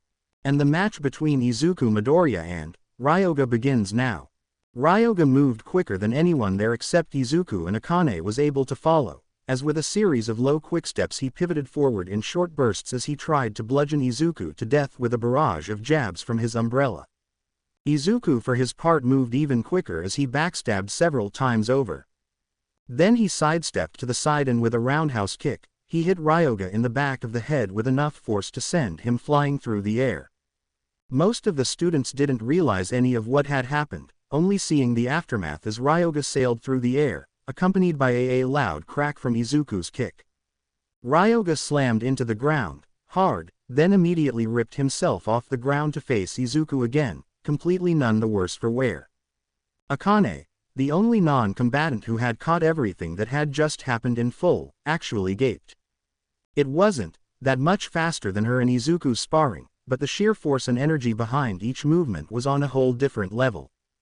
Ryoga sped forward, but this time, he didn't try to stab, but rather bludgeon Izuku with massive, powerful swings of the thing, which looked kinda goofy despite the speed, until he slammed the thing into the ground, barely missing Izuku, and caused another huge crater to appear. "Still only good at running away, are you?"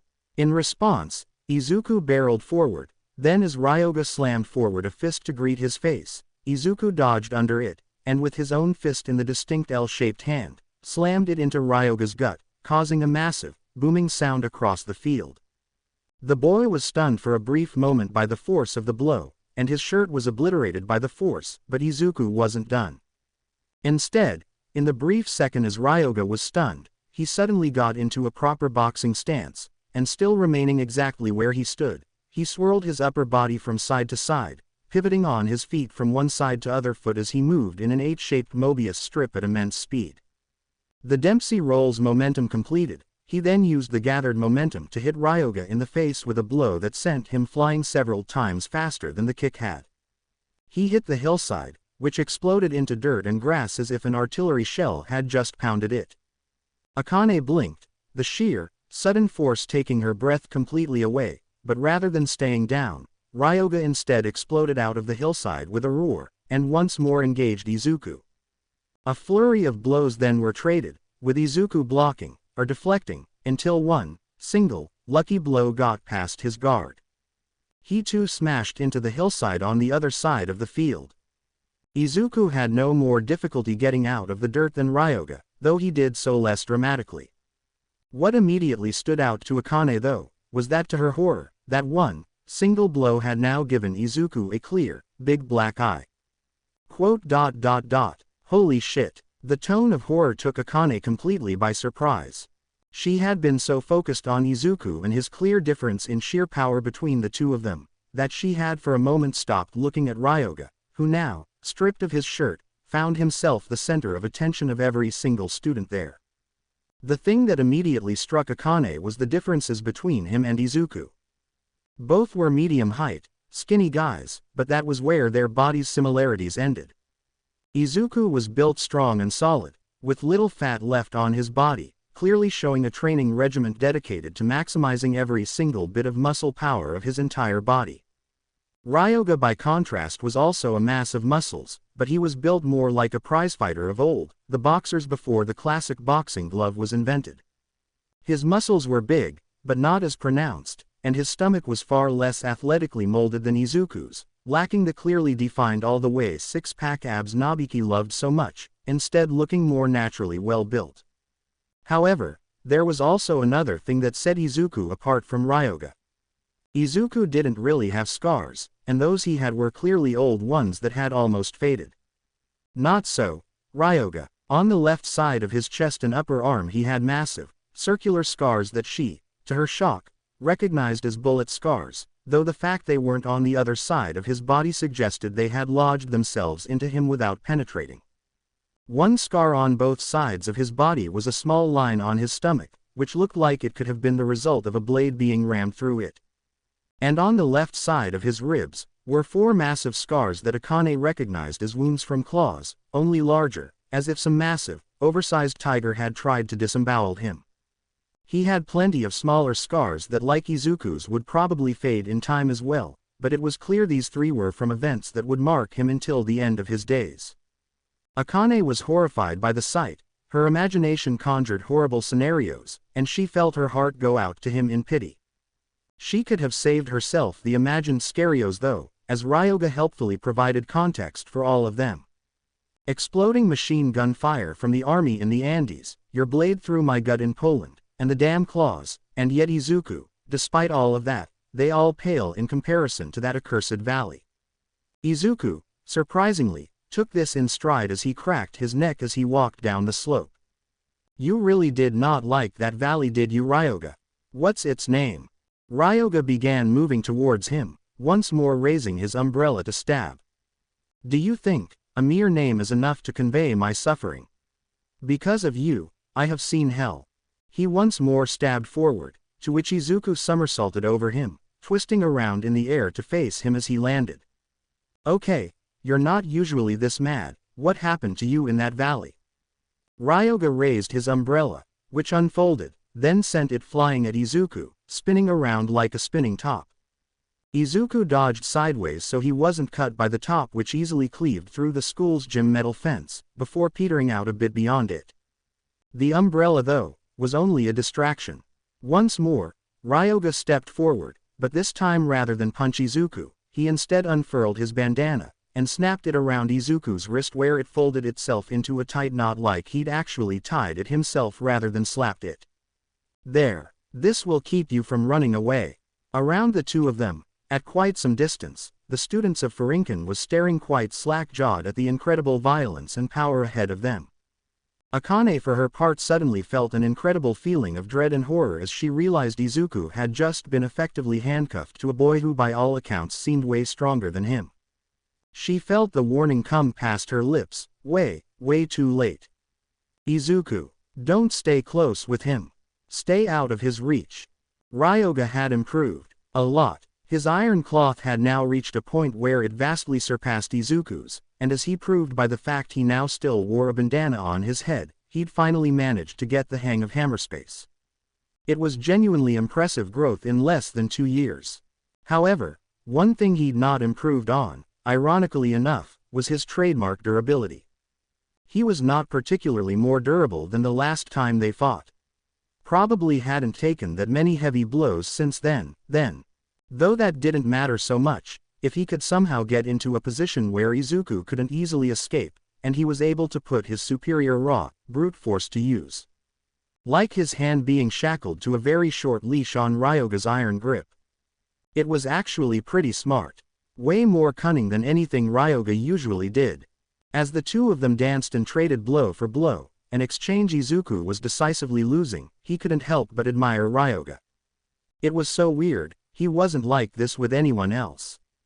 He was always a tactical fighter, even when he lost all sense of reason like his second bout with Kuno. There was usually still some semblance of tactics and plan remaining, but he never just was able to coast through fights with a happy heart free of all worries. That just wasn't him. Except with Ryoga. Even here, in a massive bind, he was still not overcome with any feelings of worry, just a question of how to win. He saw it as Ryoga was about to deliver a full-powered blow to his face. He ducked down, and went, legs first between Ryoga's knees. Then, using the momentum from his massive speed, and the cloth still anchoring his hand to his, he swung up and latched his feet over Ryoga's shoulders. Wah! He didn't get to finish, as Izuku delivered the finishing touch and smashed his free hand into one of Ryoga's knees, meaning that as his balance went completely out, and he toppled to the ground face first, he had no footing at all, as Izuku repeated what he'd just done with his other knee. In a complete reversal, Izuku was now completely on top, having planted both his knees on Ryoga's spine. It looked absolutely ridiculous, as Izuku was now straddling him, but as Ryoga had Izuku's knees planted firmly in his back, no footing, legs splayed to the sides, he had not real way to break free from the grapple beyond letting go of his bandana to get both hands free. Izuku had a ton of obvious, and clear bruises, and a clear cut across one cheek, but as he'd proven many times during their fights, the tides of battle could turn immediately at any time. His ability to do just that was generally why he won these fights with Ryoga. So, you gonna give up and let go, or am I gonna have to take it to the next level? He switched one of his legs, so rather than both knees, one of them now had his foot on Ryoga's back, letting him channel his strength and weight much easier. You dare to try to force me to my knees. Ryoga did not let go. Instead, he planted his one good hand into the ground, and used it to lift himself, and Izuku along with him, off of the ground in a handstand. Then, bending it down, he effectively pushed himself off of the ground with massive force and a not too small outlet of ki, so they effectively were sent flying through the air. They soared through the air, however, this did not immediately work to Ryoga's advantage, as though they twisted through the air, forcing Izuku to readjust completely. They still ended up with Izuku behind him as they came crashing down to earth again. Still, the piece of cloth now being held to the side of his body, rather than between his legs, meant Ryoga now had a much better position to counterattack once on the ground. Izuku did not plan to give him that opportunity. The impact of his face being driven face first into the ground was not enough to make Ryoga let go, but Izuku hadn't thought it would. He hadn't planned on it either. His plan was related to a piece of gym equipment that had been left behind for the day by staff, which they landed right by. He didn't know exactly what this thing was called, but it was a piece of cement in the shape of a roller, attached to a steel set of handles. Whatever it was called, and whatever it was used for, it was perfect for Izuku, who grabbed it, lifted it up over his head and bashed it down on Ryoga's skull. He then lifted it up anew before bashing it again into his head at full force, and on the third blow, Ryoga's grip finally went out, leaving Izuku free to grip the thing with both hands before using his full strength and bringing the entire thing down upon Ryoga's skull with a massive KRRAAACKKK sound as it splintered into hundreds of smaller pieces. Ryoga lashed out with a swipe of his hand, that though Izuku blocked it perfectly, still managed to send him flying, if not at full speed. As the black-haired boy got to his feet, he spat out a glob of blood, and Izuku could see he'd clearly split his lip, though that was the least of his worries, with his entire head covered in blood from a dozen smaller cuts under the hair. His entire back also had a massive amount of scrapes from the cement pieces broken over it, though few of them actually bled.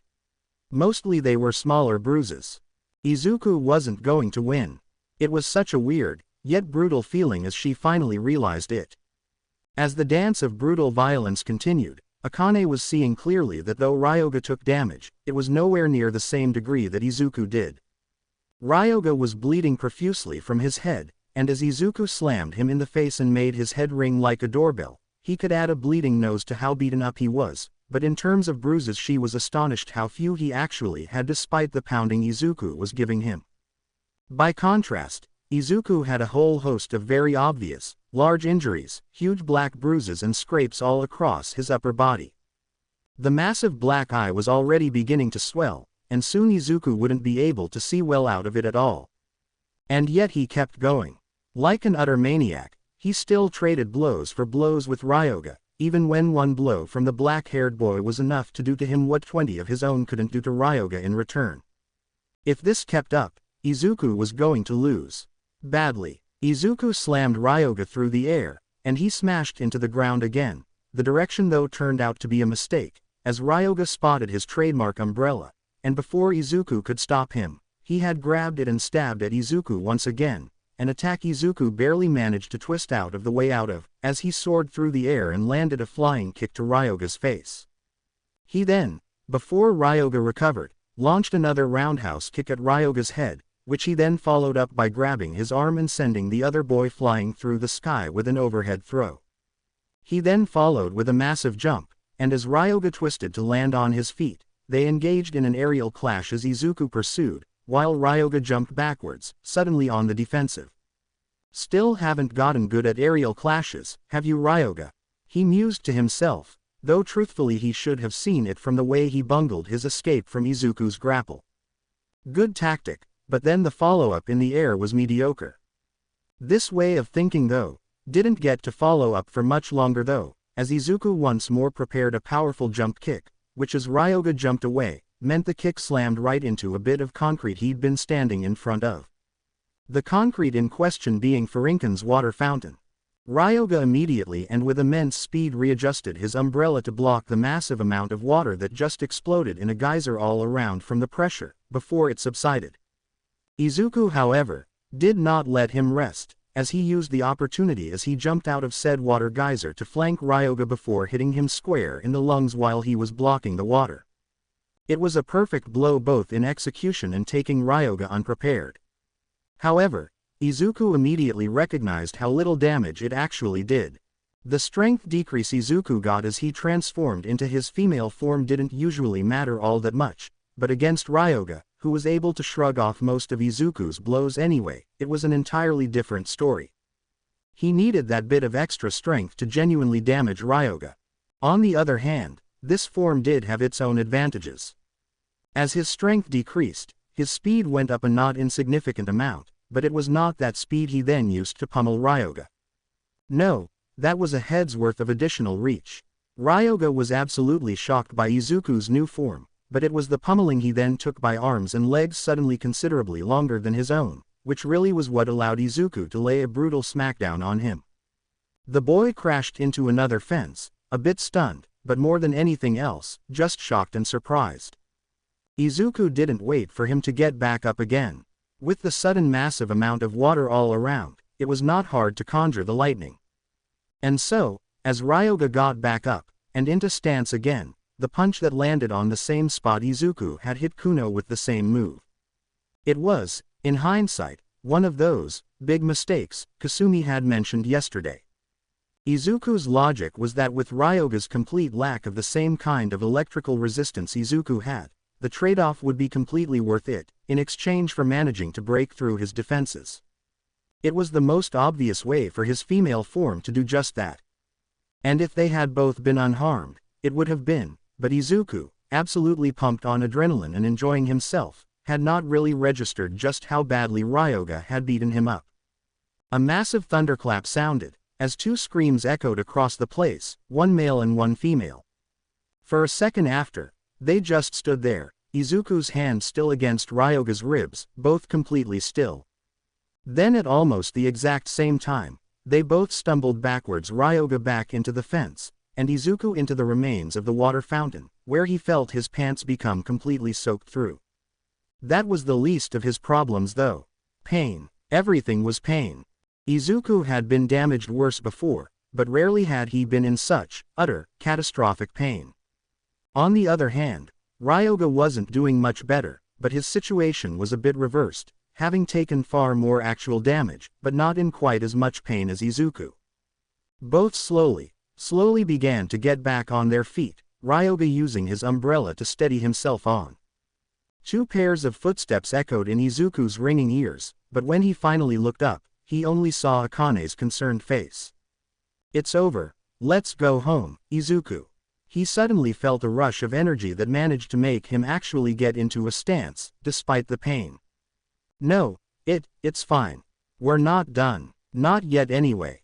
Akane's concerned expression suddenly became really angry, but before she could say anything, Ryoga roared. "Over. Like hell it is. It's not over till the lion has roared its last." He then pulled off a whole host of bandanas from his head, and in a move that Izuku recognized immediately, he spun them around in his hand as if they were ropes with weights on the end, before he threw them. The golden projectiles now span like buzzsaw circles through the air, infused with Ryoga's immense force and his wrath ki. Izuku pushed Akane out of the way, then began to dodge, but not quickly enough. 3 projectiles missed him entirely, but then as he danced, the 4th one hit him straight in the gut, just below his bodies. It did not hit hard enough to actually cut deep into him and damage his innards, but it hit more than hard enough that suddenly his entire stomach was covered in flowing blood, as he backed away. "Izuku!" Akane ran to him. "An opening!" Ryoga roared as he threw his umbrella and its weighted tip straight at Izuku's head. Then, before it had come even halfway, he had ripped off another dozen headbands and sent them through the air. Without the wind-up circular motion, they might not have quite the same power as the previous ones, but they limited his movements by closing off avenues of escapes. Akane was there, rushing him. She didn't have the reflexes to react to the sudden threat. The umbrella was flying at him, the speed, weight and power easily enough to punch straight through his now battered defenses. And then there was the headbands. A dozen, cleaving through the air in Aka-like boomerangs, heading straight for him. He had to deal with all 3 at once. As it was, he only saw one way out: use one to deal with the rest. He grabbed Akane around the waist, and pulled her close to him. He then kicked the umbrella from the underside, flipping it, and then grabbing its handle, before unfurling it open. Then, as he jumped back, he infused the umbrella with ki, and used Ryoga's own weapon to shield himself and Akane from the barrage of golden projectiles, which harmlessly bounced off the thing. "What running away, you coward?" Izuku tried to shout something along the lines he was just gonna bring Akane to safety. As he tried, his lungs told him that wasn't happening, and only a guttural sound came out. With every landing, and every jump, his body was pain. He kept going anyway, until he landed on the building that usually housed the student body's bicycles. Now it was empty, given almost everyone had gone home. He let the umbrella just, sorta drop to the roof floor, as all his energy was suddenly gone. Akane's hands had closed around him, in a hug. He'd not really noticed that in his haste to get away from Ryoga. They were strong, and clung to him in a desperate, yet somehow tender grip. So different from Ryoga's. Somehow, it reminded him of Kasumi's hug. Then, suddenly, she seemed to realize what she was doing, and began immediately pulling away and scampering backwards, until a full meter was between them, both on their knees. It seemed only then she realized her entire lower dress was covered in blood. Her eyes went over Izuku's stomach. "You're bleeding." He nodded, his hand going up to it. Despite the sharp pain as he did so, he prodded the wound, to see how deep it was. Not that deep as far as cuts went. He'd heal from this on his own, provided he didn't bleed out first. I need to stop the bleeding. Akane, without asking, promptly ripped a large piece off her lower dress and handed it to him. It wasn't exactly great for the purpose, but it would have to do, as he hastily put a makeshift bandage over the wound and tightened around his body. It would hold, but probably not for the rest of the fight. It was as he finished that he noticed Akane's gaze. Had his female form been shorter, and bodies about half their size, and not naked, it would probably have been easy to miss where her gaze was just then. But it wasn't, they weren't, and they were on full display. It really made it hard to miss what Akane was staring at then. Guess, Hiroko was right, sorta. He hadn't meant to say it out loud, it came to him, and he said it without thinking. Akane blinked, then blushed, and immediately looked away. Izuku, realizing it was not the best time to discuss the topic, instead focused on something more at hand. Thanks for the bandage, it's not gonna hold though, not for the fight. Akane snapped around again. The fight, he blinked, her face suddenly being right up against his. The fight is over, Izuku. You can barely stand. What? He said, suddenly flabbergasted at her sudden anger. I can still fight. That was a bit of an over-exaggeration, but not entirely untrue. He was not incapacitated. It just hurt a lot. What? You think Ryoga is going to be satisfied with that? He suddenly felt incredibly annoyed, though not actually angry the way Akane suddenly was. A fight where I gave up just because I was in a bit of pain. You think I care what he thinks? You're a complete mess, Izuku. You can't continue this fight. You could barely hurt him as a girl. And that was when you could actually move right. What the hell are you gonna do now? Again, it was genuine annoyance, far more than any anger that went through his mind then. Okay, so he was beat up. Badly, but it wasn't as if he had no means left to fight. Hell, he had plenty of those, and from what he'd seen, Ryoga wasn't in that much better shape than him.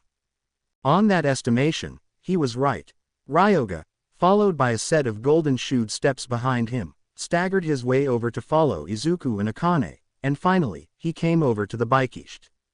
There, he steadied himself, before he loosened his cloth belt, and holding both ends, he snapped it through the air, where the cloth, formerly bendable, suddenly found itself stiff, hard, and sharp like a blade.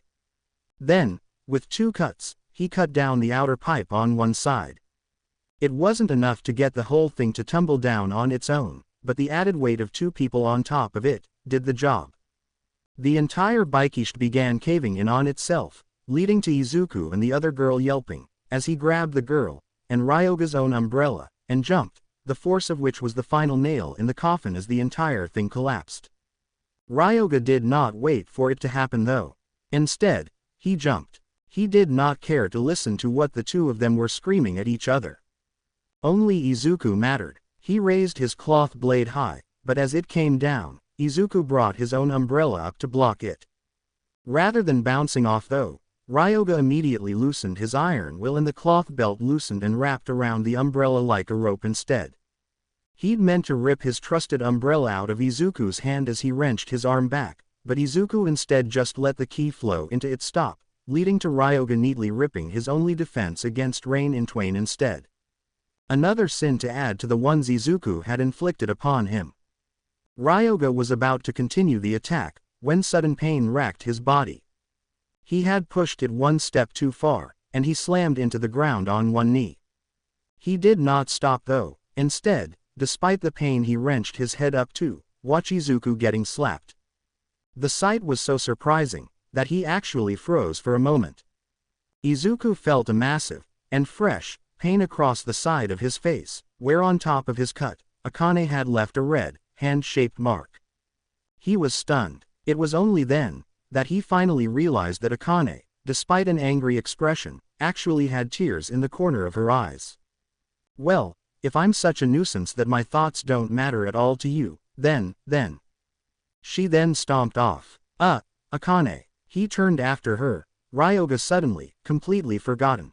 At least until he staggered to his own feet, and still holding his belt, he began swirling it, before he rushed at Izuku.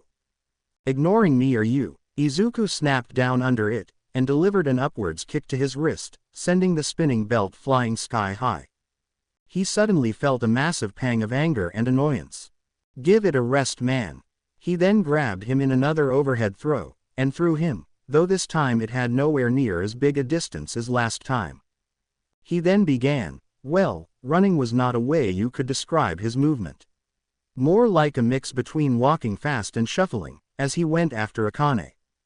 Akane, wait, unhhgg. It was the sound he made as he buckled forward, ending up on one knee, that finally made Akane stop. Izuku slowly stumbled back onto his feet, then walked towards her, hesitantly. Akane, oh, so now you care. Honestly, if winning this stupid fight matters so much to you, then go back there and see if I care how beat up you get. On those final words, she snapped around and snarled at Izuku, her hair snapping in the wind from the motion. It was, at that exact moment, that like a meteorite, Ryoga's belt suddenly came down, just behind her head, taking most of said long hair down with it, almost to the scalp at the closest, as it cleaved its way into the ground. Akane and Izuku just stood there in absolute shock, then Akane's hand slowly went up to her head, where almost nothing remained on the back of her scalp. Below, her long blue mane tied together near the end in a bow, lay crumpled.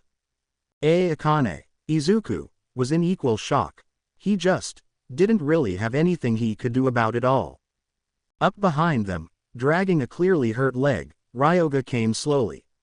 His expression was furious, then it softened. What the hell happened? Did she get hurt? Well, she got a bad cut, I suppose. He hadn't meant to make it a pun. He winced at how utterly thoughtless and insensitive it was. Before he could do anything else though. And Izuku Midoriya wins. Izuku and Ryoga both jumped, despite the fact doing so just made pain shoot through their entire bodies, as Hanako was suddenly there behind them. By virtue of Ryoga having hurt a bystander, he has been immediately disqualified, thus rendering Izuku the victor by default. Ryoga and Izuku just stared at her in utter disbelief. But before he could actually say anything for or against this, Akane suddenly seemed to snap back to life. She grabbed both boys' heads from behind, and bashed them together with a resounding sound, and both of them crumbled down on their knees. Then she turned and stared down at her shorn locks, before slowly beginning to walk off. Akane felt numb. There were several reasons for that. Many which had been building for the entire day, slowly but surely, right up until it had all just come out exploding in a few moments. And then of course, there was her hair. The loss of her hair, her one actual pretty, feminine attribute, that she felt was better than Kasumi's was, it was a blow that hurt in a way no bruise in the dojo ever had. The further humiliation that Izuku had, unintentionally or not, bought his victory with it was also. She tried really hard not to think about any of it. She just focused on trying to get back home, before she started crying. It was as she passed a sign that was some happy ad for something, she didn't really take care to read what, that she snapped. It was too much. Suddenly feeling like the ad itself was personally mocking her, she put her fist through it, and suddenly felt pain in her hand as she realized she had just punched through a bit of paper, and the glass behind it. Great. Perfect. As she pulled her hand back, she quickly pulled out pieces of glass, and bandaged her hand with a ripped-off piece of her uniform. It was utterly ruined already, so what did ripping off another piece matter? She looked down at her bandaged hand. She had to go see Dr. Tofu about that. But, later. Right now she just wanted to go home. Behind her, holding a massive lock of blue hair in one hand, and cradling his side with the other, Izuku kept a good distance, but made sure he had his eye on her as he walked, or rather hobbled his way back. He'd gotten his shirt and bag back from Hanako, but that was little consolation for him, given it caused him nothing but pain on his back. His entire body screamed in pain. He just wanted to get home and lie down. But rather than just doing that, he instead made sure to follow Akane every step of the way. He'd screwed something up today. Badly. He wasn't sure exactly what to do about it, but making sure Akane got back home safely seemed like a logical first step. The next was probably to let Akane calm down a bit, before he tried to make it up to her. To be continued. I hope you enjoyed this story. Also remember to subscribe and like this video. See you in the next video.